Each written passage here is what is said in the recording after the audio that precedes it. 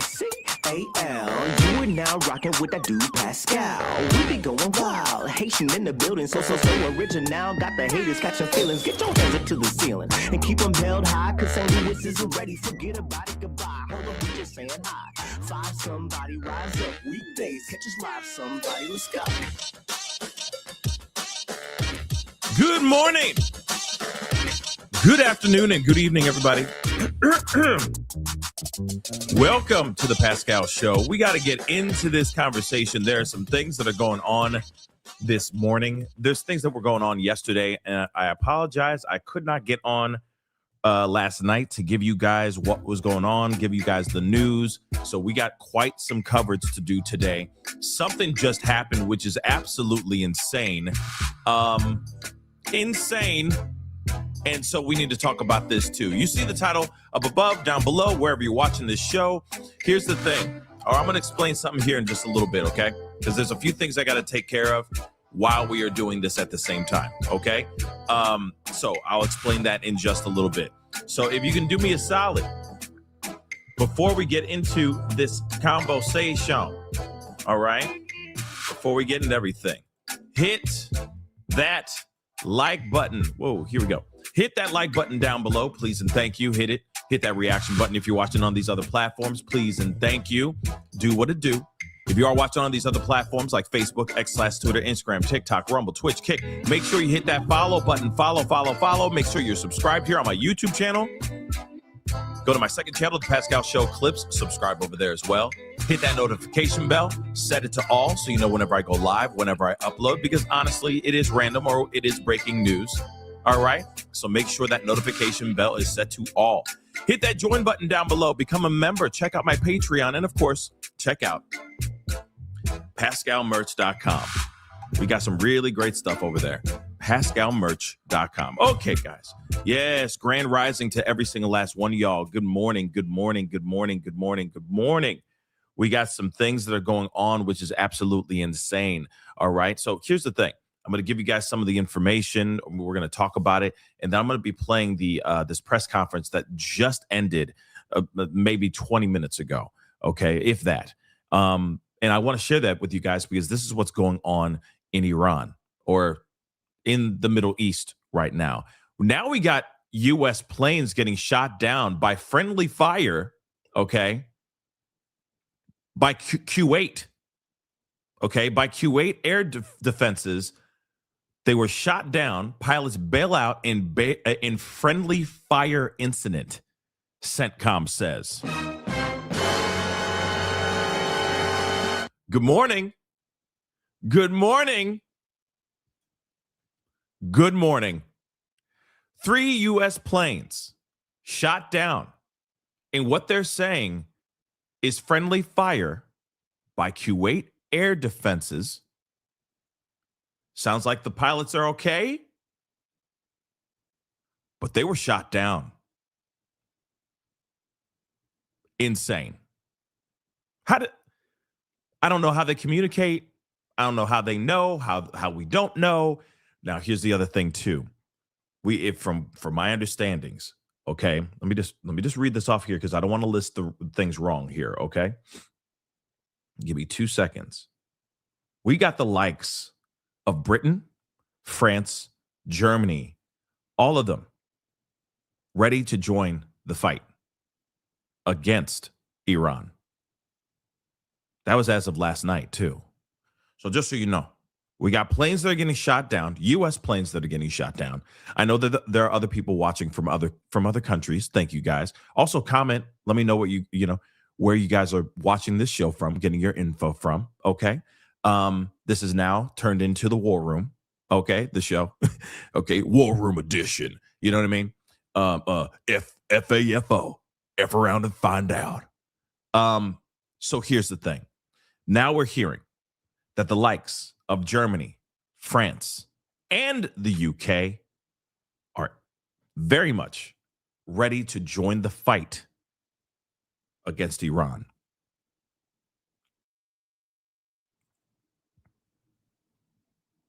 Operation Epic Fury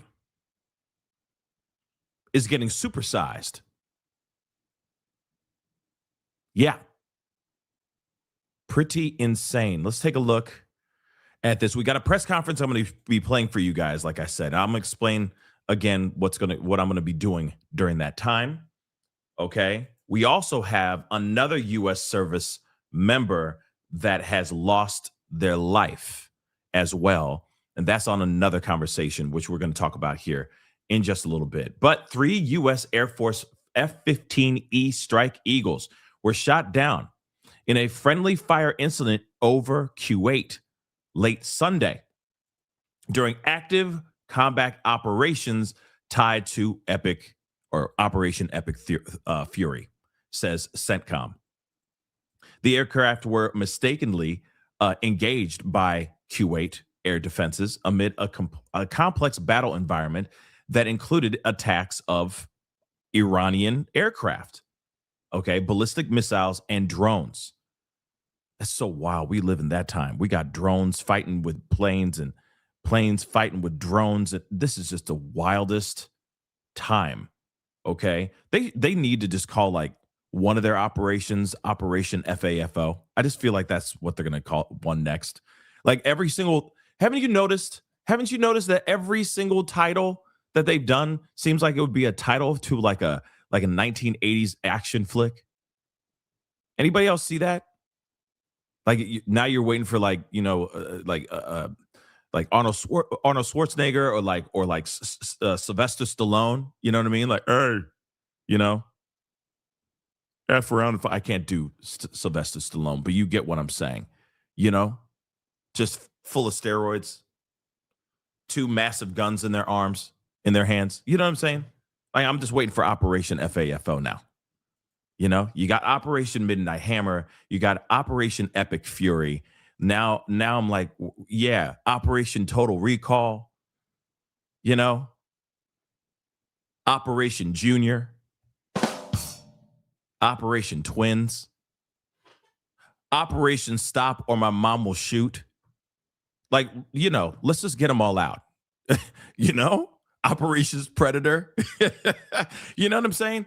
But let's continue. Okay, all 6 crew members safely ejected were quickly recovered and are reported to be in stable condition. Do you know how much money just went boom, boom? Do you know how much money went boom, boom, y'all? In the Operation Total Recall. I can see them using that one. But let's move on. Okay? Do you know how much money just went up in flames by an oopsie? Eesh. Thank God everybody's okay, though. Real talk. I hope this doesn't stoke something, right? Because this is, from what they're saying, it's a mistake. It's like, lo siento. Didn't see that American flag on the side of the plane. Yeah, I don't know why they're Mexican, but you get what I'm saying, okay? Kuwait officials have acknowledged the incident, and an investigation is underway to determine the cause. Yeah, I'm wondering how they didn't know. CENTCOM said additional details are expected as the review progresses. Kuwait's Ministry of Defense said earlier on Monday that several U.S.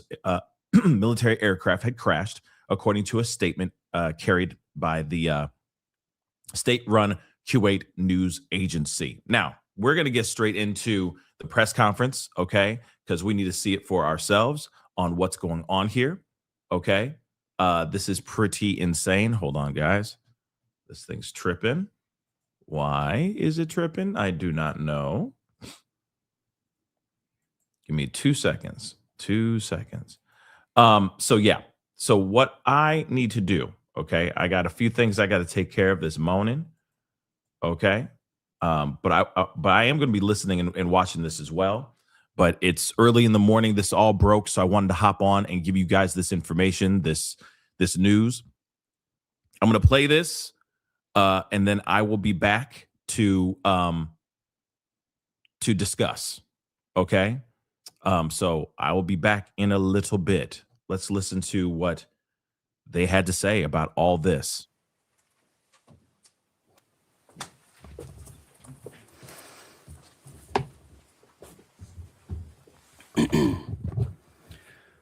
Well, good morning.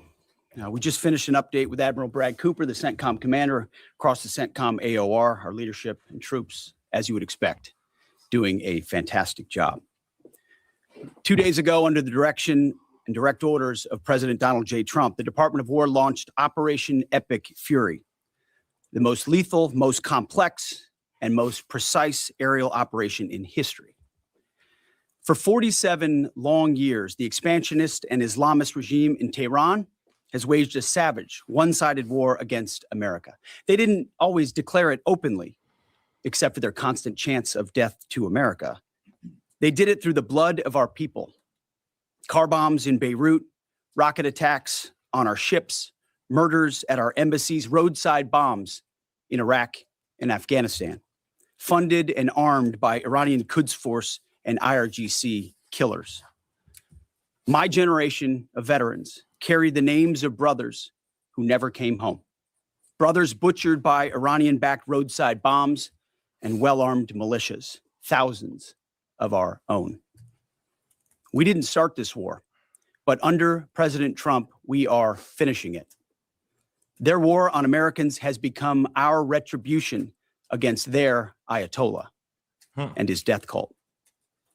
It took the 47th president, a fighter who always puts America first, to finally draw the line after 47 years of Iranian belligerence. He reminded the world, as he has time and time again, being an American means something unbreakable. If you kill Americans, if you threaten Americans anywhere on earth, we will hunt you down without apology and without hesitation, and we will kill you. Damn. President Trump has also been very consistent. Crazy regimes like Iran, hell-bent on prophetic Islamist delusions, cannot have nuclear weapons. It's common sense.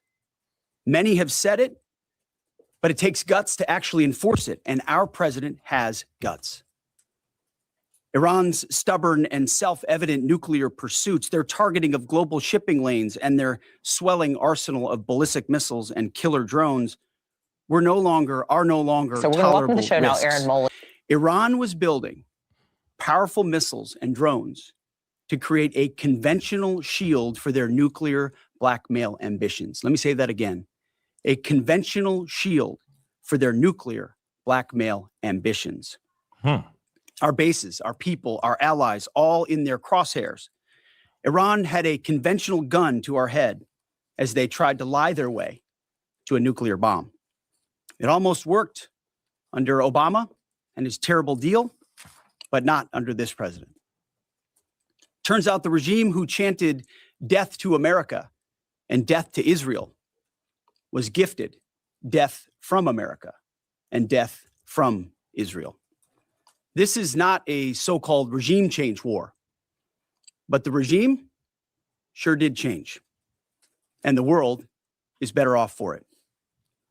Today, in their desperation, the enemy is unmasked as Iranian missiles and drones rain down indiscriminately on the hotels, airports, apartments, and other civilian targets of their neighbors. Cowardly terrorist tactics from a regime that for decades has trafficked in cowardly terrorist tactics, lies, death, and destruction to this day. The Iranian leadership has built nothing except proxies and missiles and drones and deeply buried nuclear factories and facilities.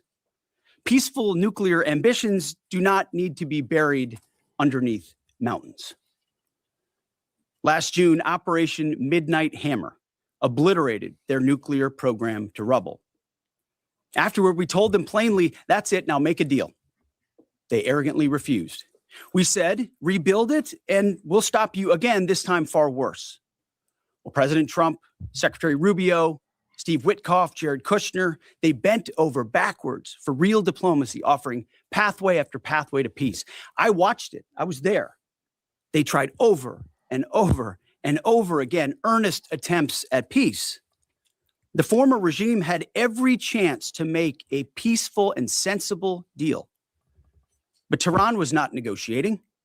They were stalling, buying time to reload their missile stockpiles and restart their nuclear ambitions. Their goal, hold us hostage, threatening to strike our forces. Well, President Trump doesn't play those games. And as Secretary Rubio said after the Maduro raid, if you don't know, Now you know. President Trump puts America and Americans first. He doesn't hesitate, and neither do our troops. The mission of Operation Epic Fury is laser focused. Destroy Iranian offensive missiles, destroy Iranian missile production, destroy their navy and other security infrastructure, and they will never have nuclear weapons. We're hitting them surgically, overwhelmingly, and unapologetically. With every passing day, our capabilities get stronger and Iran's get weaker. We set the terms of this war from start to finish. Our ambitions are not utopian. They are realistic, scoped to our interests and the defense of our people and our allies.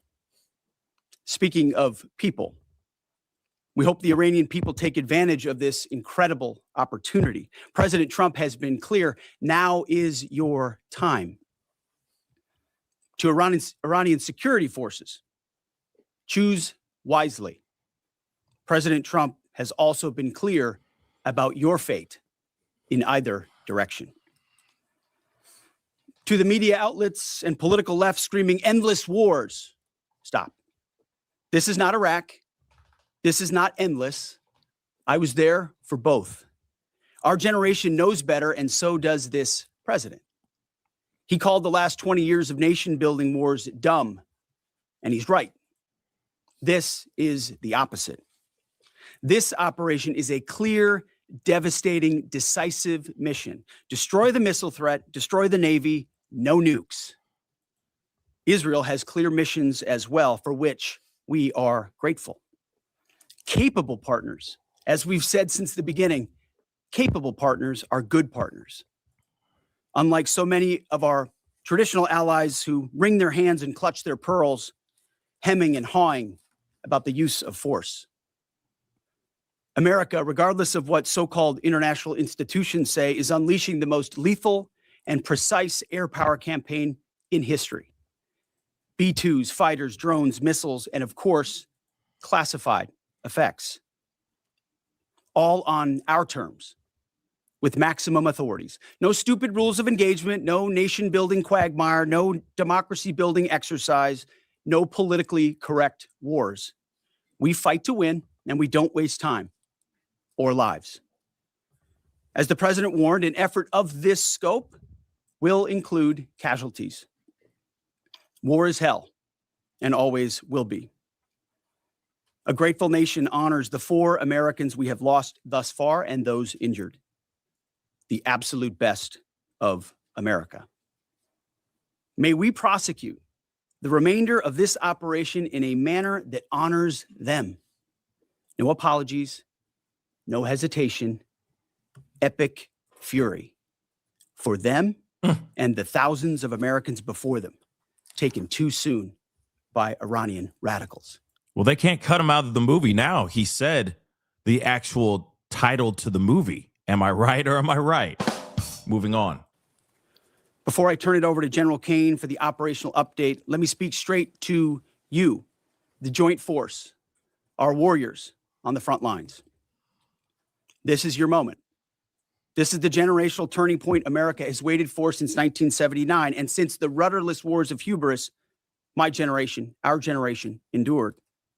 Don't listen to the noise. Just stay focused. Our commander-in-chief is steady at the wheel. We face a determined enemy, but you are better. But we must prove it every single day. History doesn't care if we're tired, if we're scared, or if the fight feels big. It demands warriors who rise anyway. Peace through strength, the warrior ethos, lethality, unity of purpose, those are not slogans. They're the beating heart of what it means to wear the uniform, that uniform. You think clearly under fire, you act decisively in chaos, you uphold the Constitution, and you uphold our country without hesitation. We are not defenders anymore. We are warriors, trained to kill the enemy and break their will. History is watching. Be the force you swore an oath to be, focused, disciplined, lethal, and unbreakable. We will finish this on America First conditions of President Trump's choosing. Nobody else's, as it should be. And know this above all, President Trump and I have your back always.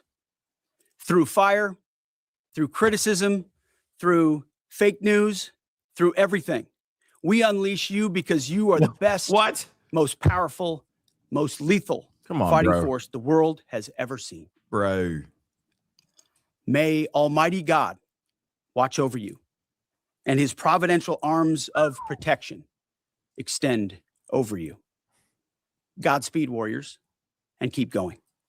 General Kane, over to you. Thank you, Mr. Secretary, and good morning, everyone. The purpose of my portion of the briefing today is to update you and the American people on the actions taken thus far. The briefing will discuss the preparation, the planning, setting the force, the early operations, and how we're assessing the progress thus far. So let's get started. On Saturday, 28 BRB. I'll be right back, guys. Okay? Burb. February at 01:15 Eastern Standard Time, 9:45 a.m. local Tehran time, on the orders of the President of the United States, U.S. Central Command, under the command of United States Navy Admiral Brad Cooper, commenced Operation Epic Fury. As I said, I'm going to walk you through the initial phases of the operation. But first, I want to express my deep condolences and the condolences of the Joint Force to the Department of War personnel killed and wounded in actions thus far. As the Secretary said, they're heroes and represent the best of our nation has to offer.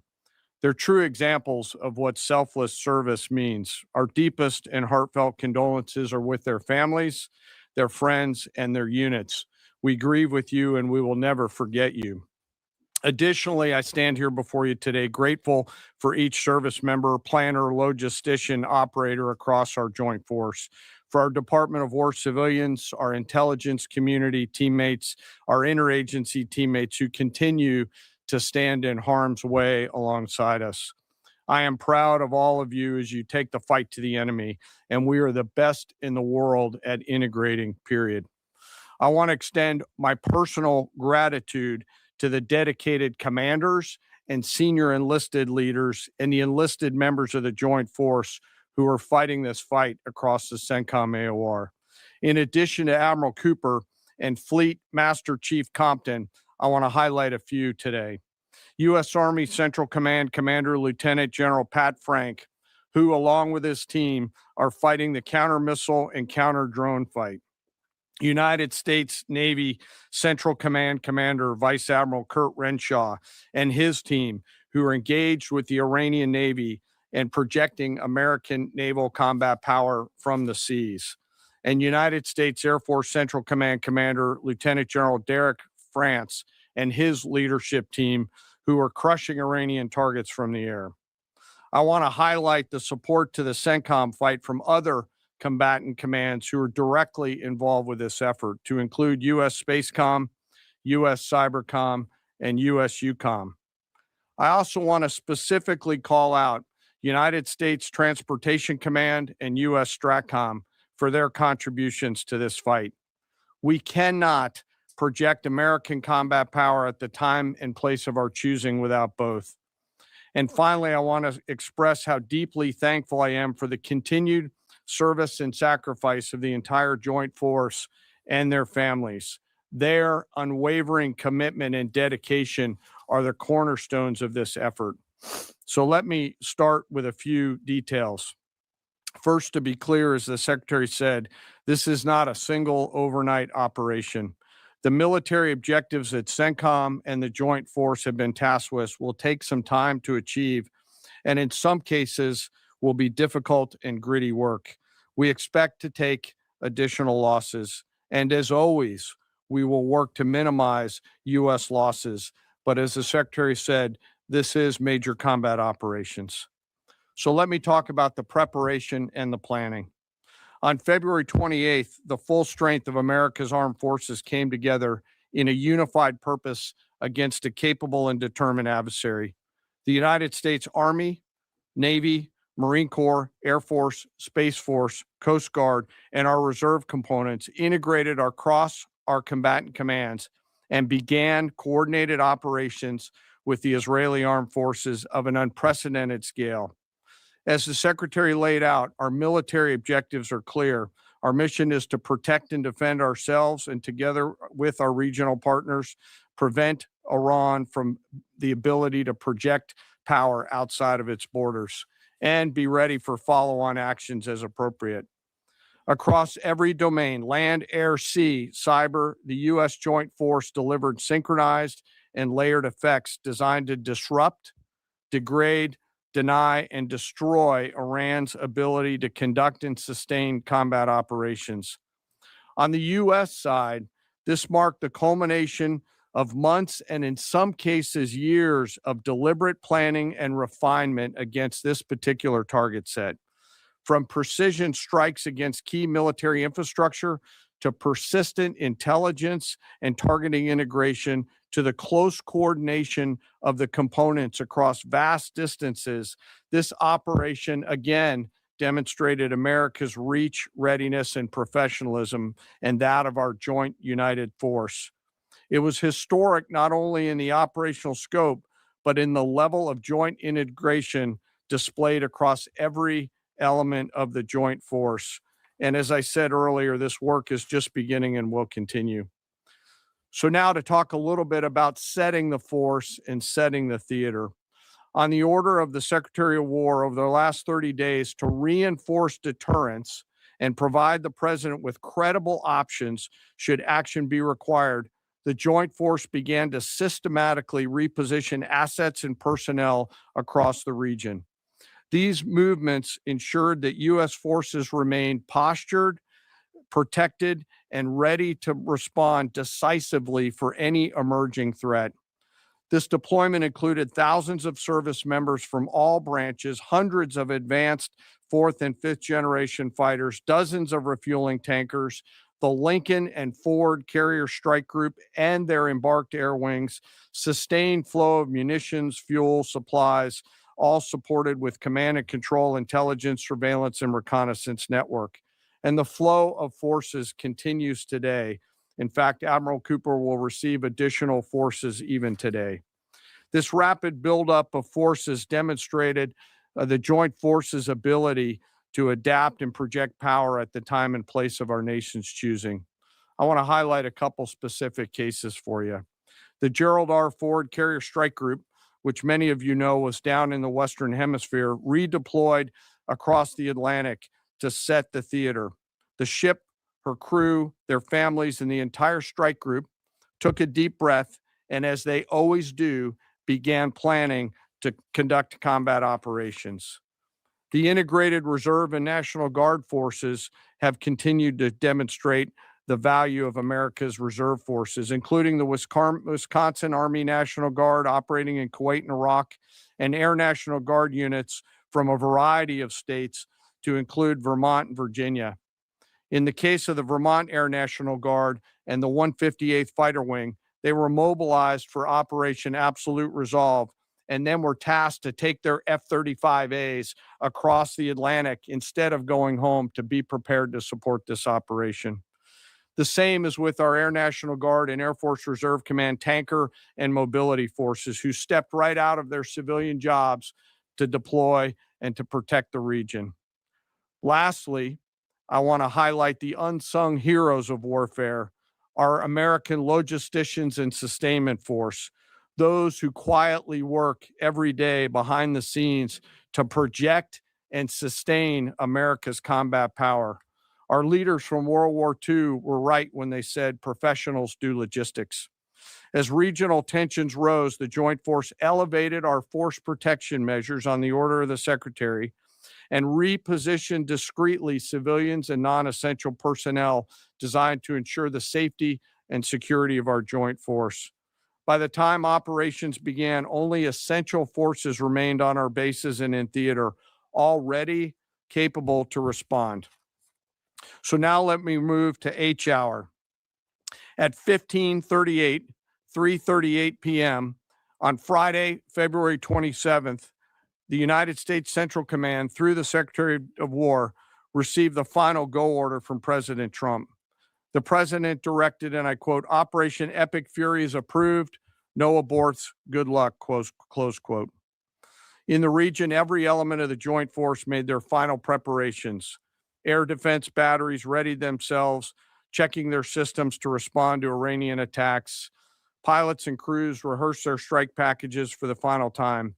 Air crews began loading their final weapons, and 2 carrier strike groups began to move towards their launching points. Across the globe, our operations centers came alive in Tampa, Florida, here at the Pentagon, and of course, forward in the Central Command AOR. As always, operational security was paramount as we sought to maintain and sustain the element of surprise. This operation was highly classified so that at H hour, the enemy would see one thing: speed, surprise, and violence of action. The first movers were U.S. Cybercom and U.S. Spacecom, layering non-kinetic effects, disrupting and degrading and blinding Iran's ability to see, communicate, and respond. At H hour, the beginning of major combat operations, 01:15 local Eastern Daylight Time, 9:45 local AM Tehran time, as dawn crept up across the Central Command AOR, the skies surged to life. More than 100 aircraft launched from land, sea, fighters, tankers, airborne early warning, electronic attack, bombers from the States, and unmanned platforms, forming a single synchronized wave. This was a daylight strike based on a trigger event conducted by the Israeli Defense Forces, enabled by the U.S. intelligence community. The first shooters at sea were Tomahawks unleashed by the United States Navy, closed in on Iranian naval forces, and began to conduct strikes across the southern flank in Iran. On the ground, forces fired precision standoff weapons, measured, deliberate, precise, and lethal. This was a massive, overwhelming attack across all domains of warfare, striking more than 1,000 targets in the first 24 hours. We are now roughly 57 hours into the operation. In the initial phase, CENTCOM's focus was systematic targeting of Iranians' command and control infrastructure, naval forces, ballistic missile sites, and intelligence infrastructure designed to daze and confuse them. Coordinated space and cyber operations effectively disrupted communications and sensor networks across the area of responsibility, leaving the adversary without the ability to see, coordinate, or respond effectively. The combined impact of these strikes, swift, precise, and overwhelming, has resulted in the establishment of local air superiority. This air superiority will not only enhance the protection of our forces, but also allow them to continue the work over Iran.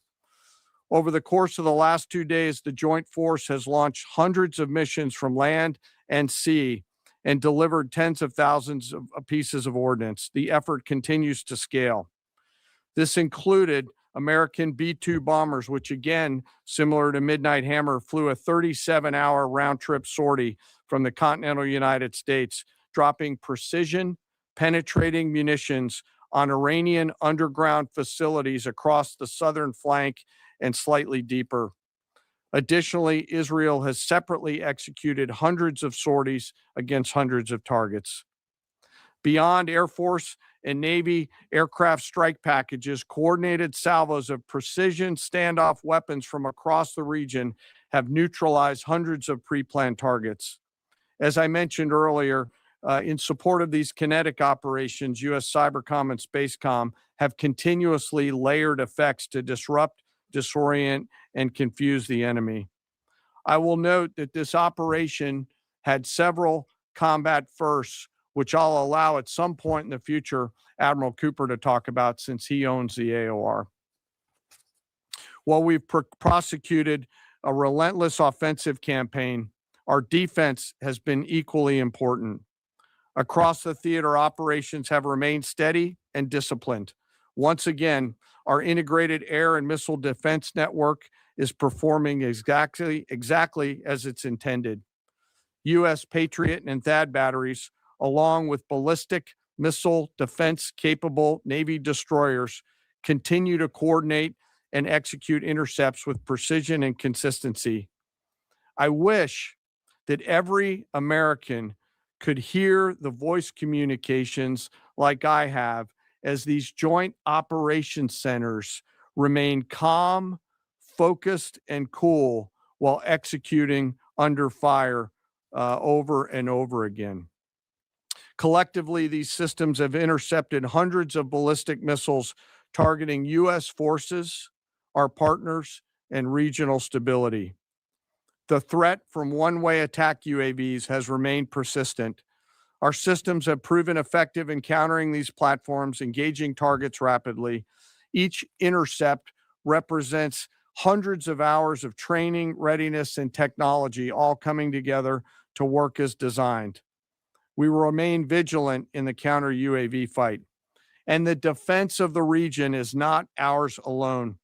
As the threat grew, our partners surged in beside us. Air defense batteries in Qatar, the UAE, Kuwait, Jordan, and Saudi Arabia joined the fight, proof positive that years of training, trust, and hard-earned integration pay off. I am aware of the loss of 3 U.S. Air Force F-15Es overnight in the region. I am grateful for the safety of the crews, and we know that this was not from hostile enemy fire. As this matters under investigation, I'll not comment further on this. Let me close. Operations will remain active across the theater and across the globe. The U.S. forces are postured not only to maintain pressure, but to respond and adapt as required. Operation Epic Fury stands as a reminder of what the United States military uniquely delivers: the ability to project power on a global scale with speed, surprise, precision, and overwhelming force when and where our nation requires it. What we've demonstrated over the past several days reflects years of investment in readiness, joint integration, and professionalism of the joint force. As major combat operations continue across CENTCOM, we remain engaged globally. America's joint force retains the credibility, capacity, and flexibility to respond to any contingency anywhere in the world at any time. To those who would test our resolve or threaten the United States, our allies, or our interests, understand clearly we can reach you, we can sustain the fight, and we can scale the fight, and we will prevail. To the American people, your joint force remains steady, frosty, calm, and focused. Your service members are trained, disciplined, and determined. We understand the risks of this mission and the weight of the responsibility that we carry. We also recognize that our families also shoulder the burden at home. You are a part of this too. I am proud today, as I am every day, to stand as a member of America's joint force. There is no mission too complex, no distance too great, and no adversary too determined for the men and women who wear our nation's uniform. We mourn our fallen, we honor their families, and we continue our mission with focus, unity, and strength. And now I'm happy to take any questions. Thank you, Mr. Chairman. Right here. Go ahead. Thank you for your time. What percentage of Iranian long strike capabilities are still in the fight? And what is our exit strategy here, and when will it be deployed? Well, they have long-range strike capabilities, which we are hyper-focused on. The brief we got just this morning, Admiral Cooper knows exactly and precisely what kind of threat matrix he's looking at, the way they might change their techniques and how we adapt to that.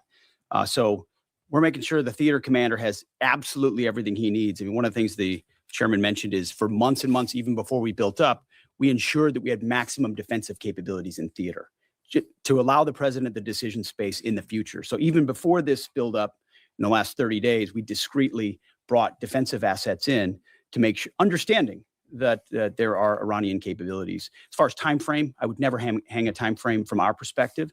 The commander-in-chief sets the op tempo and terms of this fight. As I said, it's on his terms, and we'll make sure that Admiral Cooper and his team have everything they need, not just to defend. I mean, the best defense is good offense. And so we're aggressively pushing into that airspace over that southern flank to ensure that we control it and we destroy anything that moves that would attempt to shoot us. Think of it as shooting the archer instead of the arrows. That's where we want to be. And we have the kind of exquisite intelligence to get over the top, find that and destroy it. It won't happen overnight. This is a big battle space with a lot of capabilities. That's part of the reason why it's such a threat to us. That's why I talk about conventional umbrella to blackmail nuclear ambitions.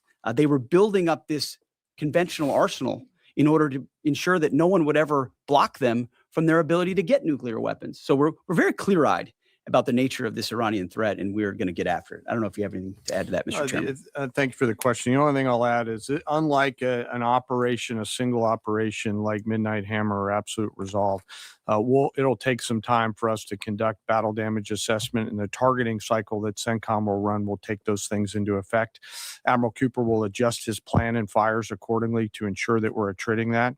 He's focused on long-range strike capability coming out of the enemy, and that's a key and essential part of it. Of the capabilities that still exist from the enemy front. Yeah, that's what I mean when I say we're still doing BDA. Normally we'd be able to see a singular thing and we'd assess pretty quickly. He's doing offense and assessment simultaneously, so it'll take longer for us to assess than it would in a single operation. Secretary Hegseth, thank you. Reagan Reese with the Daily Caller. 2 questions for you. The president said yesterday in his video message that we will leave Iran when we complete all of our objectives. What are our objectives? And can you share more information on how the soldiers who were killed were killed? Well, I laid out the objectives, as did the chairman. They're completely nested. I mean, Iran has an ability to project power against us and our allies in ways that we can't tolerate. So whether that's ballistic missiles and drones, so offensive capabilities, effectively their navy, which would attempt to set other terms and impose different costs, drone capabilities, which we laid out there. And ultimately, though, this tying it back to Midnight Hammer, the president has been willing to make a deal. You can't have a nuclear bomb. Radical Islamists can't have a nuclear bomb that they wield against the world. He gave them every single opportunity. Then we precisely took it away. And even then, after that, they didn't have that. They didn't come to the table with a willingness to give it away. So ultimately, those nuclear ambitions, which never ceased, are something that had to be addressed as well. So that's a discrete sense of what's being addressed here to ensure that they can't use that conventional umbrella to continue a pursuit of nuclear ambitions.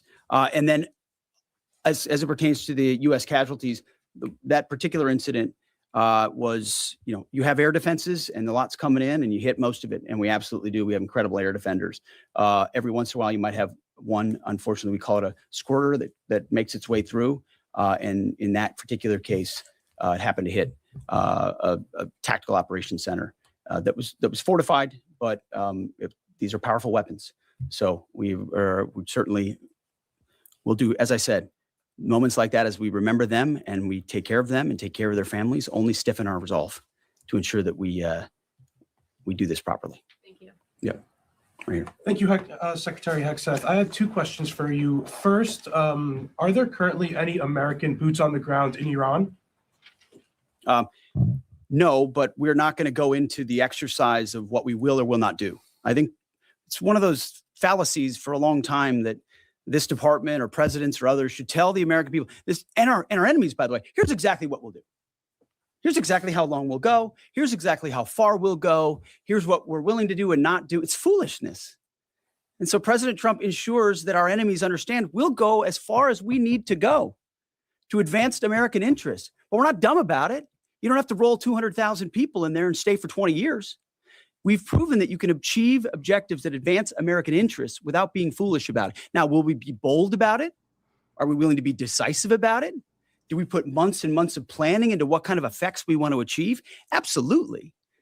But going forward, why in the world would we tell you, the enemy, anybody, what we will or will not do in pursuit of an objective? We fight to win.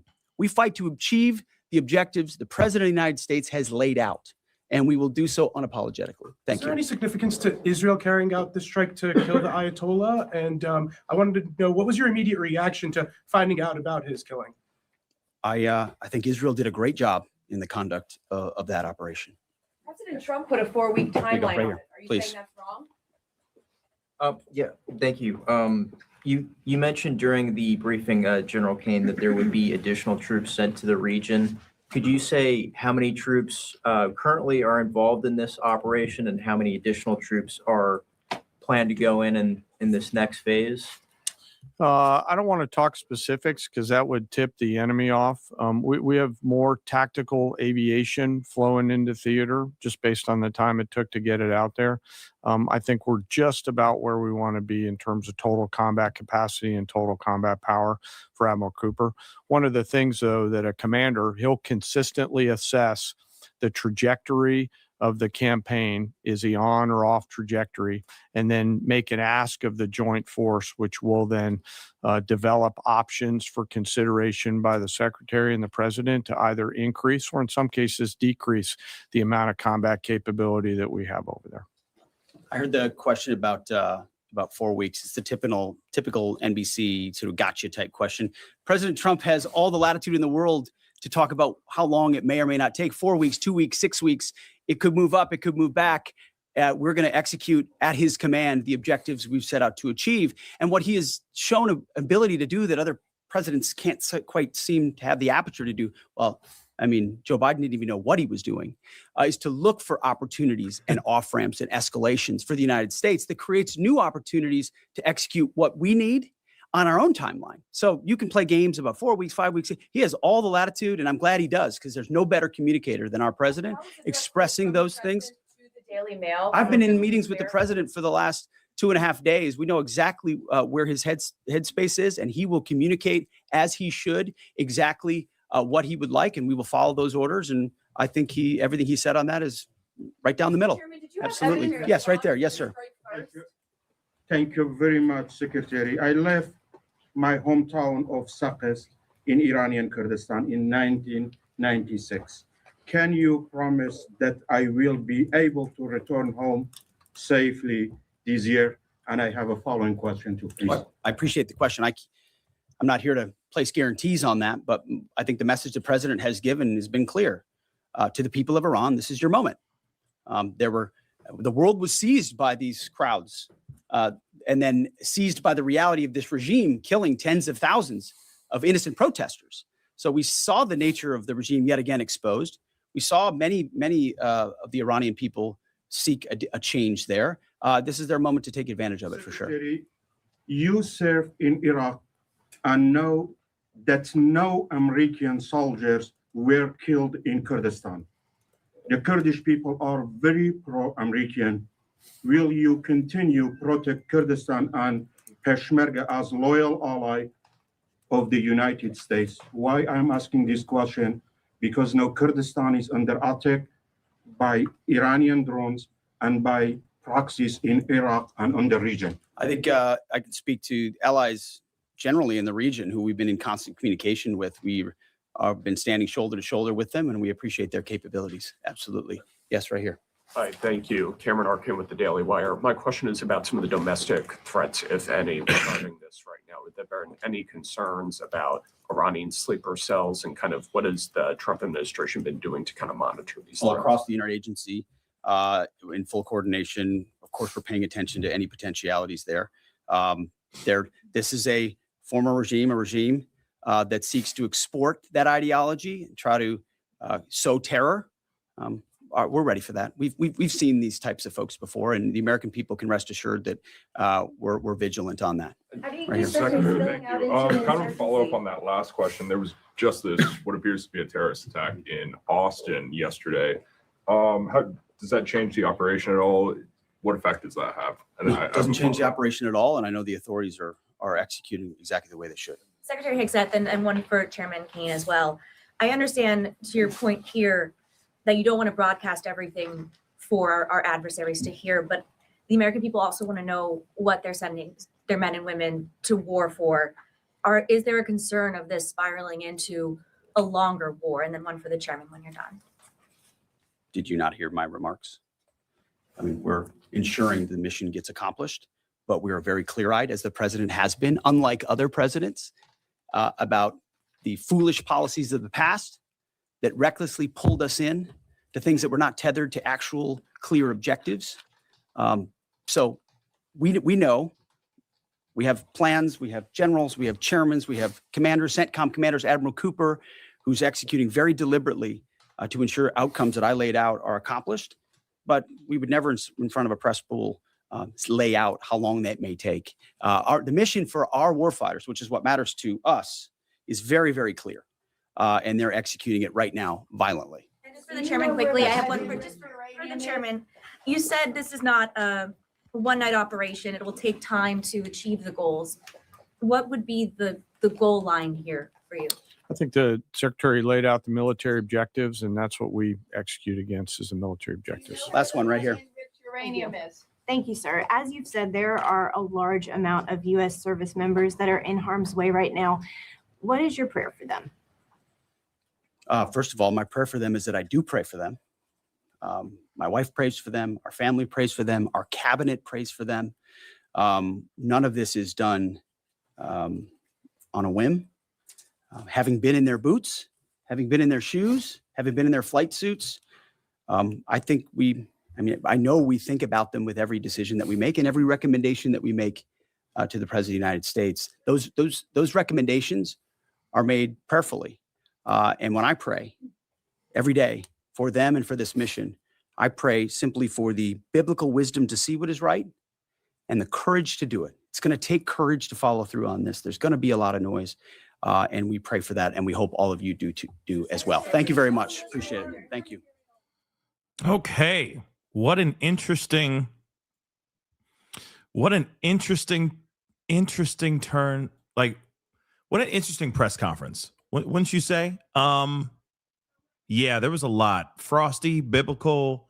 They were asking if there was boots on the ground yet, if there was any soldiers' feet on the ground yet. And he was being very vague about that as well.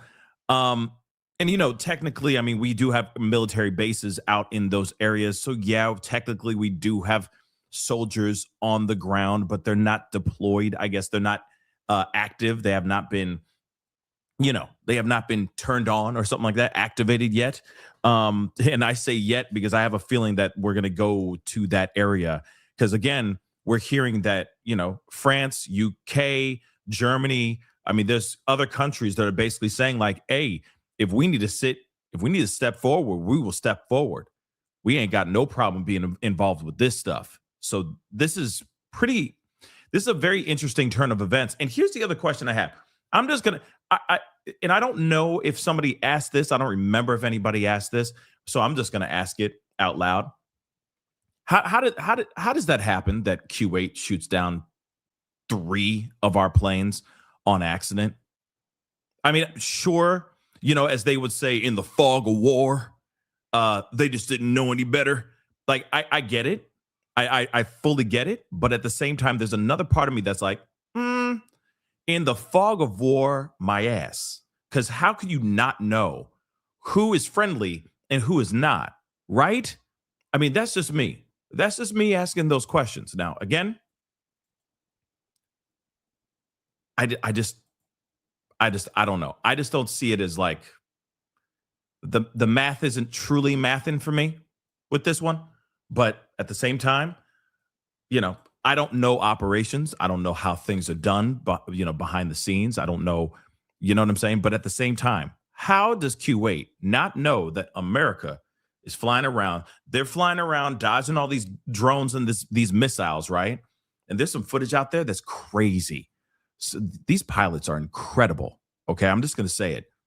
It's like they're 5,000 bullets or whatever were shot at a U.S. air fighter plane, whatever, and it was flipping and dodging, doing all this crazy stuff that you see, like the Blue Angels do. You know what I'm saying? Just doing all this maneuvering, right? And it still hit its target while it was dodging and doing all this. I was like, wow, these are it's crazy what they can do, right?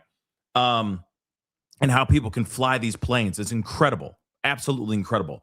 But I'm going to say this again. How did they not know that they were friendly? How did they not know that they were friends up there? You know what I'm saying? And it's not like they're in a, like in a bar fight and it's just a bunch of fists, just, you know what I mean? A flurry of fists, flying back and forth, and of course liquor is involved. No, not that. Not that at all. This is in the air, flying around. How, and here's the other part. Here's the other part too. It's not just one plane, it's 3 of them mugs. How does that happen? 3 of them. Like, you go, brah. Oh, damn, that's a friendly. Oh, there he goes. Oh, he got out. He's okay. Okay, he's okay. He's okay. But those other 2, brah, brah, like you're going to go, oh, that's a friendly. Oh, that's an American. Oh, damn. Like after the first one, wouldn't you realize, oh, snap, I didn't mean to take that down. Oh, there goes $1 million. Oh, there it goes. All the way down. Damn. At some point, you're going to stop, right? You're not going, shoot all the planes that look the same. Right? Just seems weird. Seems a little bit weird to me. Am I the only one who thinks that's weird? Okay. But we do have something that is very serious. That was very serious, too. I mean, let's be real. And they said, you heard the General King. He literally said that this was indeed an accident, that this was friendly fire. This was not meant to happen. It was indeed an accident. But 3 times?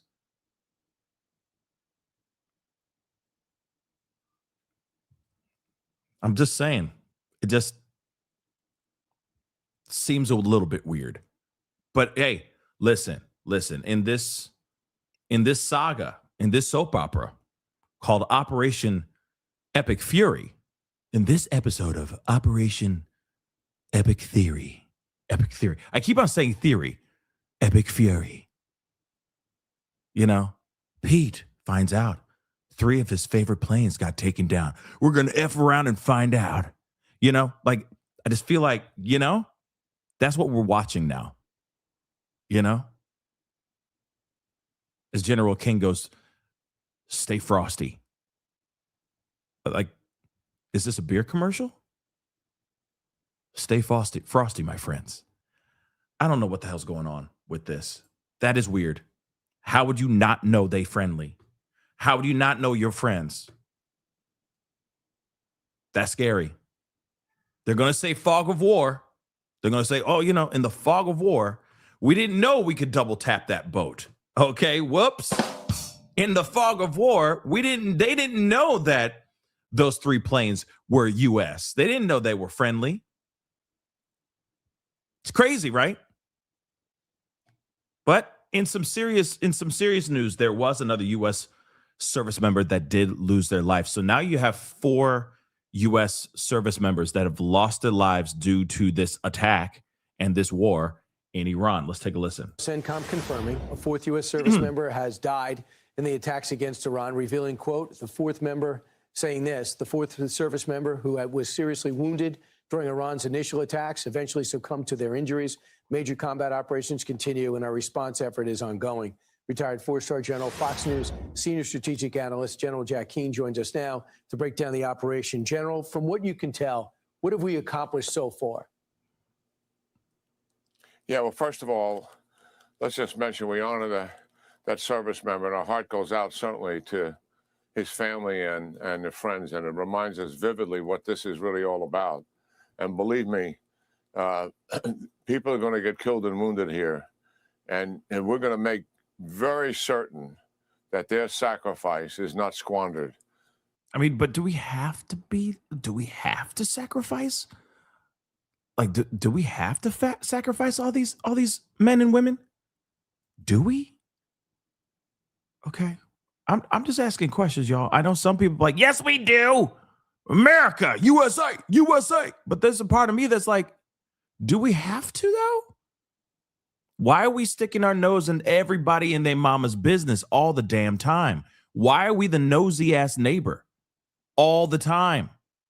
You see what I'm saying? Is this necessary, y'all? Is this necessary? We're going to end this with Iran once and for all. The president is determined about it, and the military has got a plan here that I've been privy to understand, and it is very comprehensive. And we're going to stick with that plan till the conditions of these military objectives are met. So far, the plan is exceeding all expectations. The leadership targets that you have so correctly identified here, and taking these leaders down, and also second and third tier leaders, that are not on your board, that continues and has been very successful.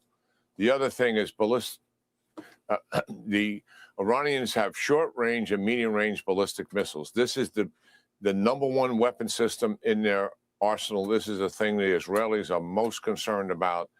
And they also use them, obviously, against U.S. bases in addition to swarming drones on those bases. The fact is that 48 hours in, the amount of ballistic missile attacks have been reduced by 50%. That is a staggering success that has taken place here.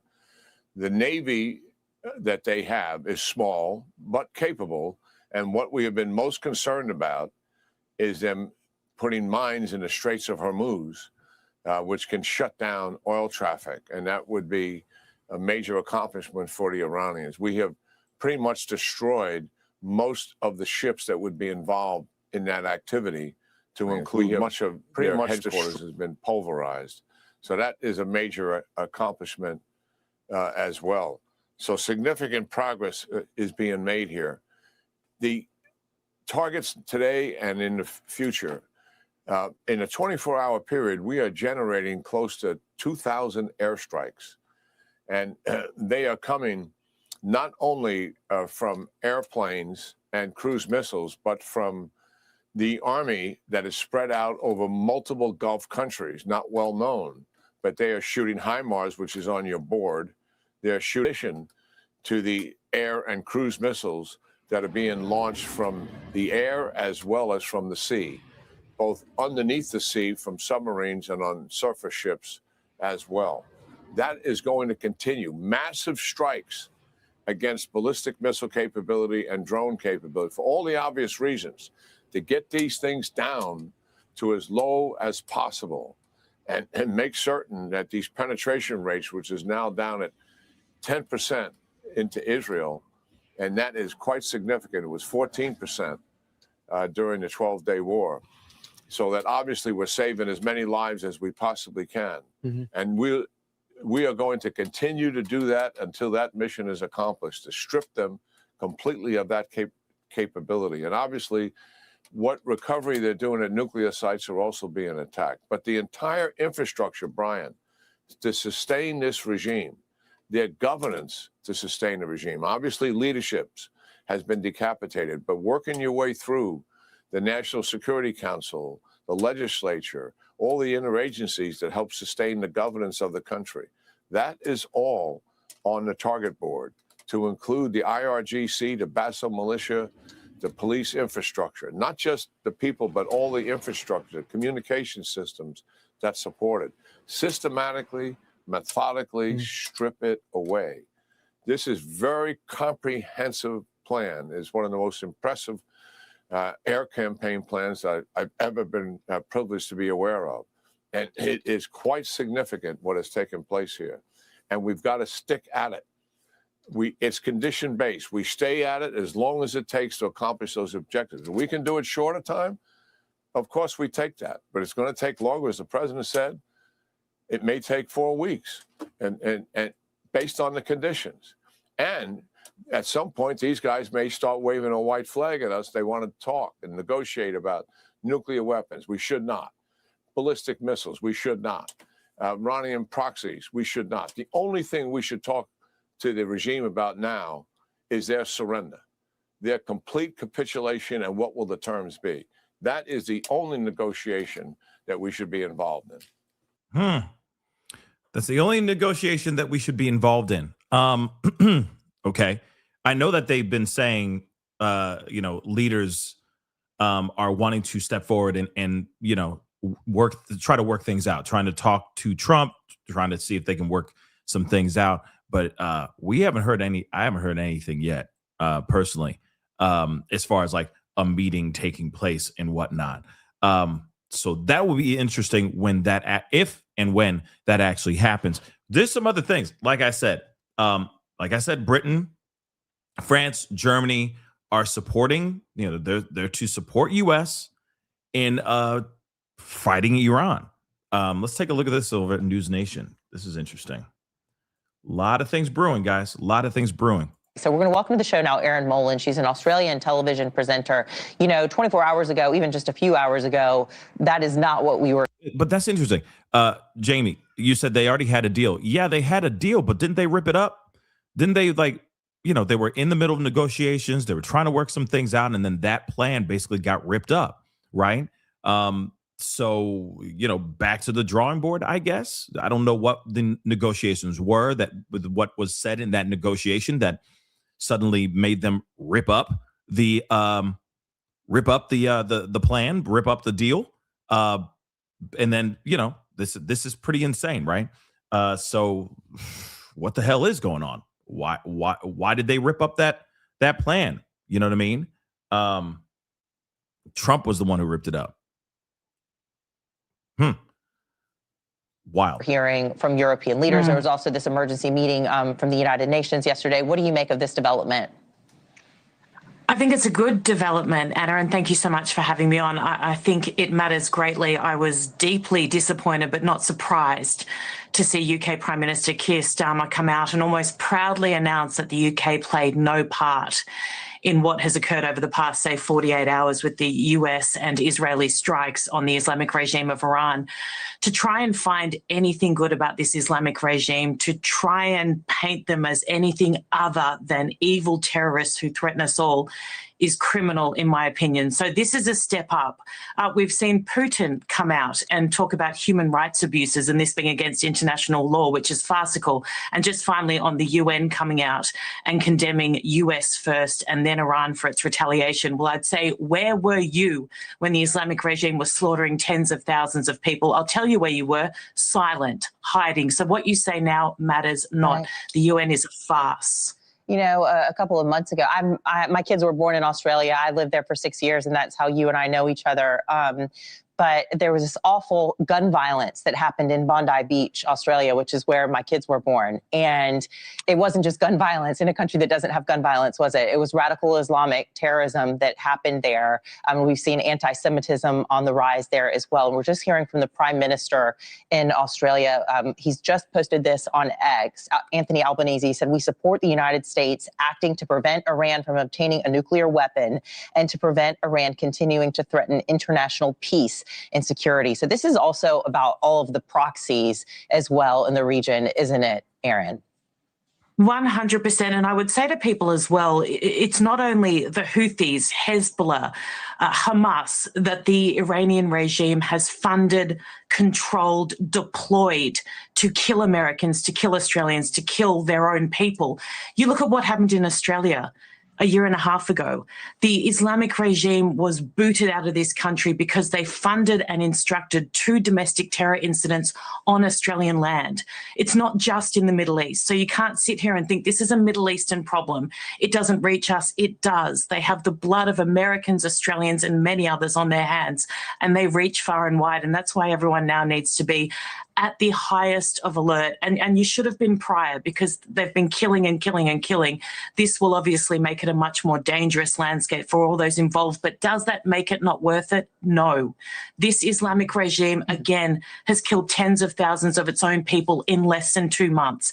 Imagine what it will do to the rest of the world. Death to America, death to Israel, if it has the capability. And we know there is evidence it is building capability that can do immense damage. And you don't get second chances. Not with ballistic missiles, not with nuclear weapons. Zero tolerance. Zero tolerance. No one's playing. No one's playing with this. Hold on. We got something here. Little recap. Oh, crap. Little recap of as we're entering. This is day 3, guys. Here's a recap. And also I have an article of like how it literally is called How Trump Decided to Strike Iran. So we are going to look at that as well. Okay. Operation Kindergarten Cop. Yeah. Operation is not a tumor. Let's move on. Let's take a look at this. Second, I'm Errol Barnett at the Broadcast Center here in New York City. We are continuing our coverage of the escalating and fast-moving conflict in the Middle East. Earlier today, several U.S. warplanes crashed in Kuwait. This new video shows one of the planes falling from the sky. U.S. Central Command says they were involved in what it's calling, quote, an apparent friendly fire incident. All crew members, we're told, survived. The Pentagon confirmed yesterday that 3 U.S. service members have been killed in the war with Iran, marking the first American casualties. Meanwhile, inside Iran, the Red Crescent says hundreds of people have died. Speaking to CBS News on Saturday, President Trump said he believes a diplomatic solution is possible and would be, quote, much easier now because they're getting beat up badly, end quote. Mr. Trump says he posted this message online yesterday. Combat operations continue at this time in full force, and they will continue until all of our objectives are achieved. We have very strong objectives. And as you might imagine, the conflict is sending shockwaves throughout the Middle East. At least 31 people were killed in Israeli strikes on Hezbollah militants in Lebanon. This was in response to Hezbollah firing missiles into Israel overnight in retaliation for the killing of Iran's supreme leader. It's unclear who will succeed Ayatollah Ali Khamenei.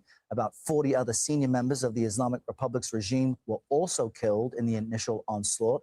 Iran's exiled prince, Reza Pahlavi, told 60 Minutes he'd like to lead a transition for Iran. Listen. They trust me as a transitional leader, not as the future king or future president or future whatever. I'm totally focused on my mission in life, which is let me bring the country to a point that they can make that free choice. That will be enough for me having said mission accomplished. And we have this development for you in about 1 hour from now. Defense officials are expected to hold a briefing at the Pentagon.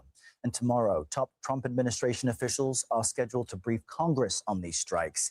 Democrats and Republicans are largely split on this war and the U.S. involvement in it.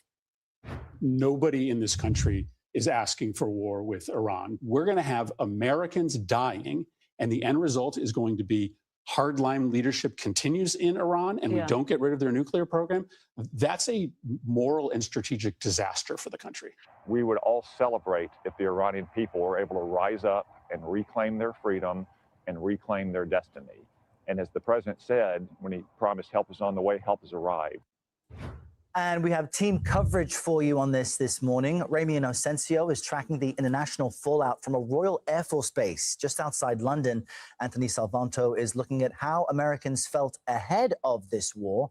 But let's begin with CBS News correspondent Natalie Brand standing by at the White House. Natalie, good morning. What is President Trump saying so far to select outlets, and why hasn't he or his cabinet been in front of the press as some of them were after the Venezuela operation? Yeah, Errol, we do have news of this Pentagon news briefing next hour this morning when we expect to hear from Defense Secretary Pete Hegseth and Chairman of the Joint Chiefs Dan Kane. But that will be the first time we are hearing from top military leaders since this began, unlike after the Venezuela operation when the president held a news conference, took questions alongside top cabinet secretaries. This time, he has just put out two pre-recorded videos over the weekend. The latest one coming on Sunday. You played a clip of it in which he said that this operation will continue at full force and will continue until all objectives are achieved. And on Saturday, he said quite clearly that objective is to eliminate, quote, imminent threats from the Iranian regime focused on nuclear facilities, Iran's long-range missiles, and Revolutionary Guard targets and facilities. Now, in a phone interview with CBS News' Bob Costa on Saturday evening, he expressed confidence in the operation so far, calling it a great day for the country and for the world. In a separate phone call with the Daily Mail, that's when he said that this campaign could go on for 4 weeks or so. He also talked about the 3 service members who we've learned have been killed. He called them great people who had outstanding records. In a new video on Sunday, he also said America will, quote, avenge their deaths. Take a listen to part of that portion of this video. Sadly, there will likely be more. Before it ends, that's the way it is. Likely be more, but we'll do everything possible where that won't be the case. But America will avenge their deaths and deliver the most punishing blow to the terrorists who have waged war against basically civilization. And in his messages this weekend, the president called on Iran's Revolutionary Guard members to lay down their arms or, quote, face certain death. And he called for the people of Iran to take back their country. Now, he also told CBS News' Bob Costa that he believes there are some good candidates to take over Iran following the Supreme Leader Khamenei's death. But he told ABC News that some of those possible candidates had been killed in the initial attack. One more note. He told CBS that he does believe there's still a pathway towards diplomacy, though Iran's security chief posted a message on social media late Sunday saying that there will be no negotiations with the U.S. All right, important details there. Natalie Brand with the top headlines out of the White House on this war. Natalie, thank you. Let's jump to CBS News foreign correspondent Ramy Inocencio for more on this conflict. Ramy, President Trump, we heard him warn there that more American lives will likely be lost in this war, and we're seeing the conflict expanding this morning. Tell us about that. Absolutely, Errol. Good to see you. We're seeing the expansion of this conflict in the Middle East, but we're also seeing an expansion of support for the United States from here in the United Kingdom. First off to the Middle East, and we're seeing renewed fighting between Hezbollah in Lebanon and Israel overnight at about 1 a.m. local time. Hezbollah, in retaliation for the death of the Ayatollah, started lobbing rockets and drones into northern Israel. The IDF said that that was a big mistake and has since been striking back. From what we understand, the latest death toll, at least 31 people killed, nearly 150 people wounded, including in the capital, Beirut. Southern Beirut is a stronghold of the Hezbollah leadership. But as I mentioned, there's also this increase in support for the United States as well. Here, we are outside the Royal Air Force Station, Fairford. This is about 2 hours west of London. And the reason we're here is because British Prime Minister Keir Starmer has now said overnight that he will greenlight. He has greenlit the use of all military bases here in order for the U.S. to use it, specifically to strike Iranian ballistic missile sites. Now, we're here specifically at Fairford because this is the only forward operating location that can handle the likes of the B-52 bombers, the B-2 bombers and the B-1 bombers. And we understand from our partners at the BBC that the United States can use this, and this is the only place that they can use this in order to strike those sites inside Iran from Europe. Earlier, I spoke to Sanam Vakil. She is an Iran expert at Chatham House here in London, and she told me she expects even more U.S. allies here in Europe to come on board. I think it was inevitable that the UK would enter this war one way or another. The longer this war continues, I see more of American European cooperation emerge. That also is inevitable to me. The worst case scenario, and this must be said out loud, I think for Europe is very vague and perhaps unachievable, is the so-called regime change option. Early days, but she did also mention that France and Germany could be the next countries to ante up. Errol. And Ramy, what other reaction have you seen there to the U.S.-Israeli strikes on Iran? Sure. Well, what we're seeing a lot of is celebration and joy around the world coming from the Iranian diaspora community. But we're also seeing a lot of anger and grief and despair in the Muslim world, in the Shia Muslim world over the killing of the Ayatollah. But here in London, there is this massive London diaspora community, one of the biggest in the world, the biggest in Europe. There was this, I think you could say, a celebration march for many people here.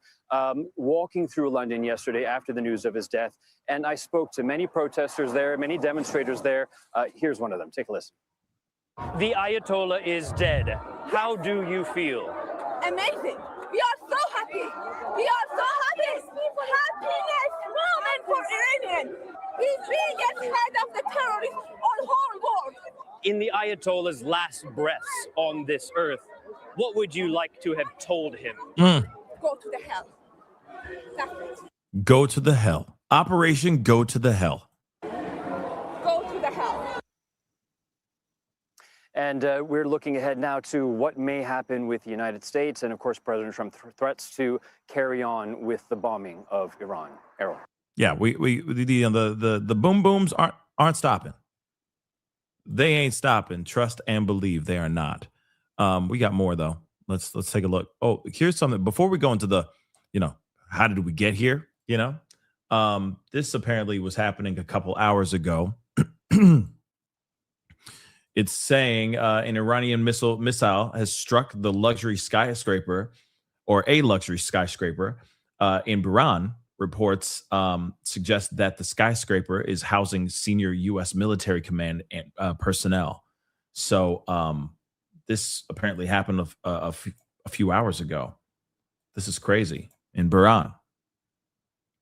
There's no sound to this, but that's insane. Go to the hell. Go to the hell. Yeah, this is nuts. I mean, this is the one of many, bombings, boomings that we've seen, from the missile attacks and drone attacks. These drones that only go one way. In other words, they're also the part of the explosive device. You know what I mean? They're not just there to drop a device, and fly back. They just basically kamikaze, if that makes any sense. It's pretty insane. But we got to talk about this because, for a fact, what's going on in Iran, is going to affect all. So take a look at this. I want to get you this hour to Nick Robertson, who is in Riyadh in Saudi Arabia, where, Nick, the Defense Ministry has just released a statement that 2 drones were intercepted and destroyed at one of its largest oil refineries. Nick, the Ras Tanura refinery is hugely economically significant. What do we know at this point? Yeah, it's a very massive, sprawling facility. I've been there on a number of occasions before. It covers a vast area and is very important to Saudi Arabia's economy. It can produce capacity, about 500,000 barrels of oil a day. That's a significant number. What we're hearing from the spokesman at the Ministry of Defense here is that 2 drones were intercepted as they were flying towards that, or in the vicinity of that refinery. These drones were intercepted. Debris fell. There are no casualties. And the spokesperson saying that this falling debris lit a fire in the area. This is obviously an area of concern for Saudi Arabia, thinking here of the the foreign ministerial level GCC virtual meeting that happened yesterday, a joint statement from those GCC foreign ministers talking about a very strong diplomatic signal saying that they had the right to take all necessary measures to protect their security and stability. So it comes within that context. Very clear diplomatic messages being sent from the Gulf states to Iran, and that fits in with the picture of the attacks that were witnessed over the past 36 hours in the Gulf. The Strait of Hormuz, a major shipping route in the Middle East, is under threat, and the oil tanker Skylight was struck off the coast of Oman. Now, these strikes have caused oil to rise by nearly 9% during trading today. Do you see something that's going on?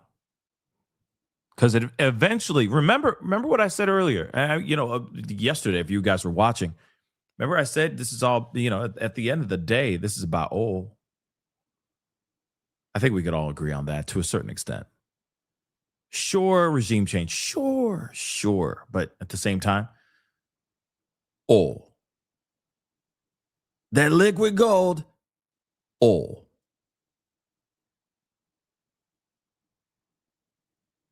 So what do you think is going to happen next? You don't think Iran's going to try to, or somebody's going to try to sabotage and destroy?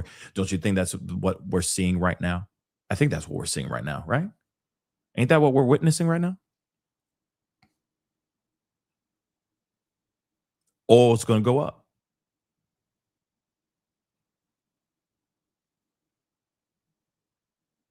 I mean, you know, we still have Venezuela, though, right? We still got that Venezuela oil, right?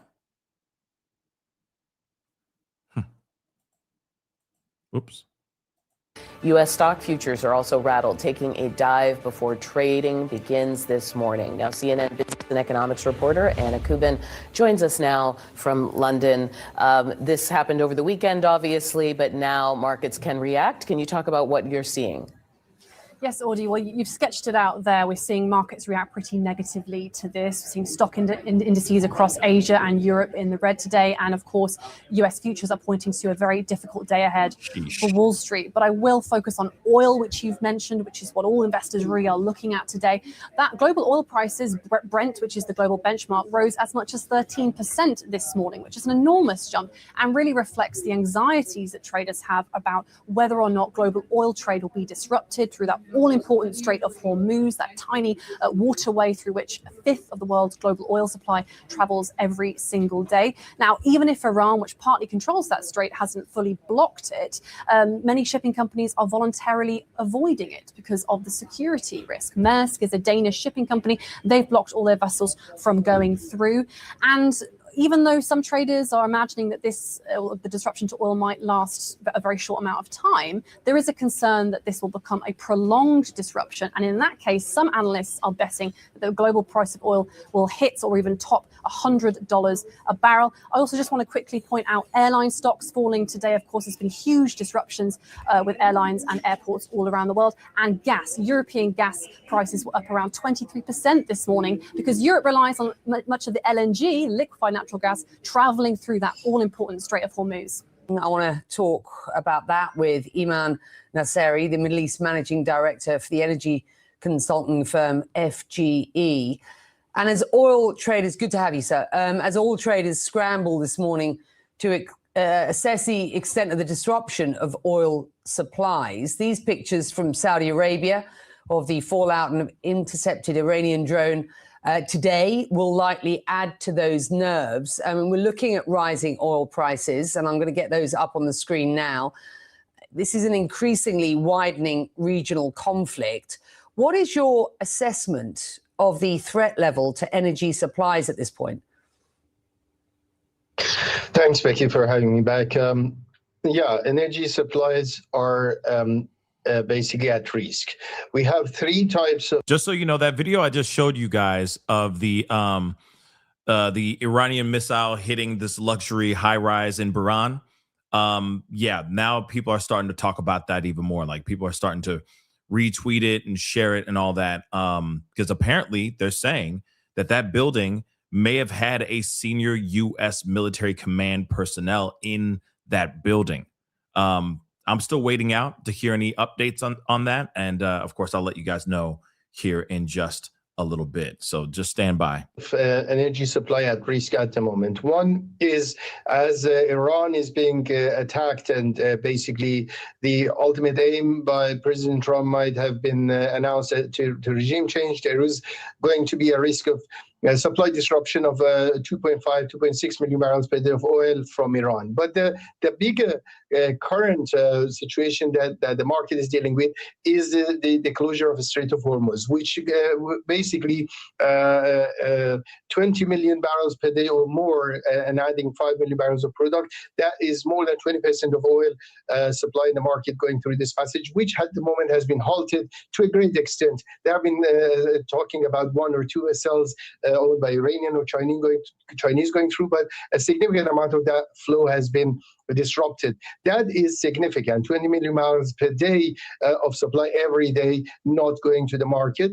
And the last but not least, which is yet to be basically unfolded and has started over the past day, but more so today, is the attack on energy infrastructure in other countries than Iran. We heard about the headline of Saudi Aramco Ras Tanura refinery.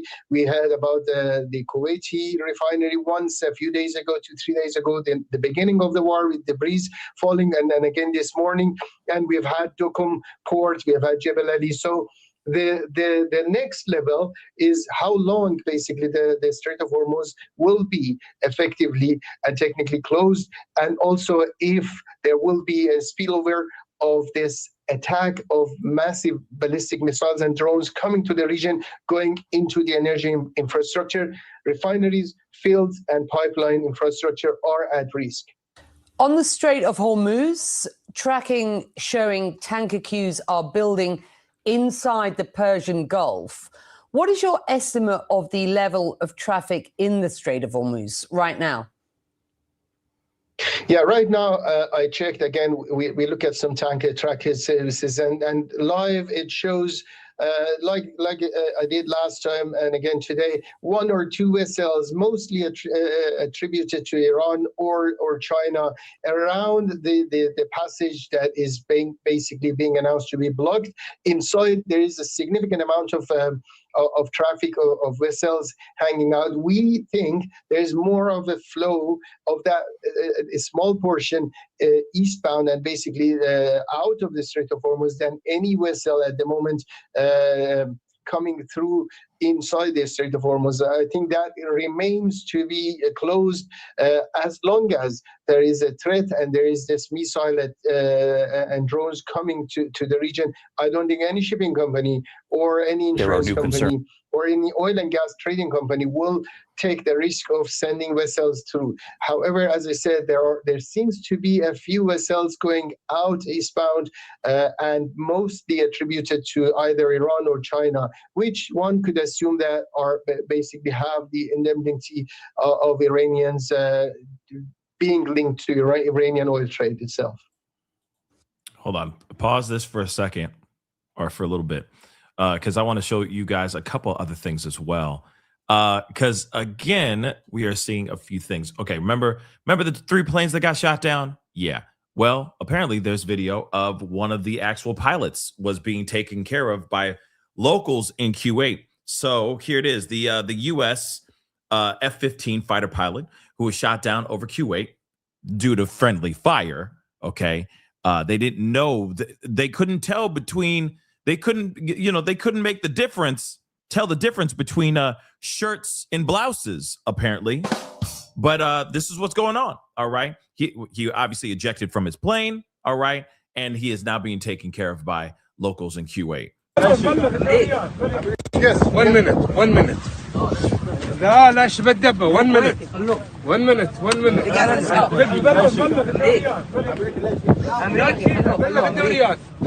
Yes. He's alive. 1 minute لا لا شبه الدبة 1 minute 1 minute 1 minute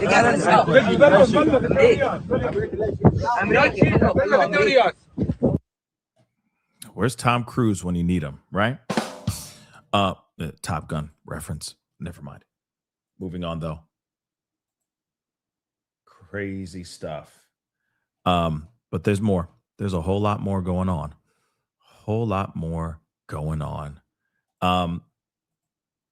Real quick, because of course we're going to get to the part where, how did we get here? How did we get to the war? Right? But I want to read a little bit of this from Daily Mail, just quoting what Pete Hegseth said. So U.S. Defense Secretary Pete Hegseth claimed that America, quote unquote, didn't start this war, as he revealed Iran's plans to build a missile shield to protect its nuclear ambitions. There it is. So again, they're going, wait a second. Nah. Right? Nah, we didn't start this. They wanted to do some things so that they can continue making nukes. And we're not okay with that. Right? Okay, so he says, we didn't start this war, but under President Trump, we are finishing it. Sounds like a Hegseth line, right? So this is what he said, what we heard in that press conference. He warned that war is hell, and it always will be, as the fourth U.S. soldier was confirmed dead following Iranian strikes on a base in Kuwait. So Hegseth explained that Iran was building powerful missiles and drones to create a conventional shield for their nuclear blackmail ambitions. Now, this is what I'm wanting to know.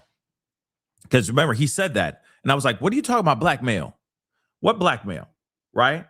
Iran, was building powerful missiles and drones to create a conventional shield for their nuclear blackmail ambitions. Blackmail. Like, I understand the whole building, powerful missiles and drones to shield from like a B-2 bomber coming through and dropping bombs like what we did last time, right? And during the 12-day war. But why blackmail ambitions? Like, I'm just wondering what that is meant. What does that mean, right? It just doesn't make any sense. But again, okay. So he vowed the U.S. would crush the Islamic regime. He says, we will finish this, which we already heard. If you kill Americans, if you threaten Americans anywhere on earth, we will hunt you down without apology and without hesitation, and we will kill you. That's what he said. We all saw that. Okay.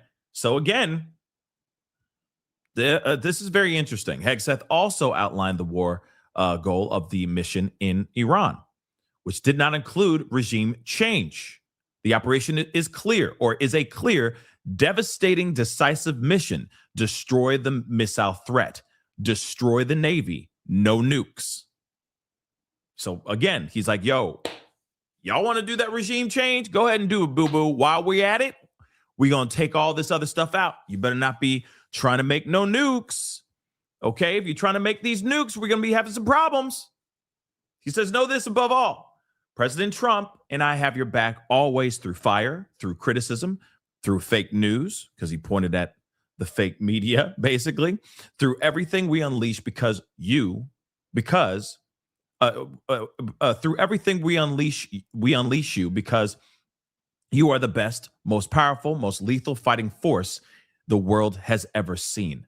That's what he says, of course, in his little speech during this press conference. So again, very, very interesting, like just doing a little recap of what he said in that press conference that we just saw, in the first hour of the show.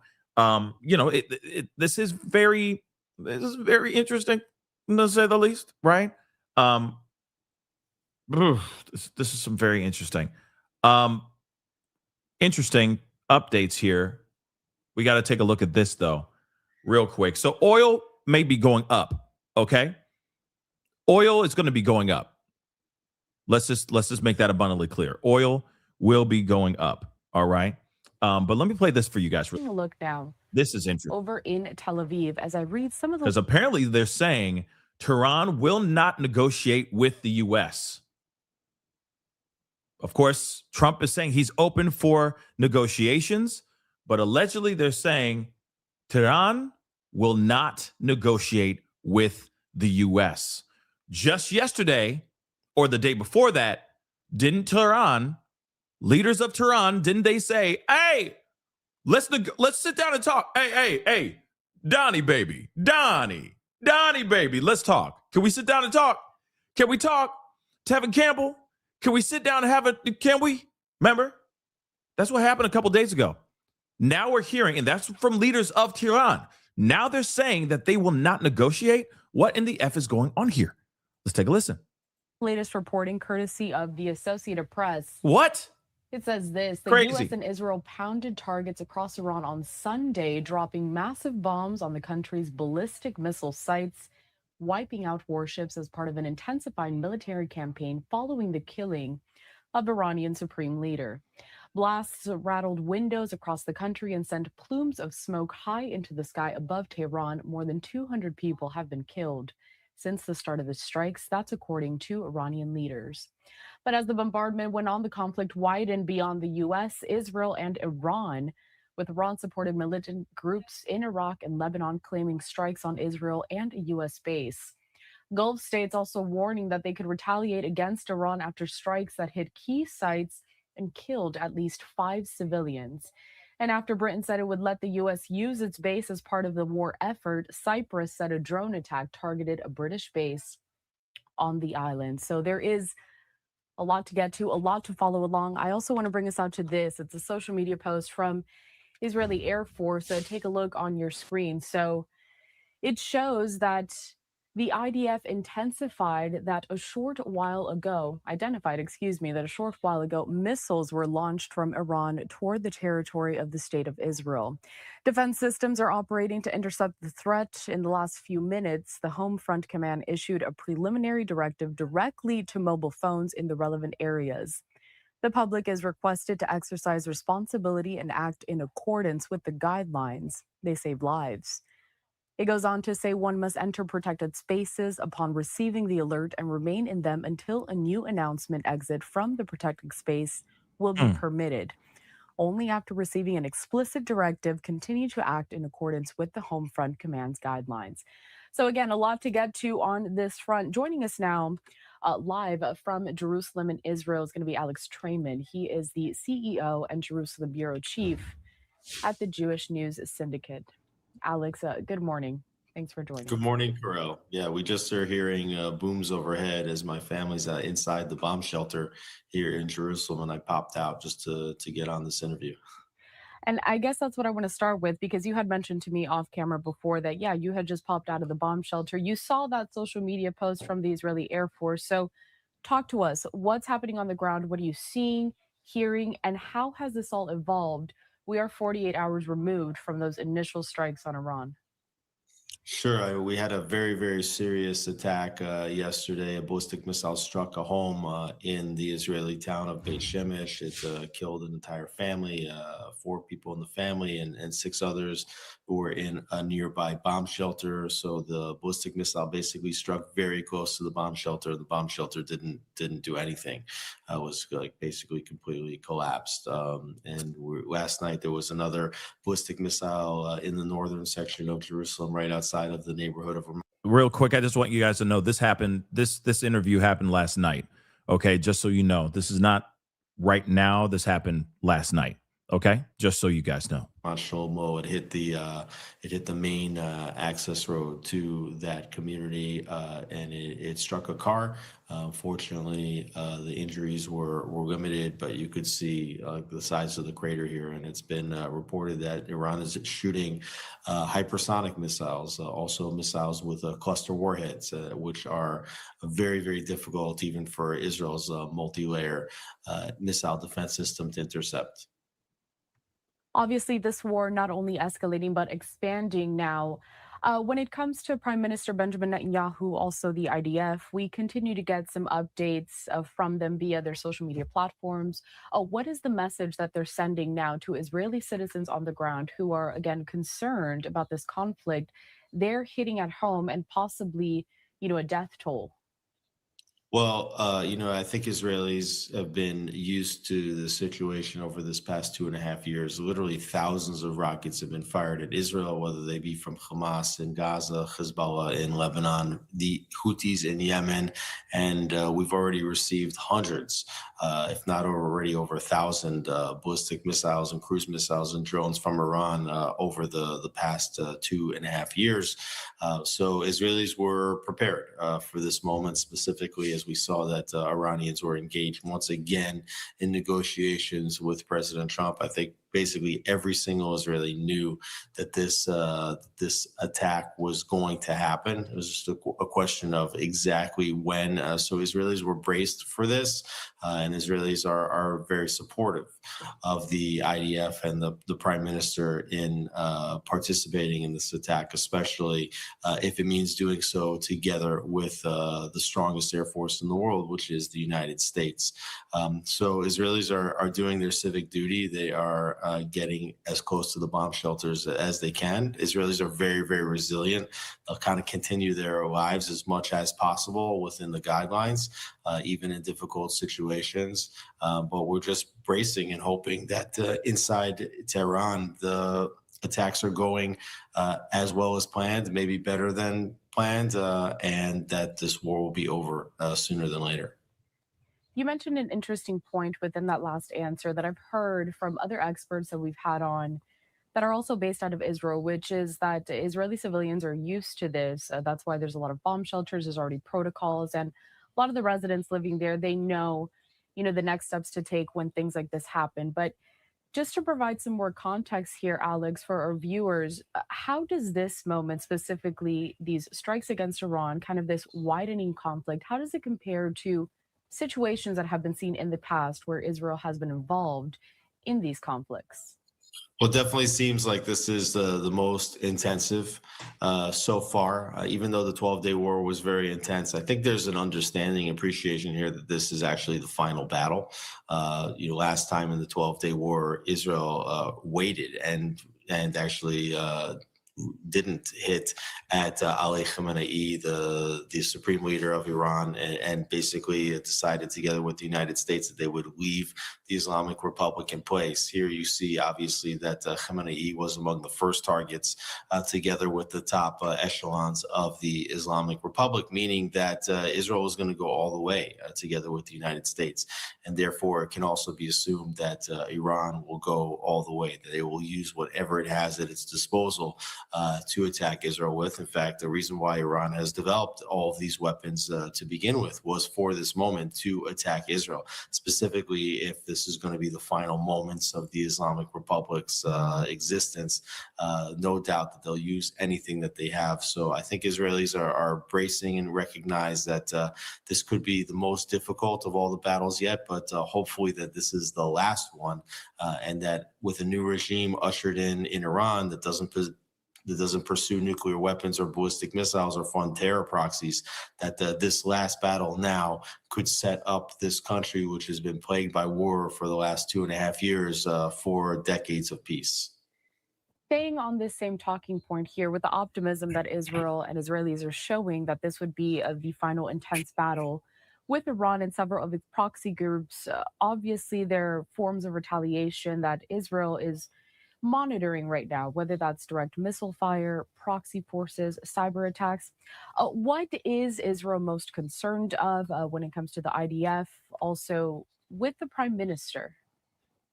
Well, I think that the ballistic missiles are proving to be, very, very dangerous threat, and especially if they're able to fire these hypersonic missiles, missiles with cluster warheads, missiles with a cluster warhead, even if they are intercepted by the Iron Dome system, they can still spread before the intercept into many pieces, each with limited warheads on them, and strike in many different places. Hypersonic missiles seem to be avoiding the sophisticated air defense systems. I think that the greater threat, the fear would be if Iran was able to take its 60% enriched uranium and create some kind of a dirty bomb or a chemical weapon.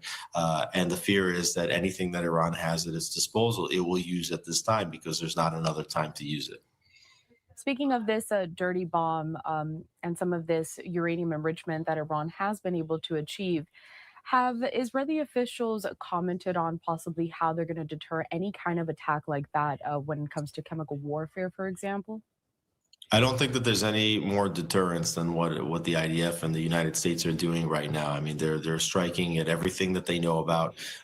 They are striking, I believe, at every missile launcher the second it appears. Right, these are mobile missile launchers. So the second the Iranians use one, that obviously identifies its location, right? The sophisticated missile defense systems are able to, target these missiles in the air. They know exactly where they're going to fall, and using the same math, you can very easily figure out exactly where the missile was launched from.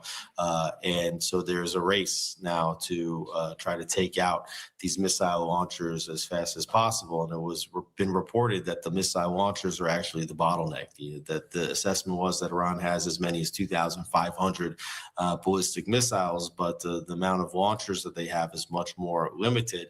And so if Israel can strike those launchers, they can render any of the stockpiles useless if Iran is unable to fire them. I want to take us out to a live look that we're just getting into our newsroom, Alex. This is a British Air Force base, and I just want to bring this up here because it has been confirmed here that an Iran attack has happened.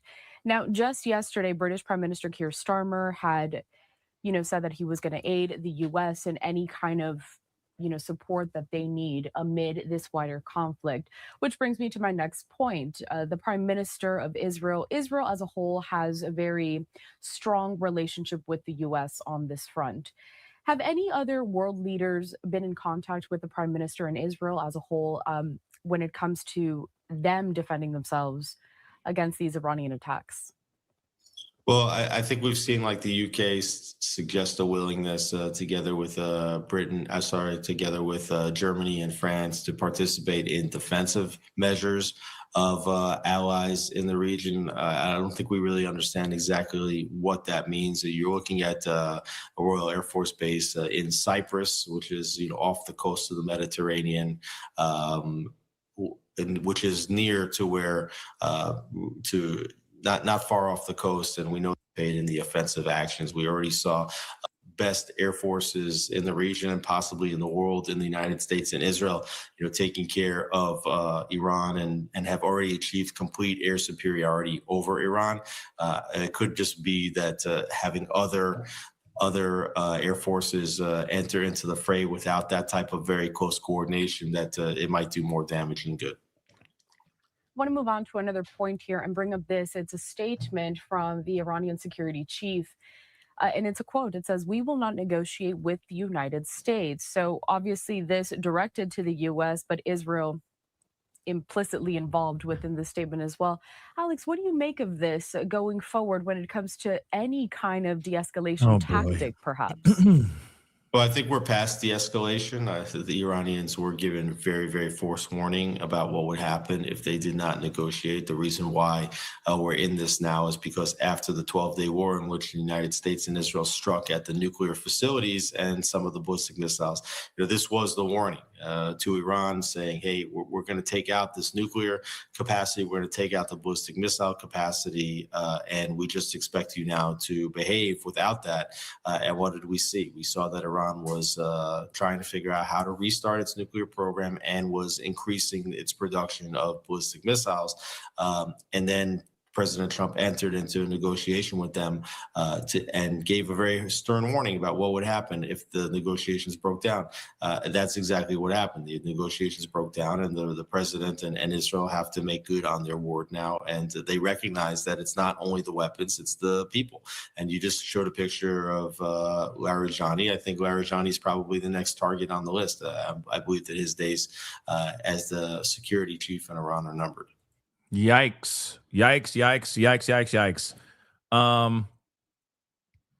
Starmer said that we could use limited defensive measures from 2 of their bases. Oh, interesting, Pam. Thank you so much for that comment on Facebook. Obviously, things are only going to get crazier, I have a feeling. There's already footage showing, like Beirut. I want to show that to you guys too.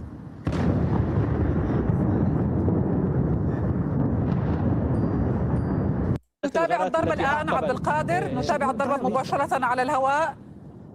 الغارة الإسرائيلية على الضاحية الجنوبية لبيروت، حيث إسرائيل تنفذ غارة جوية الآن على الضاحية الجنوبية لبيروت كما نرى.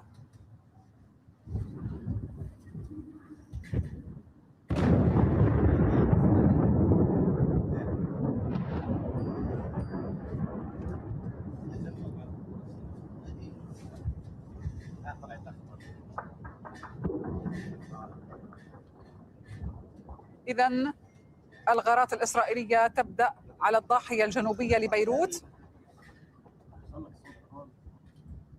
ونحن نرصدها مباشرة على شاشة التلفزيون العربي كما نتابع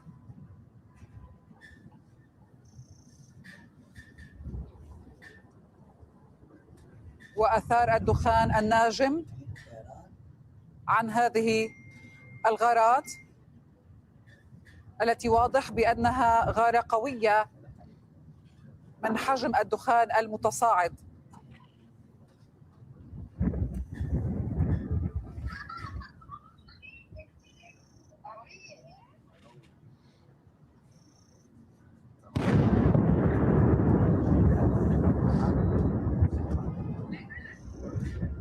إذن نسمع أصوات على ما يبدو غارة أخرى على الضاحية الجنوبية وصوت انفجار آخر.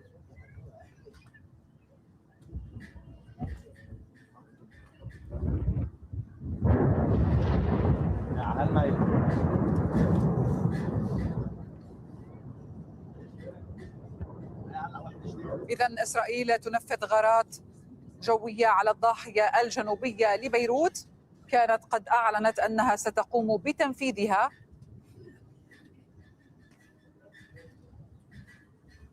وأصدرت أوامر إخلاء لبعض المناطق.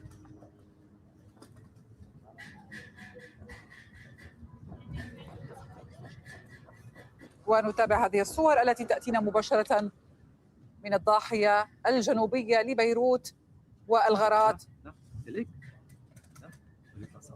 على ما يبدو ما زالت مستمرة. Now, of course, this is just a clip. I do have the live feed.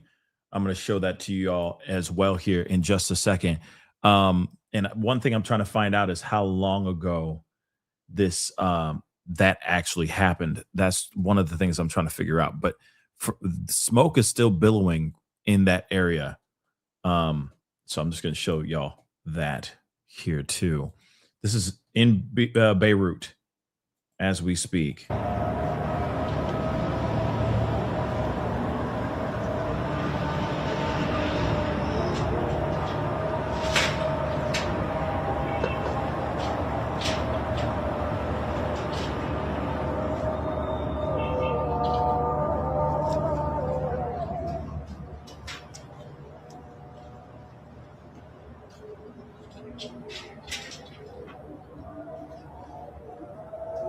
You want to know what's even more insane is that this is not going to stop.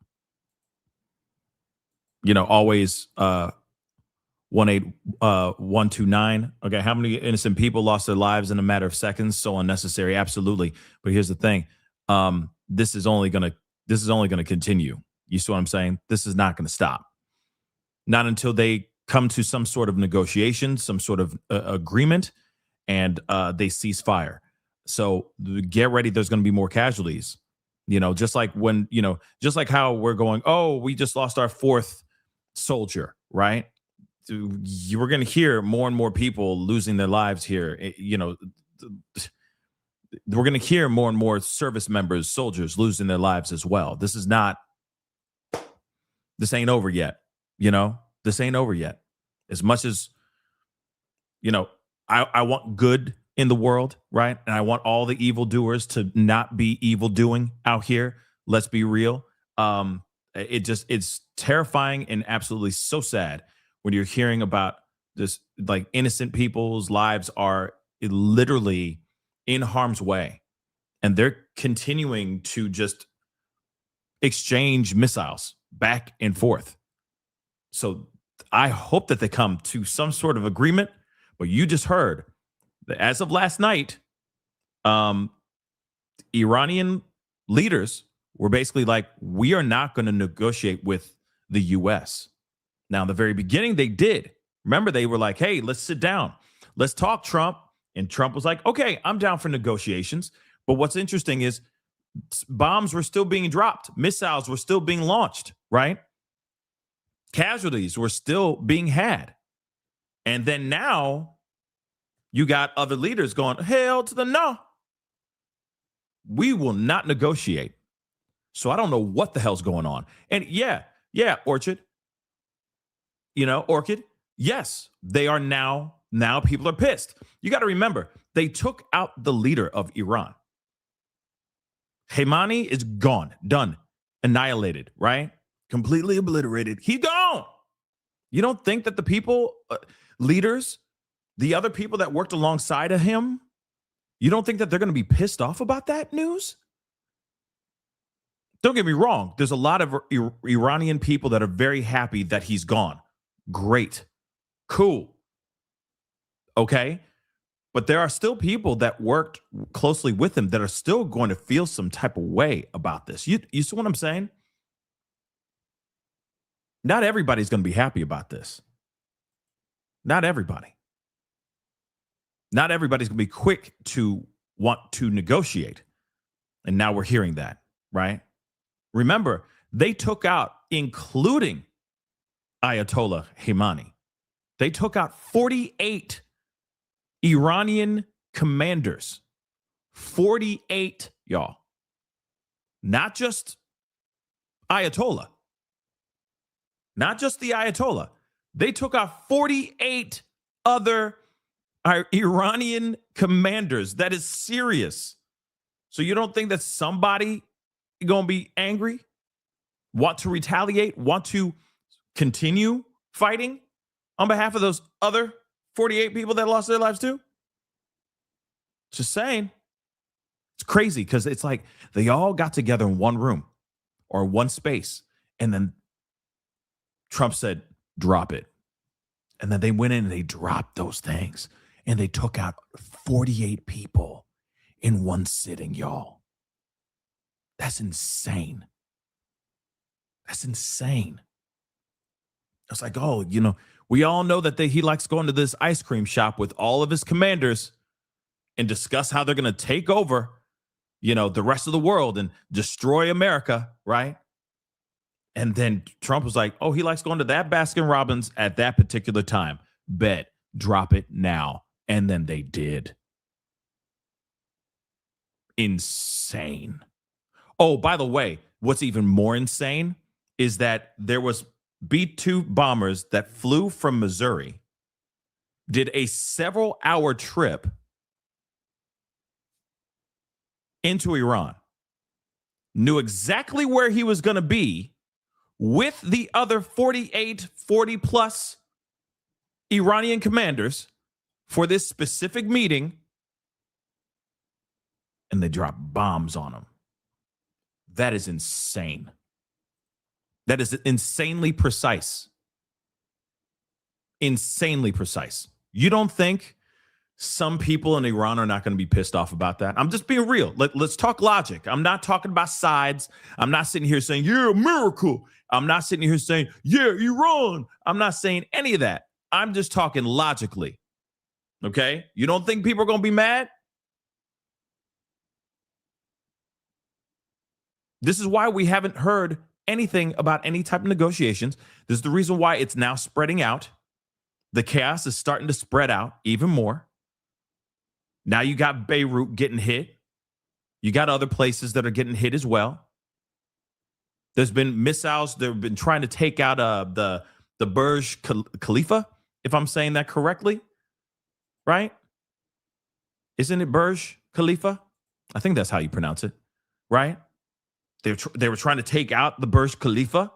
Real talk, they were. They have not been successful because there is a video out there where people are sharing this video like it's truth, but it's not. It's AI, which is very frustrating because a lot of footage I've seen, I'm having to find out whether it's true or if it's fake, right? Whether it's a fugazi or if it's authentico. Okay? So just be careful with that, because there's a lot of crap out there. But you don't think that people are going to, you know what I mean? After the results of what happened, let's be real, that operation, what they did, taking out Ayatollah, was extremely precise and extremely successful. But you don't think the people are going to be mad, or the others that are working close with those commanders aren't going to be pissed off with that news?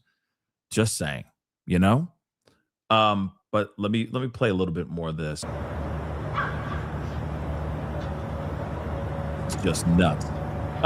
Do me a favor, though. do me a favor, do me a solid, guys, please, and thank you. Hit that like button down below. Crush it, crush it, crush it. Hit that like, please, and thank you. Don't forget to subscribe. Okay, if we can get it to 1K likes, that would be awesome. All right, and of course, don't forget to subscribe. Okay. Trump is about to speak. I thought he was giving out medals. I thought he was going to do some medals. Like there's an awards ceremony that he's doing. If I'm correct. Hold on. I'm going to keep the Beirut skyline here so we can have that just to keep an eye on that. But I thought he was just doing like a award ceremony, right? But let's see. I'm sure he's going to be talking a lot. Oh. Wait, no.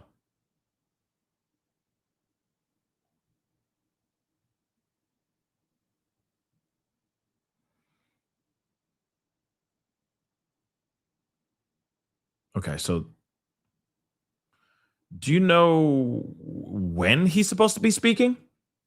Because a lot of places are repeating the Pete Hegseth, stay frosty out there. They're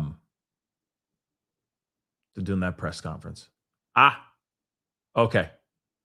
Found it.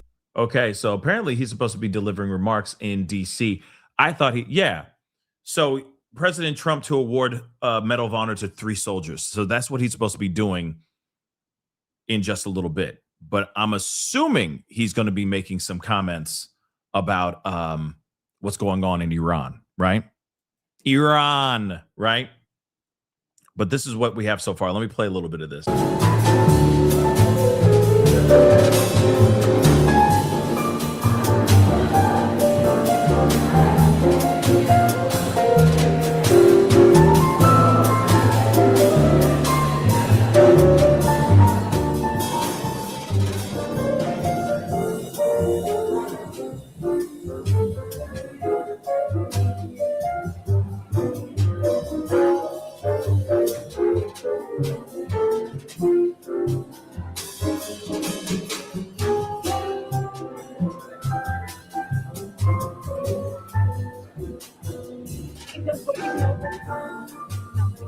This kind of music makes me feel like everybody out here just going, they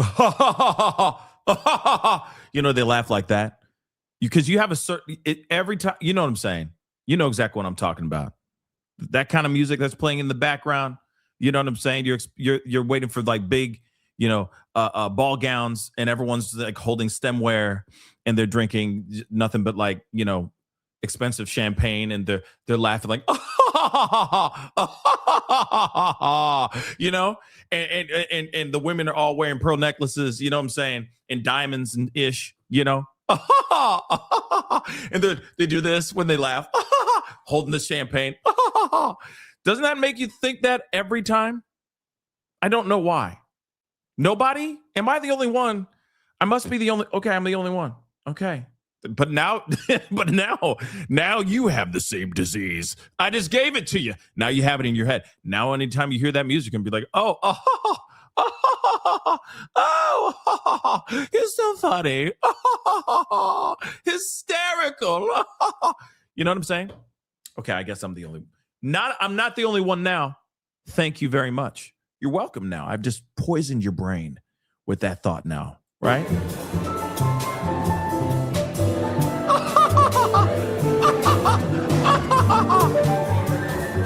You know what I'm saying?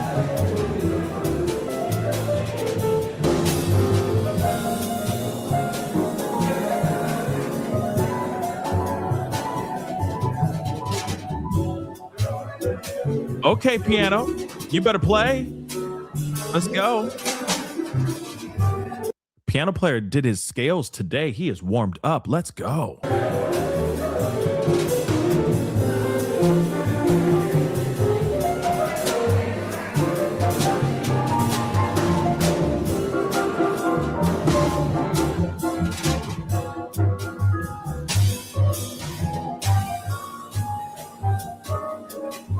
Yeah.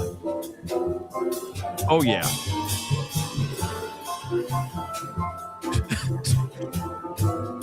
Somebody said Zionist jazz. Stop. Oh my Lord! But he did. I don't know. He's throwing in a little Mixolydian. You know what I mean? Little Dorian in there. You know what I'm saying? He throwing in those scales. You feel me? Some blue scales and all that. I see what he's doing. Okay.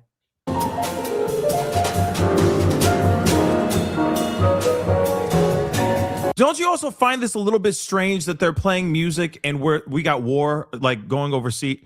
Like, you know what I'm saying? Like, let's play music and not think about people losing their lives. You know what I'm saying? Doesn't that feel a little weird? Nobody else feels that like that's a little weird?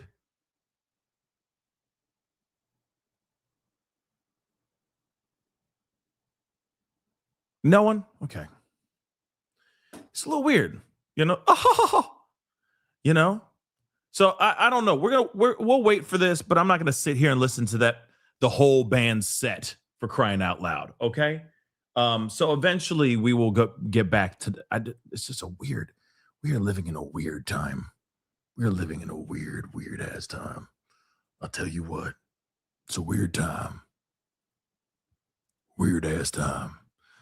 We got more to go into. Here's the thing. I don't know if you guys know who Max Afterburner is. Okay. But he is a content creator. And I've been listening to a lot of his stuff recently, especially with everything that's going on in Iran. He had some things to say about the shooting down of these, the friendly fire on the F-15s.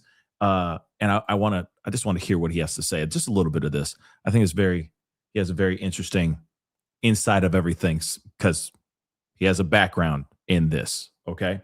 Let's take a listen. Teeny Strike Eagles just got taken out over Kuwait by friendly fire from a Kuwaiti Patriot battery, likely late March 1st, 11:03 p.m. Eastern time, right in the middle of Operation Epic Fury against Iran. All 6 aircrew safely ejected. That is huge. And now they are recovering. No Allied lives lost, but losing 3 battle-tested Strike Eagles at this point to Allied SAMs is a tough situation because these F-15Es are built to dominate the skies over Iran. This went down in a battle space that is swamped with Iranian ballistic missiles and drones, where radar clutter and split-second calls can turn deadly at any second. And 3 of these Strike Eagles likely flying in formation. We don't know if they're returning to base or taking off, but I'm going to react to the exact video, and that'll kind of give us some idea of whether they were departing or coming back from a mission. So these Strike Eagles were out owning the skies, striking targets, covering coalition operations, doing pre-planned strikes when this chaos caused this tragic misidentification. So we're going to break down what happened, why these 4th-generation birds got targeted, and how the coalition defenses are operating right now, and how this can be prevented moving forward. But when it comes, I want to know, how could they jack this up, right? How could they totally F this in the A for not knowing that it was U.S. airplanes? Like, it just doesn't make sense to me, right? And so hopefully he explains this in the first part of here. Comes to the fog of war, things can escalate extremely quickly. So I'm very proud that these 6 aircrew members reacted extremely quickly. They got themselves out of the jet, and we can replace the jets. There's many more Strike Eagles. And hey, by the way, we got F-15EXs being built. So as long as the aircrew's lives are preserved, in my opinion, all is well that ends well. They can jump in another Strike Eagle. We can fly a couple more over in a few hours, and they'll be ready, locked and loaded, and ready to fly missions probably here in a few days. But let's go ahead and dive to X, and I'll show you exactly what I'm seeing and why it looks to me like these Strike Eagles were actually coming back from a successful mission. So here we go, everybody. We're going to review the footage of what just happened in Kuwait. So unfortunately, we've got a shoot down of 3 F-15Es from friendly fire. I'll be reviewing all those videos right now. So let's go ahead and dive into this statement. So at 11:03 p.m. Eastern time, March 1st, 3 U.S. F-15E Strike Eagles flying in support of Operation Epic Fury went down over Kuwait due to an apparent friendly fire incident. Kuwait has the Patriot missile battery from the U.S., and there's a lot of different ways to not shoot down friendlies, but in the fog of war, a lot can happen. The big thing is that all 6 aircrew are good, 3 pilots, 3 weapons systems officers in the back of that F-15E. And there it goes. You see it pancaking in. Obviously took a hit in the rear quadrant there. You can see the flames, and then that's always a great sign, seeing the pilots coming down safe. So friendly fire is no joke. I mean, especially when you're going up against the most advanced SAM system in the world, which is the Patriot missile. So this is pilots here that they're showing video of the pilot just seeing that where the missile hit here in the back. You can see how devastating of a strike that Patriot's going to do to the back end of the aircraft. But the thing I like about the Patriot, and this is why it's amazing, because it can take down fighters, obviously, as you can see, but also it's not going and biasing towards the front of the cockpit. In rare instances where there is some sort of a friendly fire incident, there are surface-to-air missiles out there that'll bias towards the cockpit and basically, destroy the air crew. So I like that about the Patriot. To me, it's more moral of a surface-to-air missile, and in incidents like this, that's where that really pays off, where you don't shred the entire cockpit and kill friendlies. So that's awesome. Okay, this is the footage I really wanted to show you guys. So as we can see here, yep, so devastating hits there in the back end. And as the strike happens, then obviously as the aircraft just starts to tumble down, it's going to start to fall apart. So that's kind of what we're seeing happen here. Great news that the air crew got out of there. Yeah, no kidding. That's crazy. Man, I'm going to jump. Not a good day. Operator, get out. It looks like 2 shoots in the background as well from other formation members. Man, that's just great reaction time on the air crew. Hats off to all 3 of these jets, the 6 air crew, just total hats off to them. I mean, this is split-second decision-making, and it's pandemonium in the cockpit. I mean, you train for it, you prep for it. Obviously, you're never prepared for that. You know what I mean?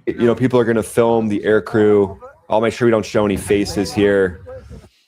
But at this point, they're in a friendly country, so getting them back to base won't be hard. Kuwait, a friend or foe. And that's something that we would do every single flight in F-15Es to other aircraft. You identify other aircraft as friend or foe because of some of your onboard sensors capabilities. A lot of that is called a mode, like a mode C, a mode 3, or a mode 4 transponder. Mode 4 is typically used for war situations, and it's something that has to be updated every 24 hours usually. Sometimes it will stretch out past that. So there's obviously some miscommunication when it comes to the crypto, the different data that the jets have to separate themselves from any bogeys. So it's on the Patriot missile battery operators as well to make sure they have the exact correct identification of friend or foe ready to go at all times, and that they're all operating on the same sheet of music. But Iran's retaliation here is saturation, and that's what Kuwait's trying to defend against. Hundreds of ballistic missiles, Shahed drones, they're launching waves of those at Israel, at Kuwait, at Saudi Arabia, the different Gulf bases, lots of these Shahed drones coming in, creating massive... So in other words, fog of war, right? So basically he's saying because there was just so much going on, right? So much going on, fog of war, that they just, because they were too busy just trying to stop all things going down from coming closer to them to do whatever they were trying to do. The fog of war, it was a flurry of planes and drones, basically.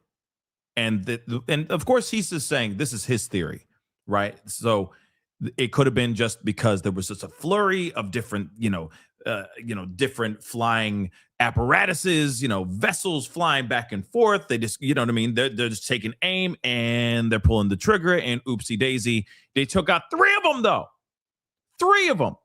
You know what I mean? It's just, that's a whole lot of planes, and that's a whole lot of money gone, right? Whole lot of money gone. Radar clutter for incoming threats, debris, and jamming. To me, it's nothing that the coalition can't handle, but it is a serious problem, and it is something that saturates radars. They've fired several hundred ballistic missiles so far in the last few days, forcing constant high alert intercepts across the entire region. So everybody is on edge at this point, especially the Patriot missile operators in Kuwait. And then Iran. Okay. So again, Air Force has been hit multiple times. I'm going to do a full video on that. That'll come out after this video today.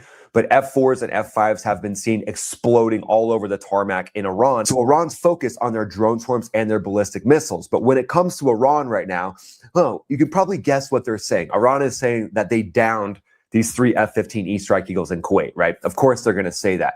But here's some information on that. The longest range Iranian SAM is the Bavar 373 with a Sayad 4 missile attached to it. The engagement range of that at a maximum is somewhere between 125 to 186 miles, nowhere near enough to reach Kuwait, which is 500 to 620 miles from the western edge of Iran. Iran relies on long-range ballistic missiles and drones for Gulf strikes, and those aren't able to hit aircraft. They're not SAMs going up against moving targets. They're actual missiles that launch from Iran and go in and hit pre-planned targets on the ground. The missile drone flood is built to overwhelm defenses and kind of create the exact confusion that leads to mistakes like this. So Iran's saturation tactics, that's part of their playbook to get the allies confused and potentially create friendly fire situations like this. So it does mean that now doubling down on taking down these swarms, reducing the radar clutter, using high-powered microwave weapon systems or whatever it takes to take down the drone swarms to reduce the amount of radar clutter is huge right now. So Kuwait... That's crazy. Do you realize how much? Wow, that's just nuts. It's scary. It's scary because here's the thing. All that crap, all that craziness, all that mayhem, all that saturation, as he was saying, all that's happening over there, right? Imagine if it was here. Imagine if it was near American soil. That'd be some really scary stuff. This is some crazy. What they're doing over there is absolutely insane. I'm still trying to wrap my mind around these things. I'm like, are we watching like an episode of like Star Trek or something like that? Where, with all this new technology, they're destroying missiles with energy blasts and stuff like that. Like they're literally using energy blasts to destroy missiles in midair. Like it's wild, right? And then of course, you got some of the best air pilots, fighter pilots flying around with these robotic drones flying around trying to take them out as well. Like it's, like I said, it's stuff that you see it in sci-fi movies, but now we're living it in real time. You know what I mean? It's wild. But let's go back to the Jazz real quick. They haven't started yet, it looks like, but they're still having nice chill music playing, I'm sure, in the background as they're waiting. Oh.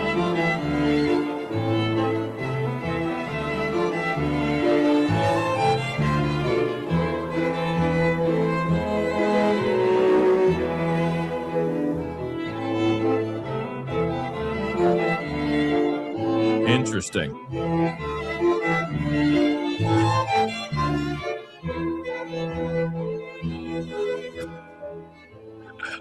Hell yeah, this is the new Jay-Z soundtrack. The new Jay-Z album. You didn't know?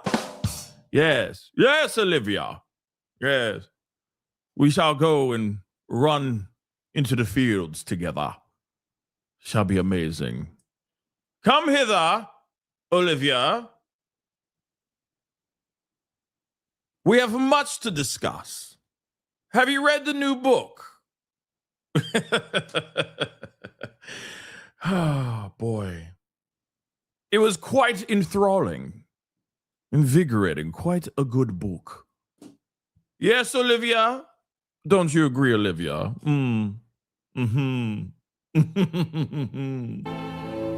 Yes, Olivia.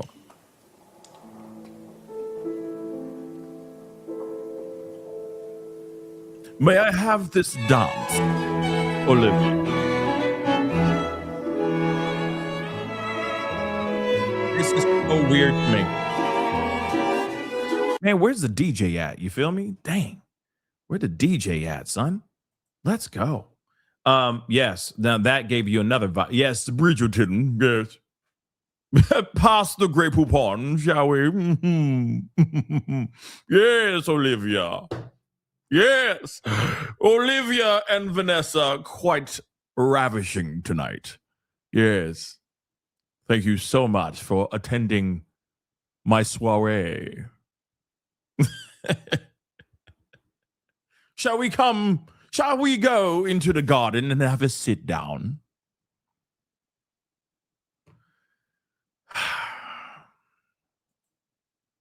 I'm sorry. I'm sorry, guys. I'm sorry.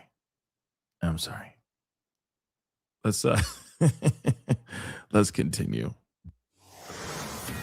And a Fox News alert, the conflict in Iran intensifies as fighting expands across the Middle East. The U.S. and Israel striking targets in a massive display of firepower with one Still waiting for Trump to speak. So as we get there, we will get there. Okay? key goal: disrupt, degrade, deny, and destroy Iran's offensive military capabilities. That's quite a to-do list. That is a lot of D's. It is. Welcome to a brand new hour of America's Newsroom. I'm Dana Perino. Morning to you, Dana. Short weekend for everybody. It's day A lot of D's, he said. Moving on. 3. I'm Bill Hemmer, back at it. We'll see how long this goes together. We expect to hear from the president about an hour from now, following the Pentagon's update on Operation Epic Fury about 1 hour ago. U.S. forces launching overwhelming surgical attacks on Iran's military, taking the fight to Iran with a major focus on missiles and nuclear targets. Here you will see U.S. strikes hitting mobile launchers as Iran continues to fire ballistic missiles, indiscriminately targeting locations throughout the region, the Gulf states and Israel. Joint Chiefs Chairman General Dan Kane describes the ongoing operation as he reveals more U.S. troops are being deployed to the Middle East. This was a massive, overwhelming attack across all domains of warfare, striking more than 1,000 targets in the first 24 hours. We are now roughly 57 hours into the operation. In the initial phase, CENTCOM's focus was systematic targeting of Iranians' command and control infrastructure, naval forces, ballistic missile sites, and intelligence infrastructure designed to daze and confuse them. The combined Fox team coverage anchor Brett Baer joining us in a moment. Lucas Tomlinson is live in Istanbul, but let's start with Chief National Security Correspondent Jennifer Griffin. Hi, Jennifer. Good morning. Hi, Dana. Well, I was in the Pentagon briefing this morning, but we were not called on for a question. We had assigned seats and Fox News was put in the back row, and there was no outside cuts camera allowed to show who was asking the questions. The Pentagon wanted to control all of that. These are the questions I would have asked if called on. Why was this an imminent threat?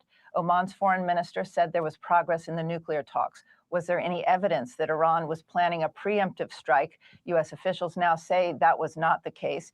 Do you know where the highly enriched uranium is? That is the question Secretary Hegseth did not want to answer last summer.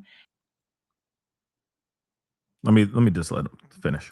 After claiming Iran's nuclear program had been obliterated in Operation Midnight Hammer. The secretary said this war is not about regime change, even though the president called on the Iranians to rise up and remove the regime. My follow-up would have been, how are unarmed Iranian civilians expected to overthrow Iran's security forces? And is this success if becoming an insurgency? General Dan Kane, the chairman of the Joint Chiefs, went through a tick-tock of when the president gave the go-ahead. 3:38 p.m. on Friday. Major combat operations began, he said, early Saturday at 01:15 Eastern Daylight Time, when it was 9:45 a.m. in Tehran. As dawn crept up across the Central Command AOR, the skies surged to life. More than 100 aircraft launched from land, sea, fighters, tankers, airborne early warning, electronic attack, bombers from the states, and unmanned platforms, forming a single synchronized wave. General Kane said more U.S. forces are flowing into the region. Secretary Hegseth would not rule out having U.S. troops on the ground in Iran, but said it would not be 200,000 troops like in Iraq. The secretary said the 4 U.S. troops killed yesterday took a direct hit to the tactical operations center they were manning, and took offense when reporters asked him to articulate why the American people are sending their men and women to war, and if he is concerned about it spiraling into a longer war. Did you not hear my remarks? I mean, we're ensuring the mission gets accomplished, but we are very clear-eyed, as the president has been, unlike other presidents, about the foolish policies of the past that recklessly pulled us in to things that were not tethered to actual clear objectives. They gave few details about the 3 American F-15s and 6 pilots who were shot down by Kuwaiti friendly fire. All are safe. This is not Iraq. This is not endless. I was there for both. Our generation. Hold on. He said, this is not Iraq. This is not endless. So there will be an end to this, according to Secretary of War Pete Hegseth. Do you believe that right now? With everything that's going on right now, do you believe that? Do you believe that hype? Or do you think that's absolute trash? Let me know. Knows better, and so does this president. He called the last 20 years of nation-building wars dumb, and he's right. This is the opposite. This operation is a clear, devastating, decisive mission. Destroy the missile threat, destroy the Navy, no nukes. Hold on, can I just ask something really quick? If they're so about getting in there and ending, like, not being the one to start the fight, yet this is like we're rehashing an old fight, if you really think about it, by joining Israel and attacking Iran. So that part doesn't make sense. And if they believe that, like, we're going to go out there and we're going to do what we do and leave and say, like, we said what we said and leave, that would be a different story, right? Like, if it was about us going in there and finishing what they started, cool. I get what they're saying. But that's not the case here. We're still out there. We're still fighting. We're still dropping missiles. We're still, we still got planes flying back and forth and doing all this crazy stuff. So weren't we supposed to go in there and say what we said, stand on business and leave? But we haven't left yet. So when they say this war is going to end, like there is an end to this, is that 110% true?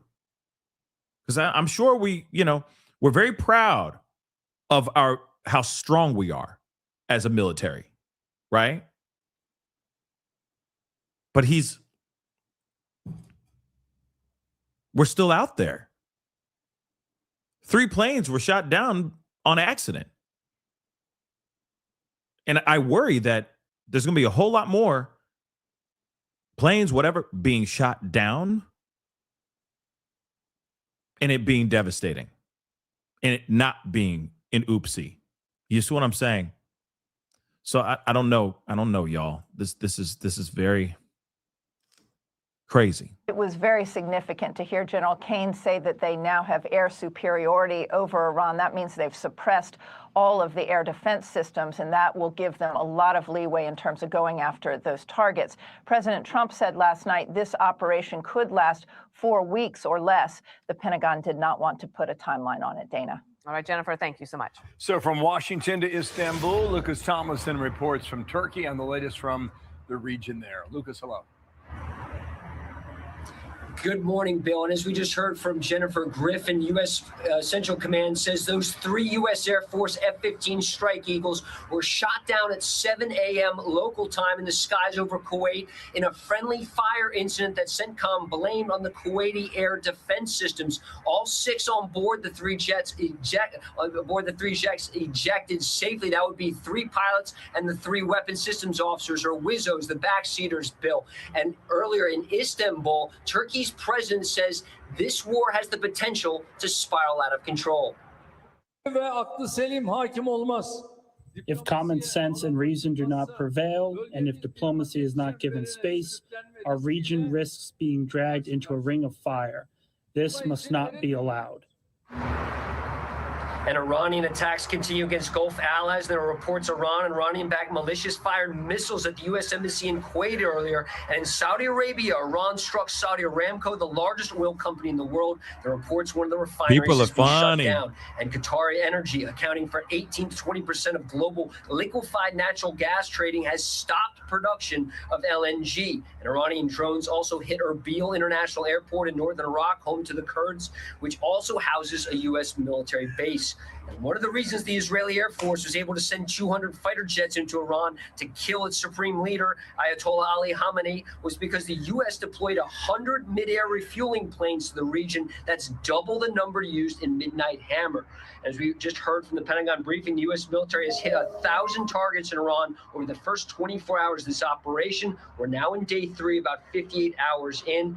And we also heard from General Kane earlier that President Trump gave the order for this operation at 3:38 p.m. Friday afternoon. That would have been about 10 minutes before Air Force One arrived in Corpus Christi, Texas on Friday, Bill. Yeah, okay, Lucas, thanks. Lucas Tomlinson reporting from Istanbul. Thank you, Lucas. Want even more Fox News on YouTube?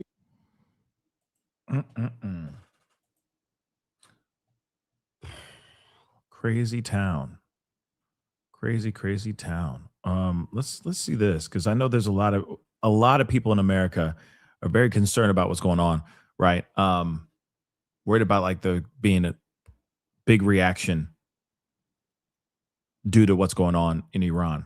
That shooting does have some Americans fearing for their safety, and the intelligence community is on high alert over Operation Epic Fury. So how much of a threat do we face here at home? News Nation national correspondent Brooke Schaefer is following this one for us.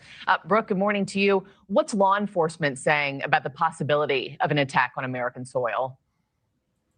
Hey, Marky, good morning. Our sources and agencies across the country say there are no credible threats or planned attacks. But law enforcement have been told to remain extremely vigilant.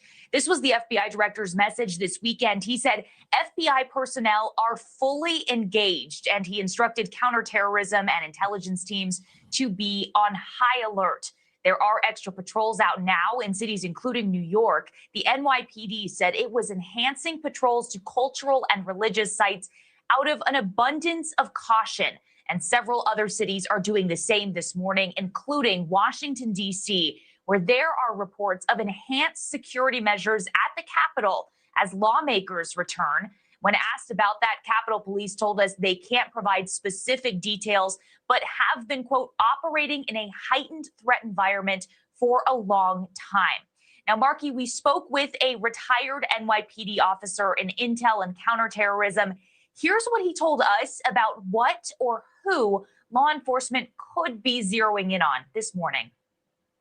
You'll hear the talk about possible cells or some sort of direct action from Iran. Very unlikely and low probability, right? What is a higher probability, and this is what we want to caution against, is someone that's just inspired to do some sort of harm. That makes it harder to detect, because we were talking about that lone wolf. Military installations in the U.S. have also been directed to heighten security at all entry gates until further notice. Camp Lejeune in North Carolina, for one, said that could mean random car inspections. Marky? And Brooke, it's not just threats of violence and destruction that are causing concern in the intelligence community. What more are they worried about? Yeah, Marky, along with watching for potential physical attacks here at home, we know that U.S. officials are also monitoring possible cyber attacks from Iran, which could really potentially threaten American networks. That is something that I'm worried about, too, like more about cyber attacks coming in, because if they're like, well, we can't get out there, but we could definitely do some things to rock their world going on. It's so funny because I'm watching this show on HBO Max right now called Years and Years. I don't know if you guys have ever heard of that show, but check it out. It's a very interesting show. It was filmed in 2019, and there's a lot of things that are going on in that show that we're seeing in real time right now, or we've been seeing in real time. It's the wildest thing. It's predicting a lot of things that we're already seeing right now, which is very interesting. But it's just it's a comedy. Well, it's like a dramedy type show. It's good so far. I haven't finished it or anything yet, but it's good so far. But it's a very interesting thing. It's all about immigration, all that, but it's all happens to deal with a family that lives in Great Britain. And them having to deal with, how leaders that are elected affect their lives, et cetera, et cetera, et cetera. It's just a very interesting show. I would definitely recommend you guys check it out when you get some time. But excuse me. Let me see if they're done playing music. Maybe they're about to do something. Hold on. Let's see.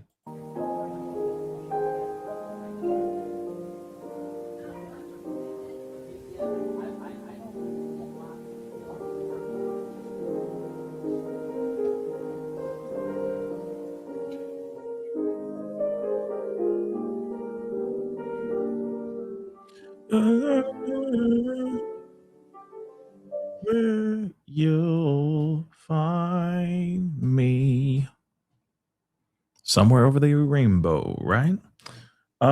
Yeah, so they are still waiting. Have mercy. What is going on? Maybe he's still waking up. Maybe he had to take a nap. You never know. You never know. Good morning to everybody. Good morning, good morning, good morning. Thank you guys so much for tuning in and being a part of the show today. I appreciate it. I'm going to see if there's any more updates going on. I'm checking Beirut to see how Beirut is. Then, it's nighttime out there now, so it's not as maddening, I'm sure. But you never know. There might be strikes done here very soon. We do have to talk about what's going on in what happened in Austin. That shooting that happened in Austin. We gotta rap about that for a hot minute. Let's take a look. With all due respect, this is a tale as old as time. Like we see these kinds of things that happen all the time. These mass tragedies happen all the time. And here's the other thing too. There's been a lot of people a lot of these monsters that go in here and do all this mayhem and all these tragedies. A lot of them are incentivized by some sort of radical group or something of that sort. So it feels like I feel like it's sloppy work for us for the government to automatically assume that this guy who just may have just been insane, may have had some serious, mental health issues, that we automatically think that that's a sleeper cell. Like, this is clearly somebody who's not right in the head. That's just the way I'm seeing it right now. Okay. And I feel like this is just the way to fearmonger, to make people more worried about what's going on overseas, blah, blah, blah. I just, do you know how many that we've seen that have been so just out of their minds, mentally unwell because of God knows what? From trans shooters to kids who just happen to have weapons around them all day long. Parents handing them weapons when they've been dealing with mental health issues that haven't been acknowledged or worked on, etc. You know what I'm saying? We see this all the time. So suddenly, now that we see this mass tragedy, we've seen one at least every single week. Now this one is, this is Iran sleeper cell. Are we sure about that? That couldn't have just been somebody who's just insane? That's just not mentally healthy, not mentally well? Can we also put in our minds, let's put this be in our bonnet really quick. Can we just also think about this too? They have been talking about things going on in Iran for a while now. You mean to tell me that this guy wasn't watching the news, hearing about all those things, waiting for the moment, and when the moment finally did happen, he lost his marbles and did what he did? Does it have to be a sleeper cell? Because I feel like a sleeper cell, let's talk about the sleeper cell thing. If it's a sleeper cell, I feel like this would be the reaction and the devastation and all that would be bigger. I think it'd be of the likes we've never seen before, or maybe we have seen before, like 9/11. A guy gets in his minivan, pulls up, opens fire, does his thing, which, don't get me wrong, still devastating, but we've heard this kind of thing a million times over. If this is a sleeper cell, are we really sure this sleeper cell is just going to pull out in his minivan and open fire on maybe the first place he can think of? No, I'm thinking that they're going to do something much worse, much bigger, and it's going to go boom. You get what I'm saying, right? So again, this may have been a sleeper cell. I don't know. This may have been a full-on attack because of what happened in Iran, or it could have been motivated because of his mental health. It could have triggered him to go and do this terrible thing. He is still a terrorist, in my personal opinion, because all of these mass monsters that go in and open fire at schools, at churches, at bars, at nightclubs, at family events, etc., all of them are terrorists. But is he a sleeper cell? Incentivized by the leaders of Iran? I don't think so.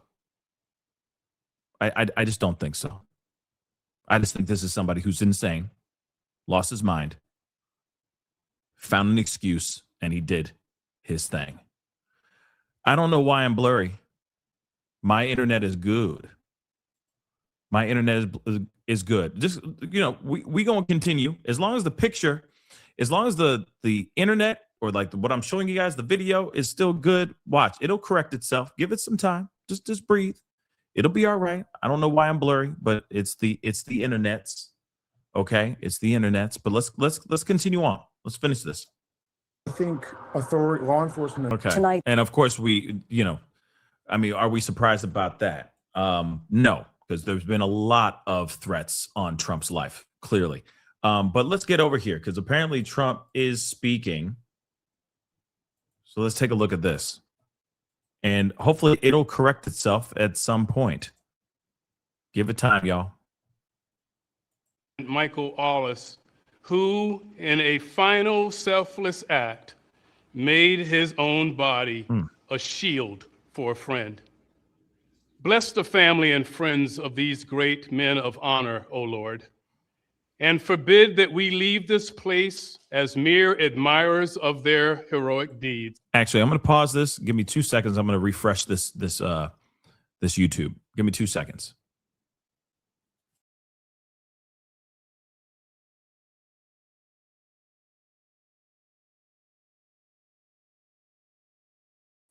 Okay, I'm back. Hello.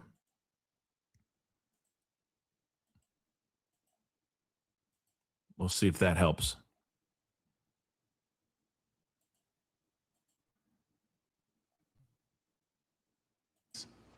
Plant in our hearts a measure of their courage, that we might prove worthy of the freedom for which they and generations before them defended.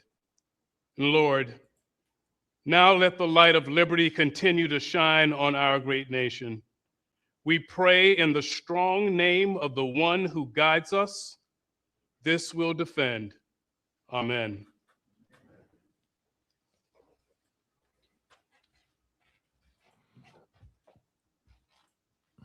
Thank you very much, Chaplain Green. Wonderful job. Appreciate it. And thank everybody for being here, and please feel free to sit.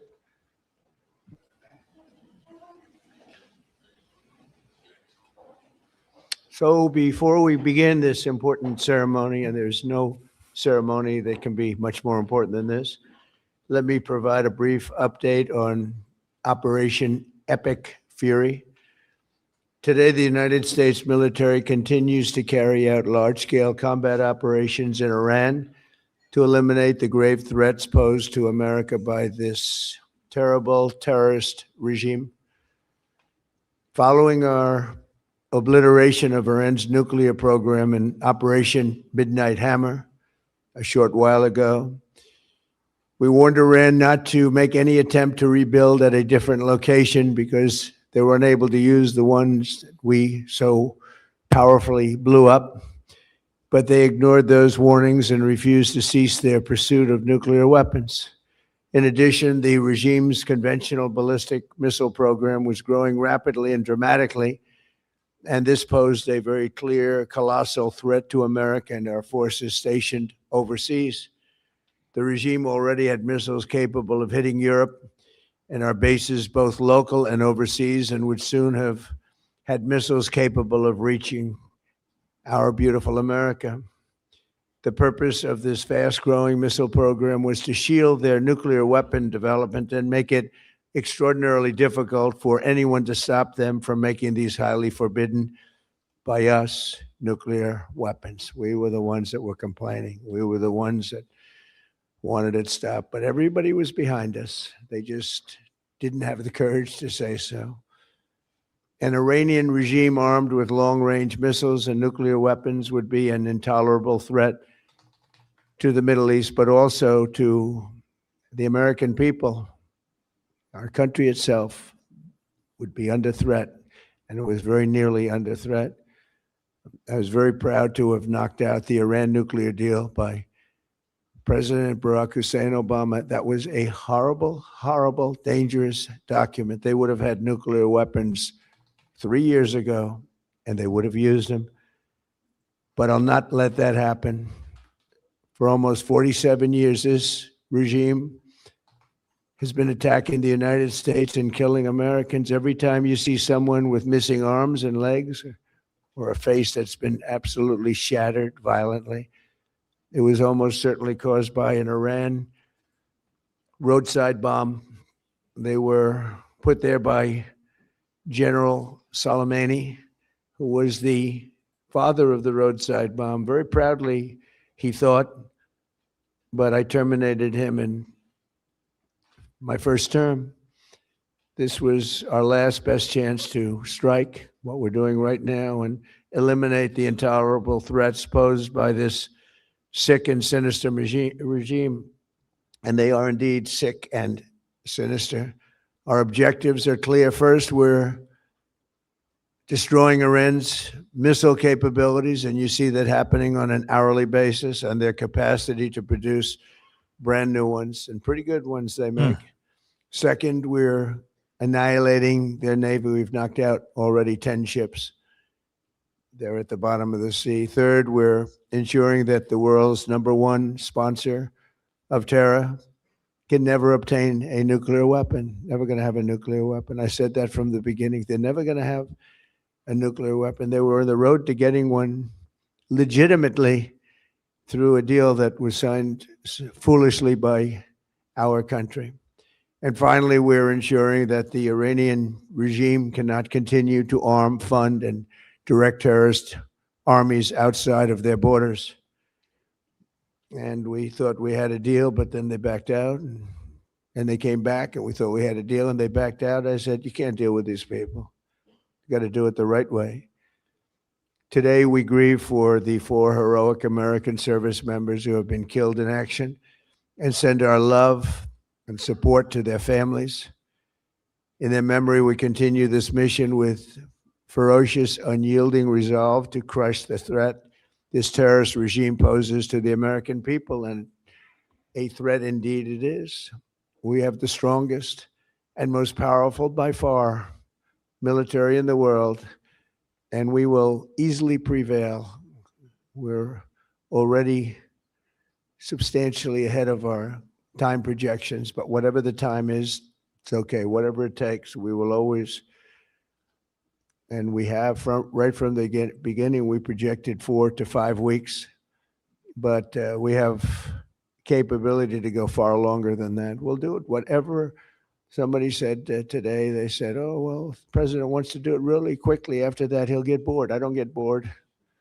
There's nothing boring about this. Do you agree with that, Pete? I don't think there's anything, Mr. General. I think there's nothing boring about it.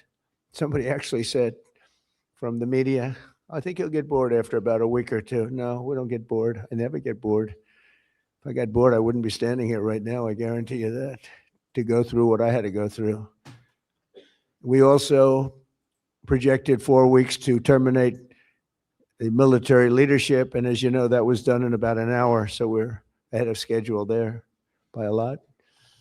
But please join me in thanking every American service member who bravely is standing in harm's way. They really are incredible. And I just want to thank you. We have a lot of them right here. Thank you very much. Thank you.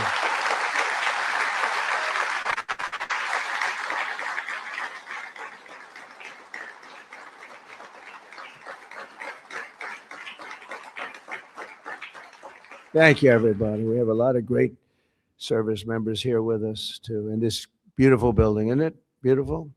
We're adding on to the building a little bit. We're improving the building. See that nice drape? When that comes down right now, you see a very, very deep hole. But in about a year and a half from now, you're going to see a very, very beautiful building. And there's your entrance to it right there. In fact, it looks so nice, I think I'll save money on the doors because it can't get more beautiful than that. I picked those drapes in my first term. Sorry, I want to say this really quick. There's some breaking news. Naval base is on lockdown in Florida. They've reportedly been placed on lockdown after an intruder arrived by boat. Naval Air Station Pensacola, NAS, closed its gates to the public after a man ran onto the base after beaching his boat nearby, according to Fox 10. Residents who live in the near the base, home of the Navy's Blue Angels, reported hearing alerts as speakers, including potential threat to the installation. So the NAS Pensacola said in a statement on social media, both gates to the base are currently closed. Additionally, gates to NAS Pensacola's Corey Station Annex are closed. The base declined to provide any further details, but locals claimed on social media it is under lockdown. Okay, so just so you know what's going on, somebody pulled up, beached their boat, and nearby the Naval Station Pensacola, and this is what's going on right now as we speak. That is some breaking news for you guys, just so you guys know. Let's continue. I always like gold, but I think we can save a lot of money. I just saved curtains, but and it will be. And he saved a lot of money going to Geico. I'm sorry. I'm done. I'll let him talk. It'll be spectacular. It'll be the most beautiful ballroom. I believe it because I built many a ballroom. I believe it's going to be the most beautiful ballroom anywhere in the world. And when you hear all that hammering out there, you know why the First Lady is not thrilled exactly. She said, will the pile drivers ever stop? You know, they go from 6 in the morning till 11:30 in the evening. Can you imagine? Here. You know what? To me, that's a beautiful sound. She doesn't like it. I love it. You know what? To me, other than here, because we're donating it, not a penny to the taxpayer. It'll be under budget, ahead of schedule. It'll be 400 million or less. Most people say 400 million or more. No, it'll be less. But when I hear that sound, that beautiful sound behind me, it means money, so I like it. But my wife isn't thrilled. She said, this is getting crazy. I said, don't worry about it. We'll be all finished up in a few months. But now for the reason that we're gathered this morning to recognize the unsurpassed courage of 3 really incredible American heroes, 1 living and 2 no longer with us. So together, we recognize the exceptional valor of Master Sergeant Roderick Edmonds. And maybe I could ask your families to stand because they're beautiful families. I got to meet them. And please.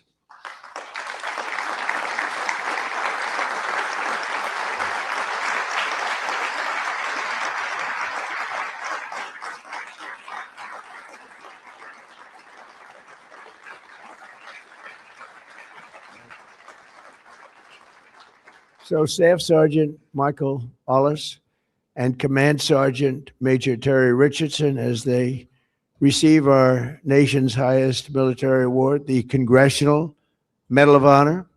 And we're pleased to be joined by Secretary of War Pete Hegseth. He's busy, very busy guy. In fact, I said, if you want, Pete, you can avoid it. General Raisin Kane also. And they said, we don't avoid this one. This is one you wouldn't avoid for anything, right?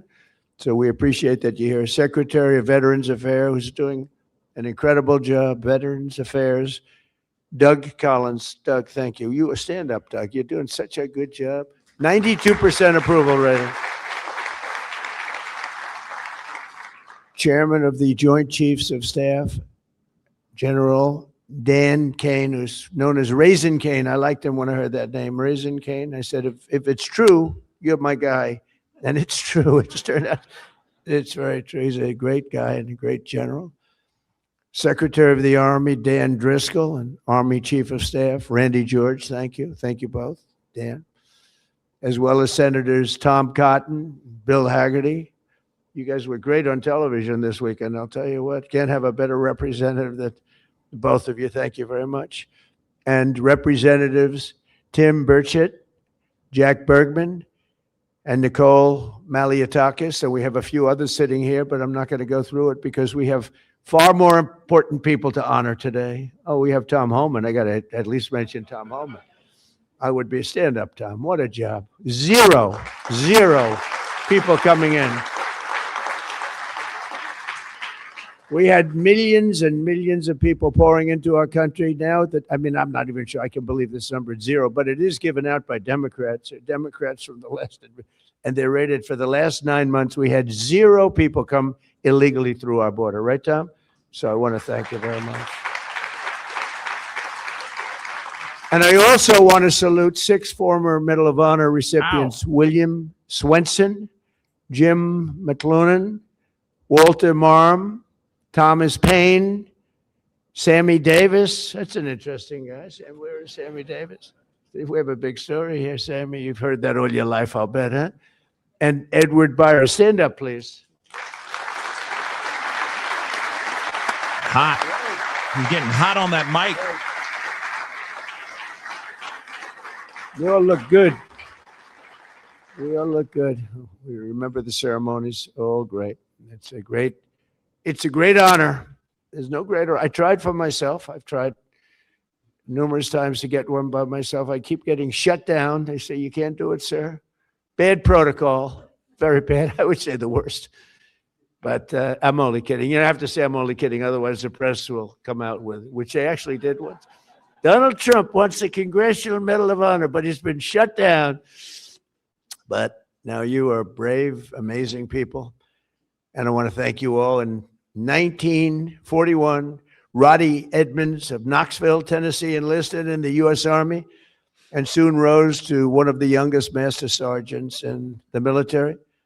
In 1944, he sailed to Europe to fight in World War II, and he was so enthusiastic and young and full of vim and vigor. Roddy soon found himself on the front lines of the Battle of the Bulge. That was a big one, massively outnumbered by enemy forces. His 1,200 soldier unit fought valiantly until they were completely overrun. The force was massive on the other side, many times the number. After a 4-day death march, one that was covered very well by the history books, through bitter cold, they were put into a German POW camp. Roddy was the top-ranking infantryman in the camp. He was number 1, meaning he was responsible for the lives of his fellow service members. On July 26, 1945, a Nazi SS officer issued an order over the camp loudspeaker, loud and strong. He said that only American Jews were to show up to roll call following this morning. He added, all who disobey this order will be shot immediately. There were more than 200 Jewish American soldiers in the camp, and Roddy knew their separation from the group would mean certain death. So that night he summoned his team and devised a plan. The next morning, all 1,200 American men fell in line together, shoulder to shoulder. Enraged, the Nazi commandant rushed forward, drew his Luger pistol, and pressed the barrel between Sergeant Edmonds' eyes. He barked at Roddy. They cannot all be Jews, he screamed loud and again, and staring straight back into the raging face of evil. Sergeant Edmonds replied fearlessly, we are all Jews here. The Nazi officer lowered his weapon and the soldiers erupted in cheers. With total disregard for his own life, Roddy had saved over 200 of his fellow service members. Their camp was liberated 2 months later. We're honored to be joined today by Roddy's son, Chris. Please stand up as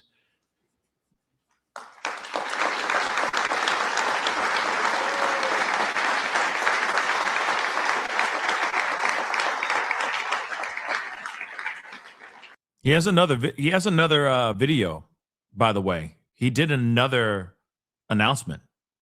Not this. Something else.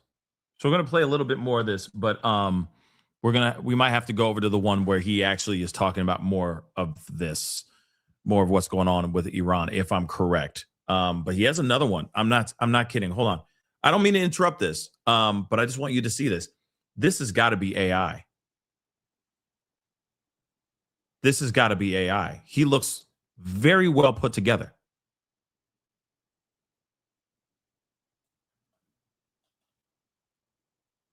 We're going to look at that in just a little bit. That's insane. Okay, because look at his hair is a little, his hair looks a little disheveled, right? Let me just play a little bit more of this, okay? Because this is kind of, he going on a ramble. Thank you, Chris. Today, your father gets the honor he so courageously earned, and really amazing, right? It's an amazing story. Congratulations to the family of Master Sergeant Roddy Edmonds. The next two we recognize today served in the 1st Battalion, 28th Infantry Regiment of the 1st Infantry Division, better known as Big Red 1. Do you know about that, Pete, right? Command Sergeant Major Terry Richardson, we are honored to have you with us. On September 12, 1968, 102 brave men of Terry's Alpha Company were asked with securing Hill 222 deep behind the enemy's line in Vietnam. They didn't know it at the time, had no idea, but the area was totally infested with nearly 300 enemy bunkers and many, many enemy soldiers, far outnumbering them by at least 4, 5, even 6 to 1. As Terry led Lima platoon up Hill 222, the enemy launched an ambitious and violent attack, unleashing a withering fire of machine guns and rocket-propelled grenades. Just didn't stop, just kept coming. Pinned down in hell on earth, Terry summoned unimaginable courage. 3 times he exposed himself to enemy fire to rescue severely wounded comrades, and 3 times he dragged them back to the group.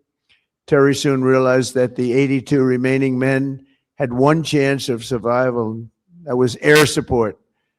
Acting without regard of his own life, he grabbed a radio and charged up Hill 222 alone. He needed to be there. It was the only place you'd get reception. He withstood a storm of enemy bullets, eventually reaching the top, where he spent the next 8 hours calling in tactical strikes, completely exposed. An hour in, an enemy sniper shot rang out and the bullet tore through his right leg violently. He was in bad shape, but Terry disregarded that and pushed through. And after 7 more hours of calling in American fire from above, the enemy retreated. Later that day, his team found him with both eardrums totally ruptured and a mangled right leg and foot, but still barely living, but living nevertheless. Due to Terry's actions above and beyond the call of duty, 82 men, Alpha Company, survived this battle, including 2 in this room, Norm Meyer and Dave Himmer. Where are you? Can you want to stand up, Norm and Dave? Where is Norm and Dave? That's pretty cool.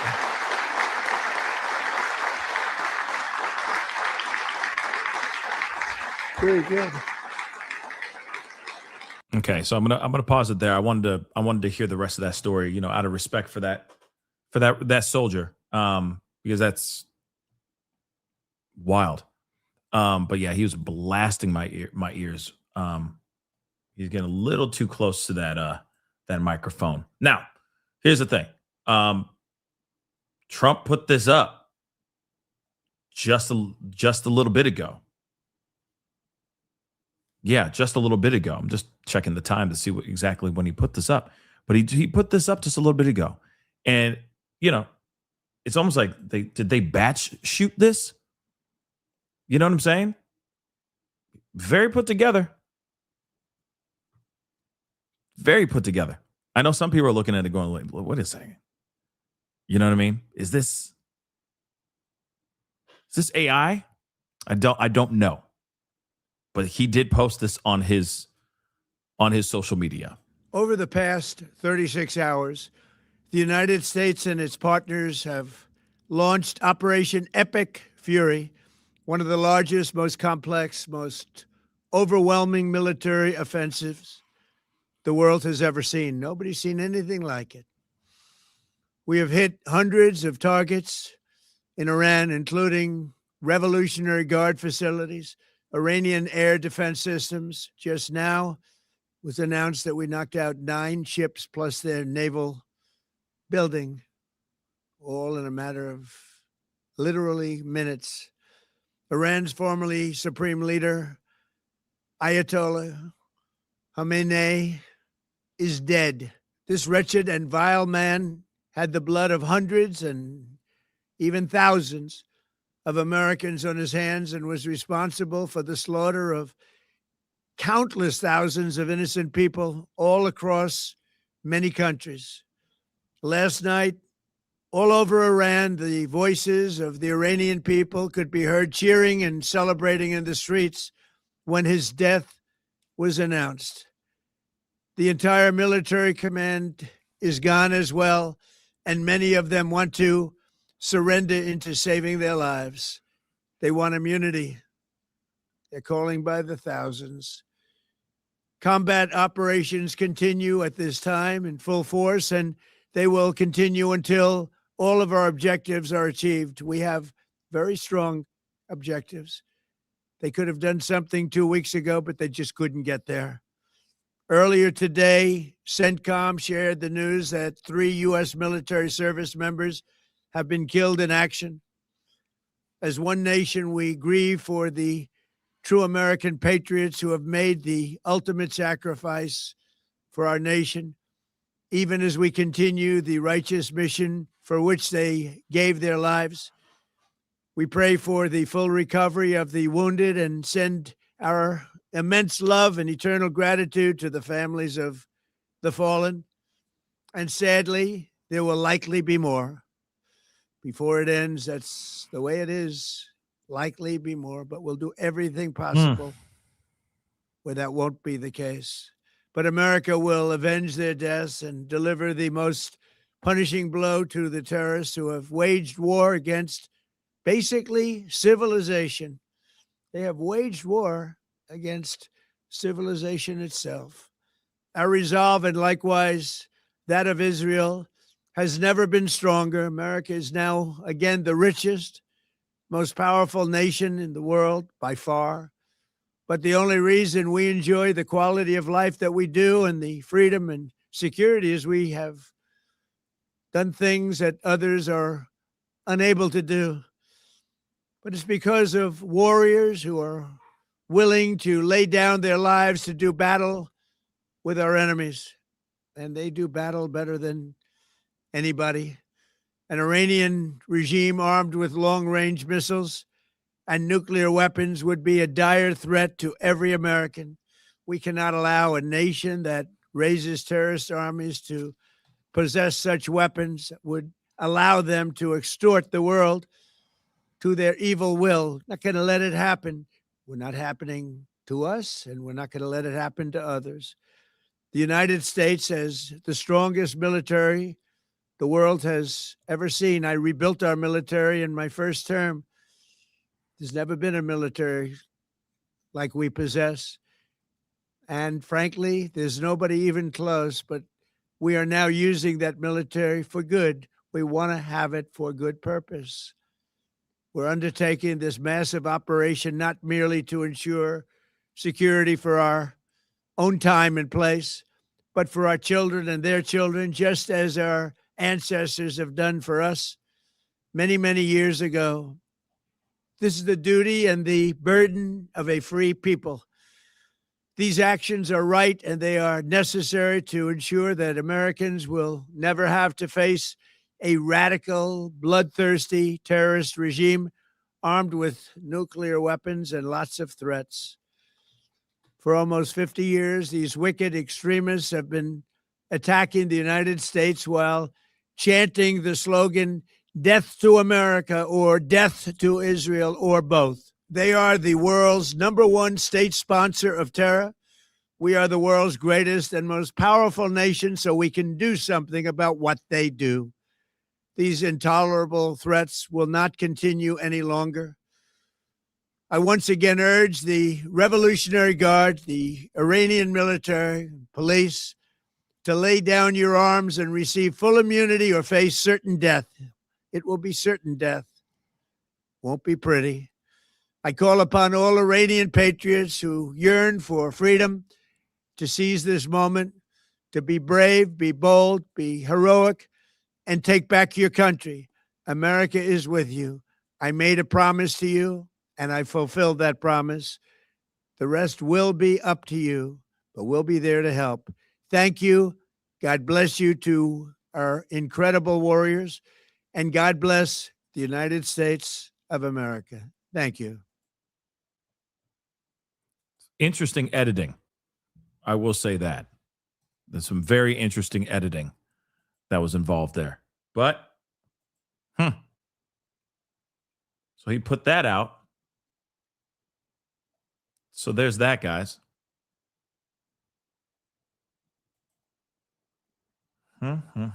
Interesting. Interesting indeed.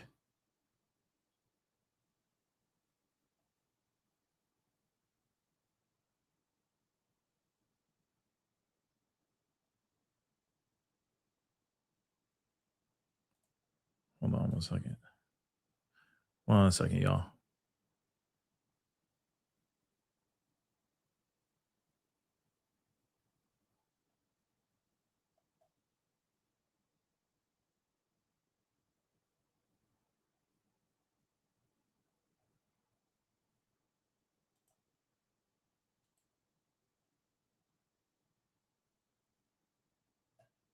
Let's see here.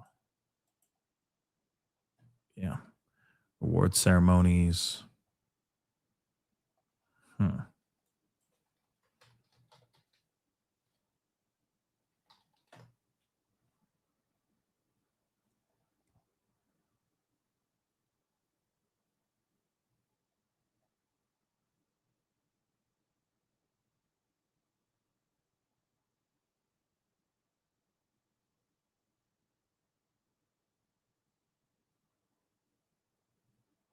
How recent is this?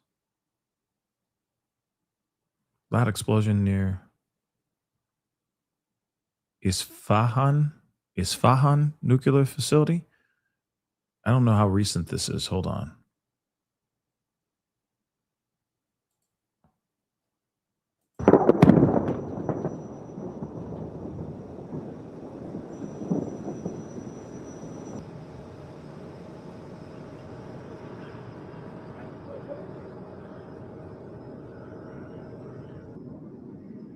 The Iranian nuclear program. And in fact, you heard President Trump talking about that once again. And I think for both the US and Israel, the complete destruction of that nuclear program is something that they both have as a stated aim. Now, what does that look like and can it be measured? That's very tricky. We're going to talk more about that in just a second. There are other elements which Israel is particularly interested in. One is Iran's store of ballistic missiles. Now, when the US and Iran started to have those talks, Israel really wanted the issue of ballistic missiles on the agenda, and Iran pushed back against that. They said, we'll talk about the nuclear program, but not much more. And also the issue of those proxy groups. We were just talking about Lebanon, about Hezbollah, armed and trained and financed by Iran, a lot weaker than they were before the war, but still a force. And a force that Israel wants to see removed entirely. Groups like Hamas, of course, groups like the Houthis in Yemen. Again, that is something that Iran is particularly keen on, that is on the US horizon, but that the conversation, the talks that are happening didn't really seem to be part of the agenda. So I think the answer to that, Anita, is that different people want different things. And again, that makes it very difficult to decide when and how this war is going to end, if not everybody can quite agree on what that final picture should look like. And in various parts of the region, Anna, various parts of the world, we're trying to assess, of course, what the public feel about all of this. We were speaking a little earlier, weren't we, about fears and anxieties. What have people there in Tel Aviv been saying to you? Well, I think the feeling here is something that's mirrored really right across this region at the moment by people who live here, but also by people who are visiting here. It is a sense of fear. It is a sense of anxiety, which anybody would feel once a war starts, particularly a war where, as we were just saying, you don't quite know how long it will last or what it will look like. Certainly here in Tel Aviv at the moment, it's a big, bustling, busy city. But people are not out on the streets. It's the Jewish festival of Purim at the moment, where people would normally be out in fancy dress. They'd be celebrating that religious festival, but they're not. They're staying close to shelters instead. Bear in mind people in Iran, of course, who do not have a great deal of information about what's going on in the outside world now that the internet has been cut off. People in the Gulf countries as well, who weren't expecting to be part of this. So the mood is one of real tension and anxiety. Yeah, I mean, obviously, a lot of people are very concerned, and we got some more updates here from Trump as well. So he's been talking a lot lately. Let me just say that really quick. Meantime, hold on, I'm going to pull that up so I have that too. But he said something else. He had more to say about what's going on, and apparently he's saying, remember how there was the whole during that press conference earlier this morning, the first hour of the show, we talked about or we played the press conference with Pete Hegseth, of course, talking about the attacks and, of course, the fighter jets going down and all that. Remember? And one of the reporters actually asked, is there going to be boots on the ground? Are we ever going to see U.S. troops boots on the ground? He did not answer that question, which we already know it's inevitable. It's inevitable. I already felt like it was inevitable. Okay. But now we're hearing from Trump himself. And he's saying a big wave is still to come. And he's saying he'll put boots on the ground in Iran if necessary. And of course, he says that a big wave is near. A big wave of what? That's what I'd like to know. Okay. And let me just say this too. There's a lot of people that are very much opposed to this war that's going on, right? Some people are saying this is a Trump chosen war, not a war that we had to get into. Some people are very much opposed to this whole going into war for this regime change. Some people are like, hey, why are we sticking our nose in their business? Let them handle their own thing. Let them figure it out for themselves. Let's stay over here. But no, that's not what's happening, obviously. Right? Some people are like, we are not the world police. America. You know what I mean? America. You know what I'm talking about. If you haven't seen that movie, you need to see it. It's funny. But here it is. Some people are like, we're not world police. We should not have to be the ones going in, swooping in like Captain Saberho. And unfortunately, this is exactly what we're doing right now. And this is what some people feel about that. Just telling you guys what's being said out here in the internet, what other elected officials are saying, and all that. People are not happy about this situation because they're like, hey, okay, fine. You can go in there and do what you need to do, Trump, but we ain't trying to go into a years-long war overseas. We're not trying to be over there all over again, another war in the Middle East. And let me just remind you guys, did he not get everybody together? And we saw it in real time. There was a whole peace signing. And he was like, peace in the Middle East. Right? First time to ever happen. Ever. Peace in the Middle East. And now we're back at this crap. We're now at this situation. So now he's saying a big wave still to come. This is going to be crazy. Donald Trump will not rule out putting troops on the ground. We already know it's inevitable. Okay? It is inevitable. We already know. Okay? So he is not ruling out putting boots on the ground, troops on the ground in Iran, while warning that the next quote unquote big wave of strikes is impending. The president said on Monday that he would allow the U.S. service members to enter Iran if they were necessary. I don't have the yips with respects to boots on the ground. Like every president says, there will be no boots on the ground. I don't say it, he said to the New York Post. I say probably don't need them, or if they were necessary. He also struck a defiant tone about the possible political consequences of such an action, telling the outlet, I don't care about polling. Which he just said that. He says, I don't care about polling. I don't care if I get approval ratings. I don't care if they like me. I don't give a damn. He says, look, whether polling is low or not, I think the polling is probably fine. But it's not a question of polling. You cannot let Iran, who's a nation that has been run by crazy people, have a nuclear weapon. In a separate interview, Trump alluded to major forthcoming action in Iran. We haven't even started hitting them hard, he said. Wow, we haven't even hit them hard yet? Bruh. The big wave hasn't even happened. The big one is coming soon.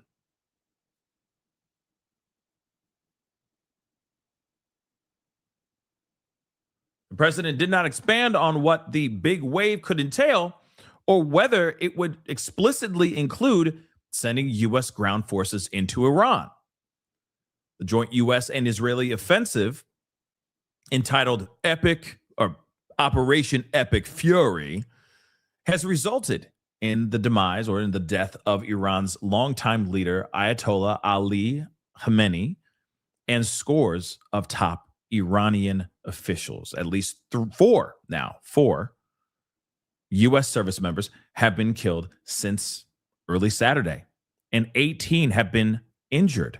Just so you know, 18 U.S. service members have been injured, okay, with 4 dead.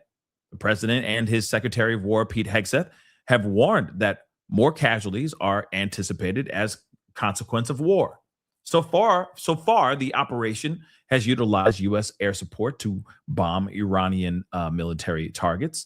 Should the president send troops into Iran, it would represent the first major troop deployment abroad since the U.S. withdrew from Afghanistan in 2021. Now, Hegseth also left the door wide open to sending U.S. ground forces into Iran during a press conference that was happening at the Pentagon that we saw today. Because remember, they said, are you about to put this out? Are you about to get boots on the ground, so on and so forth? And what did he say? He was like, he didn't really answer the question, right? So so when pressed, he responded, no. But we're not going to go into the exercise of what we will or will not do. Because he's like, I'm not going to show you all I'm not going to show you all my cards. I'm not going to tell you exactly what I got, what ace I got hidden up my sleeve. I'm not going to say nothing. Okay? Yes, T, boots on the ground in Iran has not been ruled out. So it's inevitable. That's how I see it. It's inevitable. As much as they're like, nah, I'm not going to tell you what I am or what I'm about to do, what I am or am not about to do. It's kind of crazy. It's like, honey, where are you? Well, I'll be where I'm at. Okay, then. Continuing, he says, I think it's one of those fallacies for a long time that this department or presidents or others should tell the American enemies, by the way, here's exactly how long we'll go. Here's exactly how far we'll go. Here's what we're willing to do and not to do. It's foolishness. So in other words, we're going to war, everybody. If you're going to answer it that way, you know what I mean? It's like, baby, where are you? I be where I'm at. Damn. That's crazy. I ain't going to tell you every single thing I do. Damn. Girl, you better sit several seats. Sit down. Have several seats. I ain't going to tell you exactly what I'm doing. Everything, every time I'm doing it, girl. I'm me and you.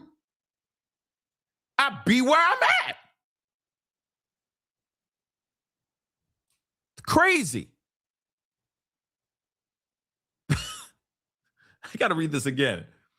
I think it's one of those fallacies. For a long time that this department or presidents or others should tell the American enemies, by the way, here's exactly what, here's exactly how long we'll go, here's exactly how far we'll go, here's what we're willing to do and not to do. It's foolishness, he added. Ain't that crazy? Like I said, it's kind of like, yeah, I be where I at, girl. Stop. Sit down. I be where I'm at. Let me be me. Quit asking me where I am.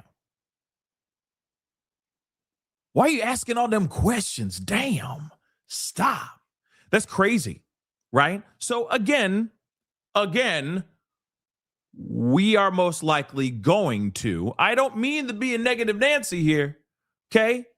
But I'm just reading the room. It's inevitable. You got Tehran already saying, we're not negotiating. We have no interest.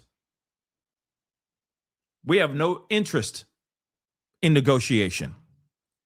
Remember a couple days ago, they were like, we want to negotiate. Let's talk, Trump. And Trump's like, I'm willing to negotiate.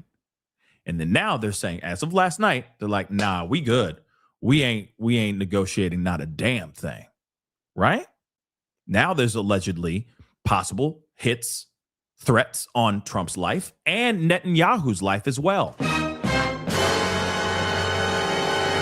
So you got all that going on. And of course, bombs are still being dropped. Planes are falling from the sky.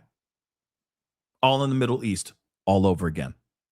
The fact that Pete Hegseth answered in the way that he did, and now that you hear from Trump saying, a big wave is coming, the hell do you think that means?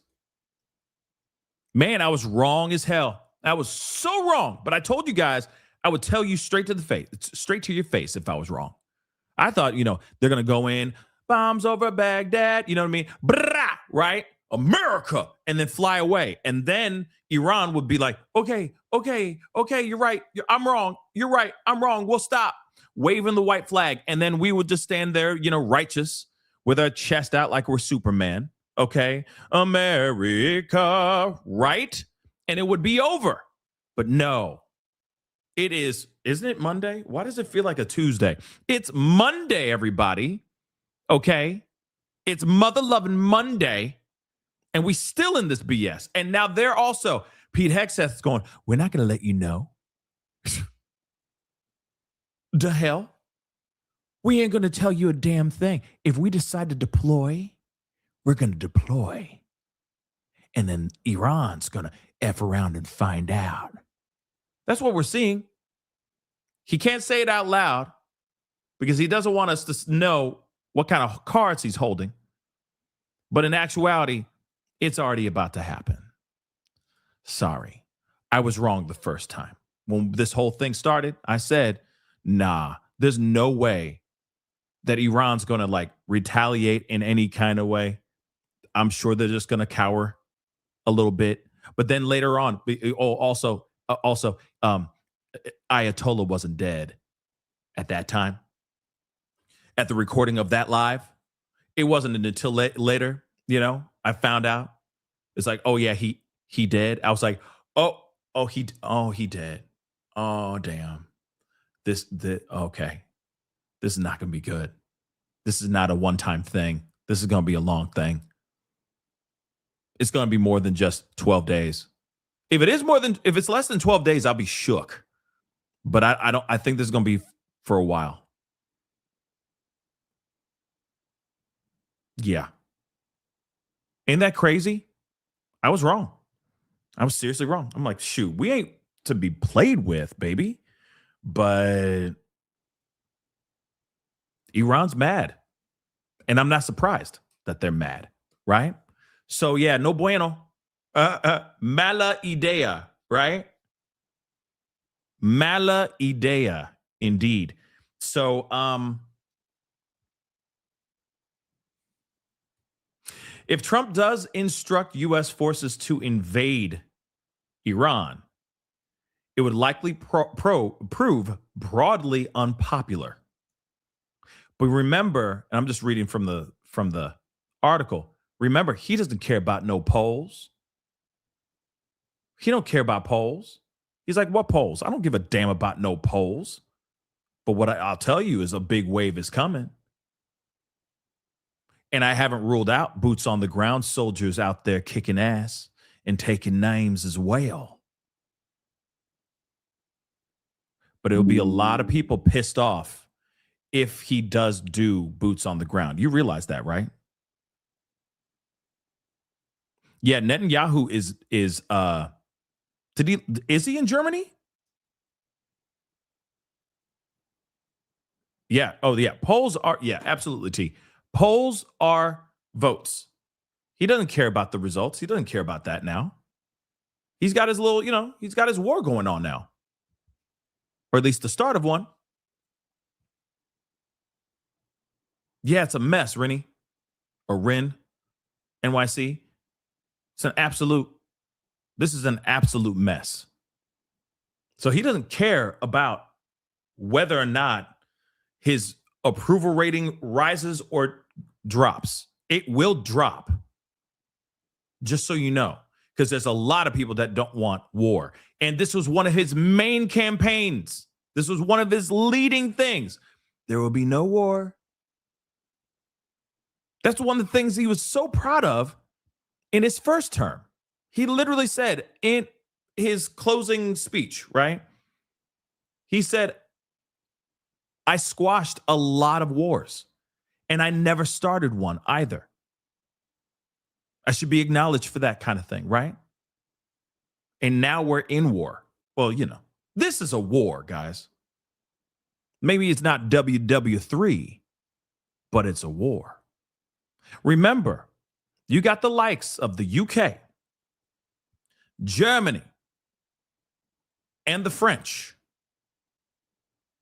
all interested and down for the cause to fight against Iran. Now, I don't know about that being like World War III, but they at least saying that they're looking in that direction. They're looking at Middle East and going, okay, I see you, Iran. You want to continue doing what you're doing, Iran? Okay. Then we will bring the fioli. Les enfants, les fromages. Le. Right? So let's see what happens, right? But as far as Netanyahu is hiding out. That is for sure. Because there are threats on his life right now, too. They just took out the Ayatollah. They just took out Khamenei. You don't think that they're going to retaliate? You don't think Iran's going to try to retaliate and try to take out Netanyahu? So he's hiding. And of course, there's threats on Trump's life too. So he better be careful too. This is going to be bad.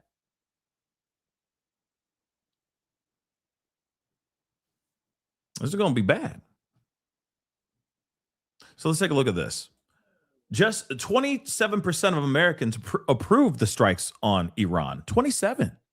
I'm surprised. I thought it was a lot more than that. According to the latest Reuters poll conducted Saturday and Sunday, close to half of respondents, 43%, disapproved of the strikes, while 29% said they were not sure.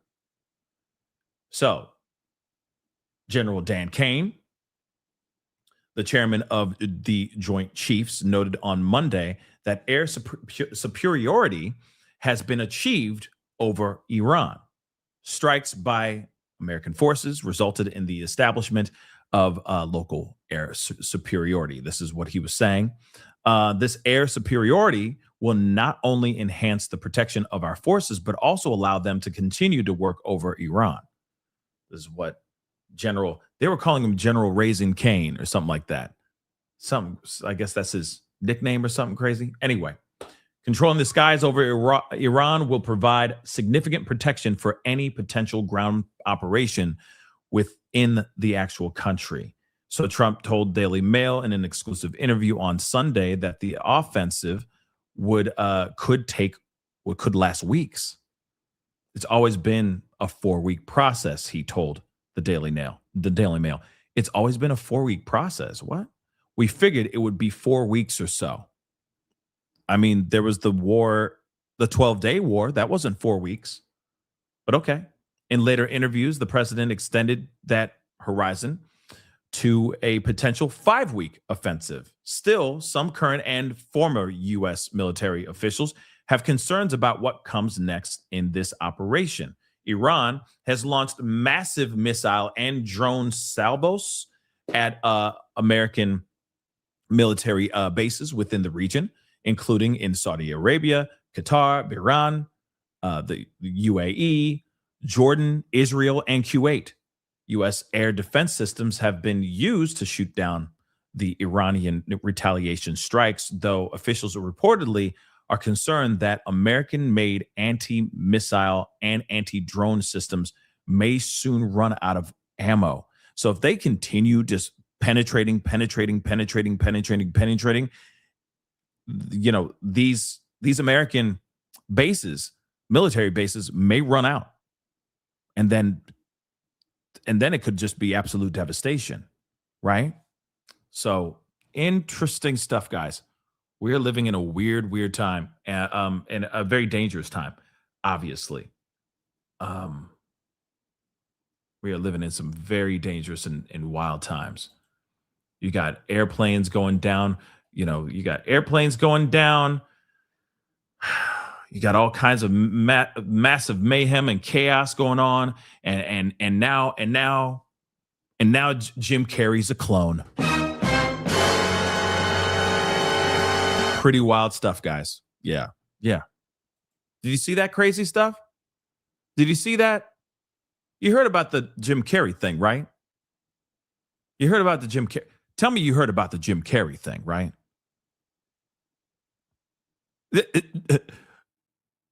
Jamaican Rose said, what? Say what? Yeah, baby. Yeah, baby.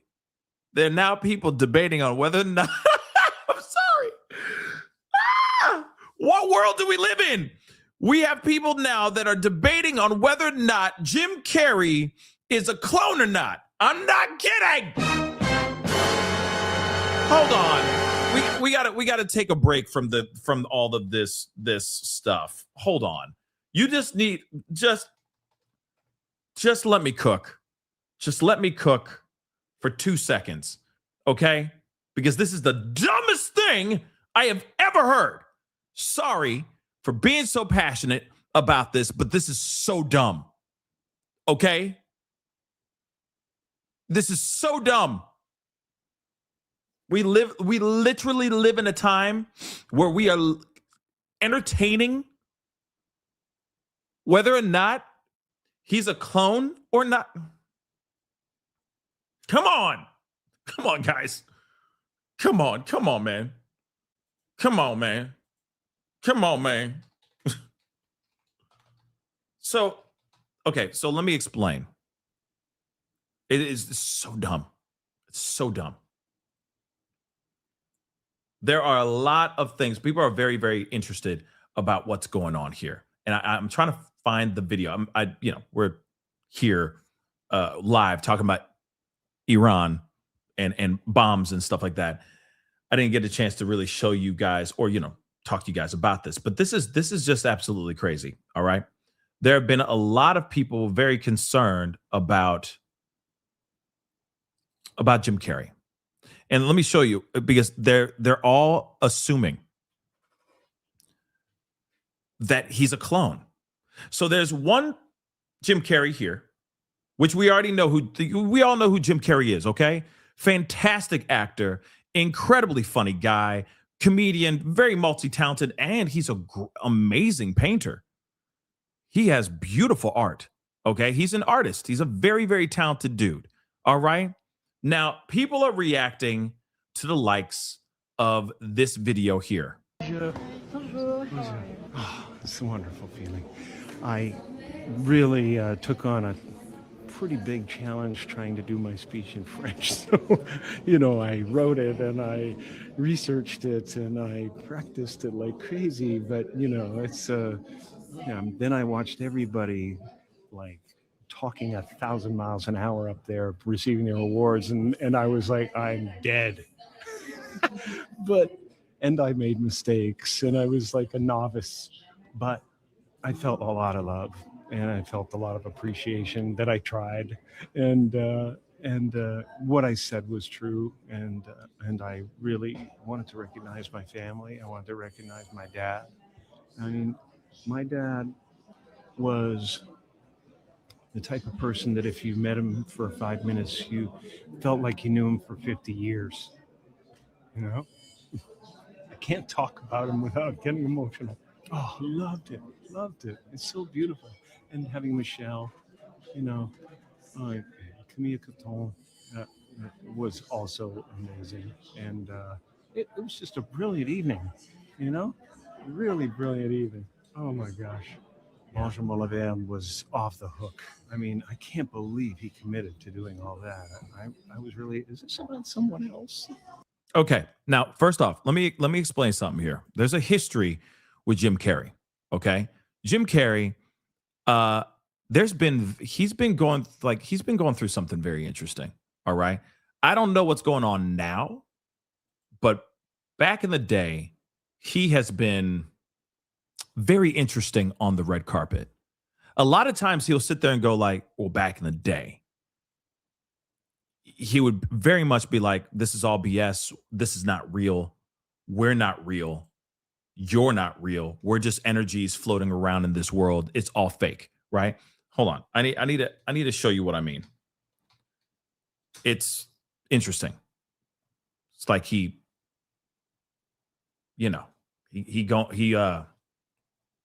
where is that? It's just a completely different Jim Carrey. And a lot of times it's like these award ceremonies, he just thinks they're all trash. It's all BS to him. This is the first time Take I've a look. run into Jim Carrey. Wait. Take a look. Is it true you're wandering the streets? Have you guys not seen this video? Take a look at this. And I'm just like, yo, he is on something really strong. That's what I think. You know what I mean? He took a little drops or something, a little tab, something like that. And he going through something. He going through something right here on this red carpet, right? Just take a look. This is the first time I've run into Jim Carrey. Wait, tell me, is it true you're wandering the streets? You need a date to the party? What's up? No. I'm doing just fine. I just, there's no meaning to any of this. So I wanted to find the most meaningless thing that I could come to and join, and here I am. They're I mean, you celebrating. got to admit it's completely meaningless. Well, they say they're celebrating icons inside. Celebrating Do you believe icons, in boy, that is just the absolute lowest aiming, possibility that we could come up with. It's like icons. Do you believe in icons? I don't believe in personalities. I don't believe that you exist, but there is a wonderful fragrance in the air. You don't believe certain icons have the power to make change, to think differently, to be bold, to inspire others? Artistry? You're one of them. On the good foot. Ha! Yeah, you shut it down now. Okay. Jim Carrey being Jim Carrey, right? And of course, a lot of times he thinks like, this is the kind of Jim Carrey I'm used to. Not on in movies and whatnot, but like, when he's out there, he's doing his thing, blah, blah, blah, blah, blah. You know what I mean? He just doesn't give a damn about these. He just doesn't give a damn about this. He doesn't care. It's all crap to him. It doesn't matter. Okay? I don't know what happened. I don't know where he transcended to. I don't know, you know what I mean? I don't know what he on. But he in that video, that's a lot of what I've seen when it comes to his persona or his rapport on the red carpet. He doesn't care. He doesn't. But this one, though.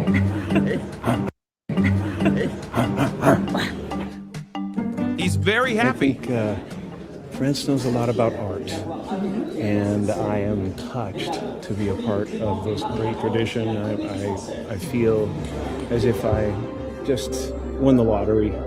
It's something more special, I think, to come here and be recognized. I feel like I have a connection with people.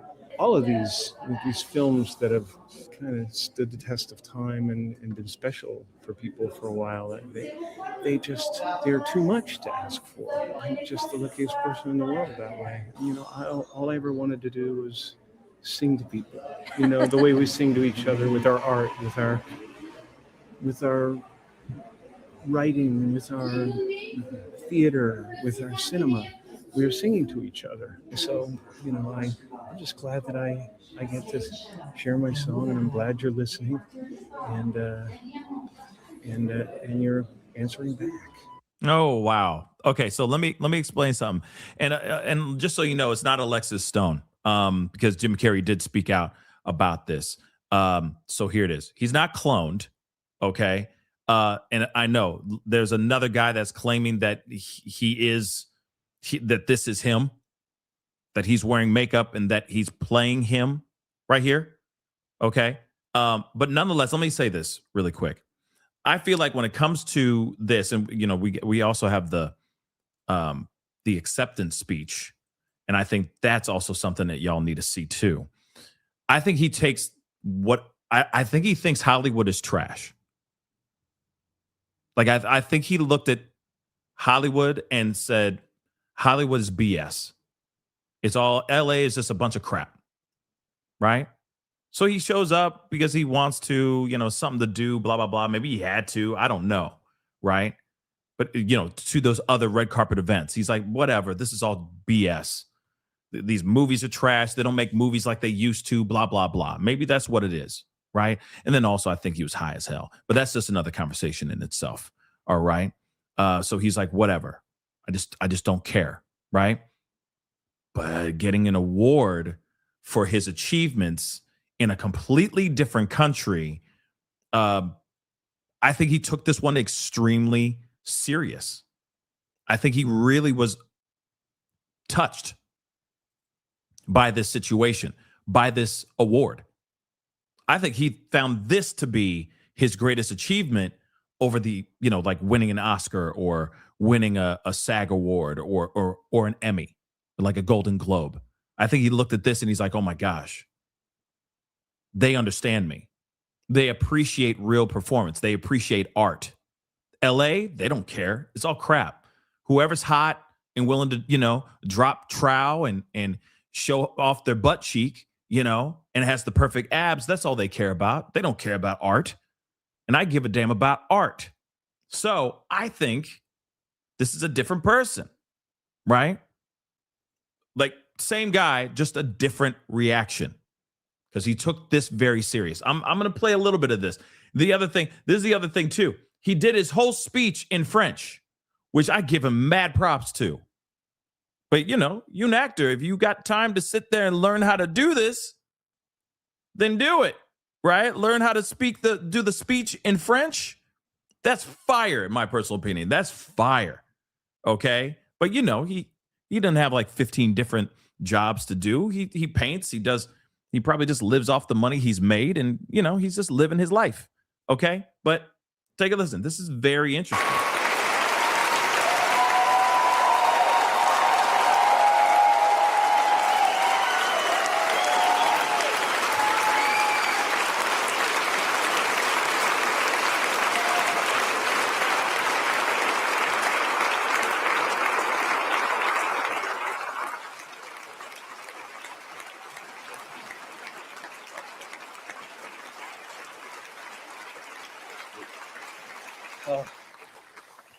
Bonsoir. Merci beaucoup. C'est très gentil. En tant qu'acteur, chaque personnage que vous incarnez. C'est comme l'argile du sculpteur que vous façonnez à la forme de votre cœur. Quelle chance j'ai eu de partager cet art avec tant de personnes qui m'ont offert leur cœur en retour. Il y a environ 300 ans, mon arrière grand-père, Marc-François Carré, oui, Carré, quittait Saint-Malo en France pour le Canada. Plus tard, j'ai continué. Oh, I forgot he is Canadian too. I forgot he's Canadian. Yeah. Forgot he's Canadian. So, you know, this may not be his native tongue, right? But this is his, he knows French. Clearly, he's able to do this speech in French. And he's sitting there like, hey, I'm very honored to take this award. Making this art from, I'm making this art from the heart, and all that. But, I'm going to let them. Jusqu'à Los Angeles. Et ce soir, avec ce magnifique honneur, ce carré a bouclé le boucle.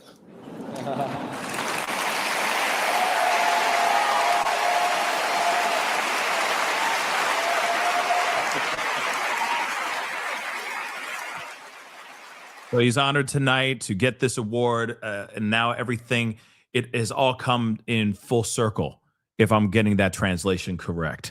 Okay? But again, I mean, you hear him, he is speaking in French, okay, français, très bien français, okay? And he's like, hey, I'm very honored to get this amazing award. Thank you. I make these movies, I make this art from the heart. And getting this award is everything to him. And that this, everything now is coming in full circle. And, I think that's really, really amazing. Right? Now, here's the thing. This is him, guys. Come on. This is him. But, hey, don't get me wrong. It's all good. Everybody wants to sit there and, and entertain the possibility of clones. But that's not the case here. Okay, so Jim Carrey breaks his silence after unrecognizable appearance sparked wild theories he's been cloned. I don't know. It could be Botox. It could be filler. It could have been him using his girlfriend's face cream regimen for like a week. You never know. Okay, it's filler. It's all different things, right? So he's broken his silence on the bizarre conspiracy theory that he has been cloned. The American actor, shocked fans on Thursday when he attended the 51st Caesar Awards in Paris with a shocking new look. Yeah, his skin looks smooth, right? So in other words, his girl, the new girl, that girl he be smashing, all right, she obviously may have gone to him and gone, baby, you need to work on, some of that, honey. You need some filler, you need some concealer, honey. We need to do this, okay? Just use this and this every day, okay? And he just did it. And maybe he got some filler, maybe a little I don't know Botox so much. His face is still very expressive, right? But he looks good. You know what I'm saying? Yeah, he got a girl. He got a new girl. Well, I don't know if it's a new girl, but I mean, it's a new girl for us, okay? Because he also said in that speech, that he professed his love to this girl that was with him. I don't know her name. I'm sure it will say her name in this article. But nonetheless, he happy he getting some. Okay, he happy and he getting some. Come on now. Okay, he eating good, he banging good, he sleeping good. Just be happy for him. Okay? Come on now. Be happy for him. Let Jim Carrey be Jim Carrey for 5 seconds. Okay? His girl, she looks young. Hold up. Where is it? Where did he go? There it is. She's in here. See, they pan to her. There she is. There she is. If I'm correct, that's her right here. If I'm correct, that is her right here. Hold on. Merci à ma sublime compagnie, Mina. There it is. That's his lady. That's his lady. See, her skin looks good too. So maybe she said, honey, you need a new skin routine, girl. Take this, take this, take that. This is every guy. Every guy goes through this. And then the guys do it for like, they do it for like a couple weeks and the skin starts to be popping. And then we get busy doing other things. We forget to do the skin regimen. It is what it is. Okay. But that's hard facts. That's hard facts. Okay. So he eating good. He's sleeping good. He getting it good. Okay. He cracking. He cracking. Okay. He cracking. So that's it. That's all. He happy. And maybe back then he wasn't happy. And he was just, maybe he was, on some tabs or something. I don't know what he was on, and he still believes that whole thing. Like we're just energy out here in the world. Okay. That we're just energy. He says that in other interviews. I checked it out. I looked into this, not sitting here thinking that he's a clone, because I don't think he's a clone. Oh my God. He is not a clone. Okay. But he is indeed, he eating good and he's sleeping good. You see what I'm saying? Okay. He is properly hydrated with love. Okay. That's what it is. He getting it. So let's move on. Let's move on. Let's move on. Okay. Yeah. Mickey Rourke. Mickey Rourke. Oh my God. Dear God. Somebody also said, what's her name? What's her name? What's her name? Osborne. The Osborne. What's her name? What's her name? Not Sharon Osborne, the other one. The daughter. Okay. Oh my God. Oh my God. Oh my God. She doesn't look great at all. Kelly Osborne. She looks terrible. A little bit too much bow. Oh, she's right there. There it is. See, this is her now. You see this? Where I'm pointing my mouse at? She ain't the same no more. She looks more of her mom than her mom looks like her mom. You understand what I'm saying? Damn. Okay. Darcy, I'll look at that in a second. But let's get into this. So let's squash this BS. Okay. So obviously everybody was very, very shocked about the seeing him looking the way he looked. Okay. After pictures emerged of the 64-year-old accepting the honorary gong, the internet was abuzz with conspiracy theories ranging from the suggestion that he had gone under the knife to the wild claim that he had been replaced by a clone. Yeah, we're there. This is the world that we live in. Real talk. Come on, guys. Clones. Come on. Now he has addressed the claims that it was not him at the ceremony, with his representative emphatically telling the Daily Mail that the actor did attend the show in person. More details have since emerged about his involvement with the event. Okay, so this is basically like the French Oscars, which is awesome, right? So with Gregory Collier, the body's general delegate, stating that Jim's appearance was authentic and a historic moment. Branding the controversy a non-issue, Gregory said, Jim Carrey's visit has been planned since this summer. From the outset, he was extremely touched by the Academy's invitation. So everybody, Jim Carrey is alive and well, and this is the same man. I don't know why they did this. I don't know why they did that to him, but it's the same dude. It's called He Doing Good. He got that glass skincare. Yeah, he got that Korean glass skincare. Real talk. Look it up, guys. Look it up. It's phenomenal. It's phenomenal. I know that sounds ridiculous, but I use a lot of that. Like, I look some things up and, because I got to be on camera, right? I take care of my skin too. You know what I'm saying? And real talk, stuff is fire. it works. So maybe he was doing something like that. You just never know. Okay. And when you got bright lights on you, it lightens up your eyes. So everybody's like, oh, and then people are like, oh no, he's left-handed. He's actually left-handed. What if he's ambidextrous? What if he could, because I've seen him in interviews painting with his left hand and painting with his right hand.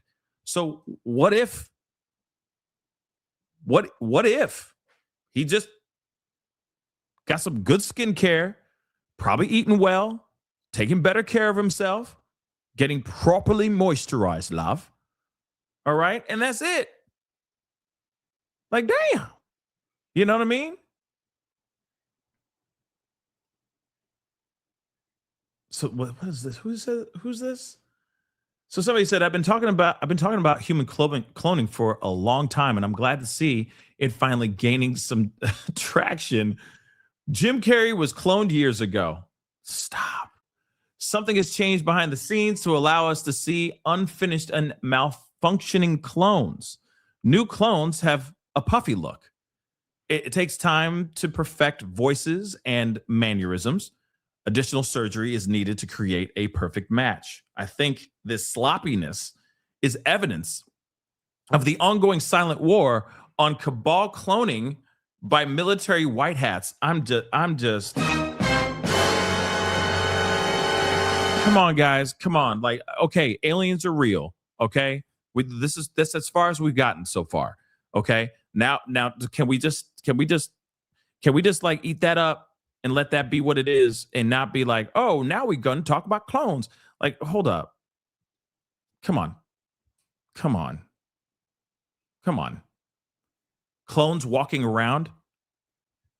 Human clones walking around for everybody else. I know that we have, leaders have had stand-ins, fake people, dressed up and looking like them from afar to protect them, so on and so forth. Those things are real. But clones? Full functioning, speaking, acting, talking clones. Come on, guys. Nah, mine. Mine. Mine. Not for me. Okay. Oh, we got some other breaking news. I might have to come back and do this and show this again, but the Guthrie family just showed up to Nancy Guthrie's home. Hold on one second. I'm going to pull that up so you guys can see that too. I want to pull up Brian Enton because somebody said pull up Brian Enton, so I'm going to do that too, real quick. Okay, so it's the same. Oh boy, and is that Tommaso? That's Tommaso too. Hold up. That's big. That's a big deal because everybody's been side-eyeing Tommaso. So Brian Enton just posted this as well. Also, other people are sharing this as well. Savannah Guthrie and her sister Annie and her brother-in-law Tommaso visit the memorial outside Nancy's house just now, or like 20 minutes ago. So he, of course, said 39 minutes ago. Savannah Guthrie and her family just visited the house and looked at the growing memorial outside, which I think is a very beautiful thing. Let's take a look at this. This had just happened about 20 minutes ago.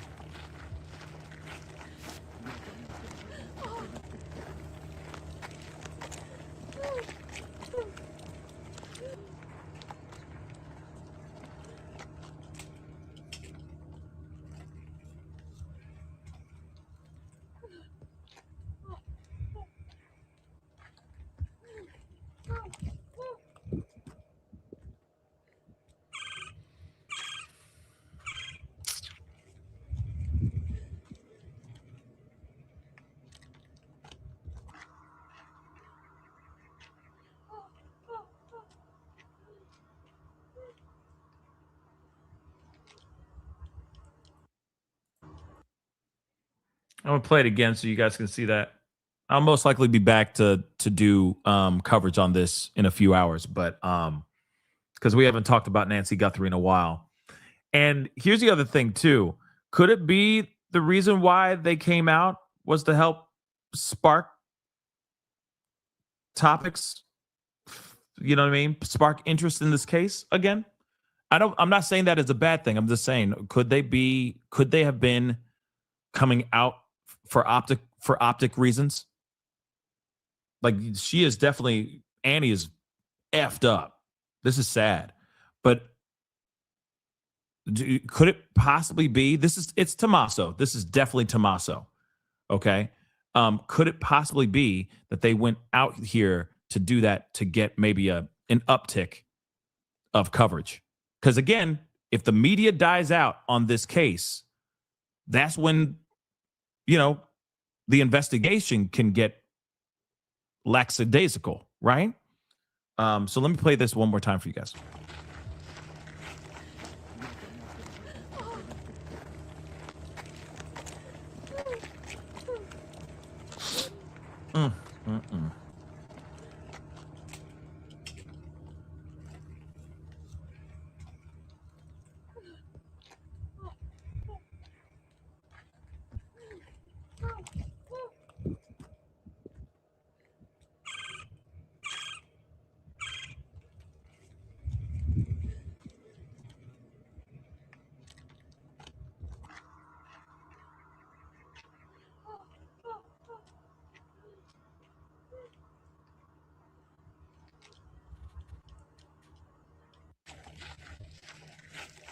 I mean, this is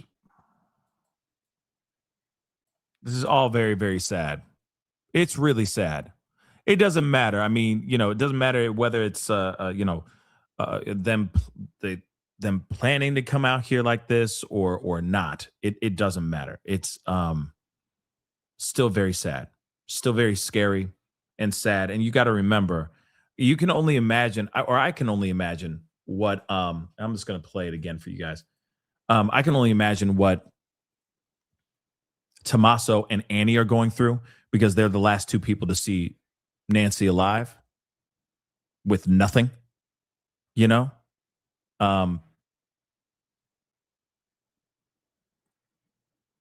my heart hurts for them. Real talk. It always has. It's never changed. But they're the last two people to see her alive. You know what I'm saying? That's some heavy stuff, y'all.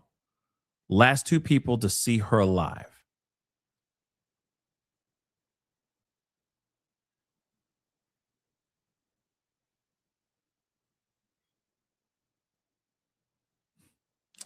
It's a damn shame, guys. So I don't know. You never know. Cameron might have had to go back to work. That's still possible too.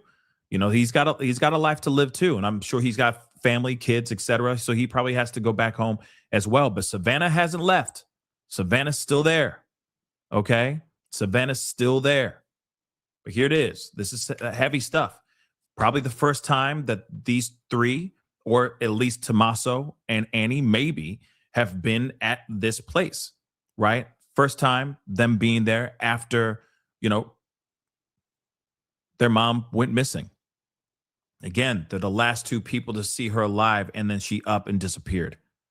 And again, we still do not know what's going on. We still do not know where she is, which is insane. This is also a very insane case that still obviously has grabbed everybody's attention. And I hope it still is grabbing people's attention, because at the end of the day, the more we keep on talking about Nancy and we keep saying her name, hopefully it's the sooner we get home, the sooner we get her home. I'm sorry. Right. But let me grab some of these super stickers and all that. So Mimi, thank you so much for all of the super stickers. I really appreciate that. Thank you so very much. Thank you. I know you got a super chat here too, so I'm going to do that here. YouTube, what the hell's wrong? Hit the like for Pascal. Thank you so much again. Yes, hit that like, please, and thank you. Okay. We got so much craziness going on. Super May, thank you so much for the super sticker. Thank you to Rachel. Thank you to the super stickers. Thank you so very much. Okay. Corey, hello everyone. I didn't know Pascal was on this early. I'm late like always. No. You were just fine, man. So I appreciate you putting that in earlier in the show. I appreciate that. Bernice, thank you so much for the love and being a member for the past 16 months, over a year. Damn. Hi, Pascal. Thank you for everything you do for us. You're so appreciated. Hope it's all is well too. Yes, all is chilling. All is good. We got a lot to talk about, and so much more. Like I said, I'm gonna take a little bit of a break, and then I'll be back on in a few hours, and most likely we will talk about this and then some. Do some Nancy Guthrie coverage because we have not talked about Nancy in a few days. I mean, Iran is on fire, or Iran and the Middle East is on fire right now. And of course, if there's any updates on that, we'll talk about that too. Again, thank you again, Mimi, for the love. I appreciate it. Star Fury, thank you so much for the love. There's always friendly fire in combat. Trust me, you don't know or see what we see in combat. Iraqi War, 2003. You got a point. You definitely have a point. No disrespect at all. It was just kind of like how did they not know? Especially 3 planes. That's just some wild and scary stuff, right? Ride Alone, appreciate it. Ride Alone. Ride, thank you so much. You are not alone. I was reading the super chat while saying your name. Ride, thank you so much. Yes, I know. It's like I said, the music just makes you think they're like clutching the pearls, and you know what I mean? You know what I'm saying? So again, I appreciate it. Ride, you got 2 more, so thank you. We're not peasants soundtrack, no doubt. Like, let's shuck a little jive while there's war and people dying across the ocean. You know what I mean? It's weird. It's weird. It's weird. But anyway, Ride, thank you so much. Serious. What the heck is he babbling on about? He was talking about new additions to the White House and all that crazy stuff. He's just a crazy son of a gun. Ride the guy, thank you so much for the love. In the book 1984, the best way to keep people distracted was to always be at conflict with someone. Ooh, interesting. Well, I mean, we're seeing a lot of what we know about 1984 in real time. We've been seeing that, right? Nicole, thank you so much for the love. Homeboy is 64 years old. Yes, he is. He is. But I mean, you can have some good skincare regimen, and eat very well. He is Jim Carrey. So it's not like he's going and eating fast food every single day unless he chooses to. He's probably eating very well, taking very good care of himself, and has a good, face skincare regimen, right? Big Migs, what up, man? Thank you so much. World famous makeup artist Alexis Stone said it was him. Yeah, it's not true. Yeah, he announced it on his Instagram with evidence of the mask, teeth, and wig used. Yes, he did, but it was like a 3D printout that he had and all that. He's just saying that, I think, to just get clout. If you look at his face and everything, if you look at Jim Carrey's face, that is Jim Carrey. And also, you would see something in his face that would look like it's a prosthetic of some sort. These prosthetics are not that perfect. You know what I'm saying? They're just not that perfect. But again, if you're not really looking, sure. You could be fooled by somebody if you're not really looking, right? But now that everybody's been reading, okay, the videos, yeah, it's kind of hard.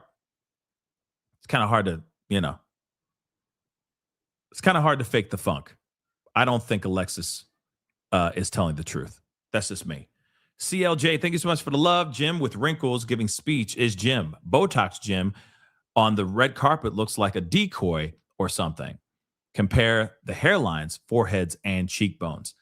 Interesting. I mean, I think it's both. I think both of them are him. I think he's extremely grateful. I think he thinks that the Oscars, basically the French Oscars, is a lot more prestigious than the American Oscars, if that makes any sense. I think he's very much in love and very happy, and he's not as alone as maybe he was back in the day. He might be on some really good meds now. I mean, I hate to say it like that, but it might be a mental health situation that he was going through back then. It could have been drugs. It could have been so many different things, right? So to me, yeah, you can't fake necks. You definitely can't. Look, you definitely can. Look at Kristi Noem. Sorry, but look at Kristi Noem. Okay? That's what the rest of her face should look like. Look at her neck. And that's what should look at what the rest of her face. No, I'm just being real. Look at her face. Okay? Look at her face. Then look at that neck. It's an optical illusion. I'm just saying. My miracle mama, thank you so much. Pascal, I'm a figurative sculptor, and that doesn't look like him at all. Wow. Okay. I mean, here it is. If it is Alexis, I will be that Alexis makeup guy, whatever. I will be extremely shooketh. Okay. But I truly think that was Jim Carrey. Again, if he's doing some wild experiment, like he's not a magician, right? He's not some illusionist that he's known for. You know what I'm saying? Like he's known for like magic, you know what I mean? And just poof, be gone. It's like, oh, shaka-la-bleu. Is that him or is that not him? I do not know. I have yet to see anything like that from him. I just know him to be kind of a jerk on red carpets and you know, and I haven't seen that side of Jim Carrey since he was like a main star, right? When he was like really big, when Jim Carrey was like Jim Carrey, you know what I'm saying? Like I have not seen him that joyous and that bounding with elation in a really, really long time. But like I said, this woman maybe be making him feel good, right? Like, you know, you make me feel so young. You know what I'm saying? Maybe that's what's going on. You never know. But I truly think that is him. I don't think that I don't think clones exist that are walking around in our world. Okay. Yes, there's a lot of doppelgangers, but there are not clones. Not yet. Not yet. I'm not sitting here saying that clones have not been made or that it's not possible. Yes, it is possible. They've cloned pigs and other animals. That has happened. So it's real.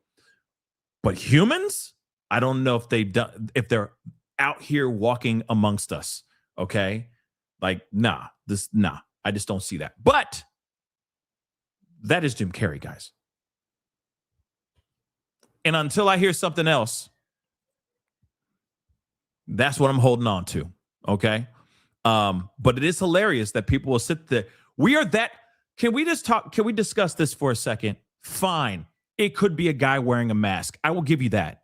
Okay. But are we that insane that we've gotten to the place where we believe that an actor actually has a clone of himself traipsing around this planet? Are we really there? Have we really gotten to that level? Like, come on, guys. Come on. Yes, cloning is real. That is real. We know that. That exists. There's no argument on that. We've heard about those things. Ducks and pigs and, you know, other things have been. But real talk, like, come on. Come on, guys. You know, there's a lot of other conspiracy theories, I'd believe, before clones being on this, human clones being on this planet. Okay? I'm just saying, until we see more, right? Yes, Dolly the sheep. Yes. Okay? Those things are real. Okay? That's real. But humans? No. I'd believe a guy in full-on makeup acting like him over a freaking clone. Just with all due respect. With all due respect. I need more proof if that's the case. If it's a clone. But anyway, guys, that is the show. I appreciate all y'all for being here. Really means a lot. Thank you so much for tuning in and being a part of the show, being a part of the conversation. If we get more information, if we get more news of what's going on out here in these streets, okay, trust and believe, I'll be back to talk to you guys about it. I'll be back in a few hours anyway to talk to you guys about what's going on with the Nancy Guthrie case, with Iran, if there's any more developing news about that. Trust me, I will be back to talk about all that. But I appreciate you guys talking to me, entertaining me with the Jim Carrey thing. We definitely had to talk about it, okay? But please do me a favor, Okay, before we head out, hit that like button down below. Crush it. Do what it do. Hit that reaction button if you're watching on these other platforms.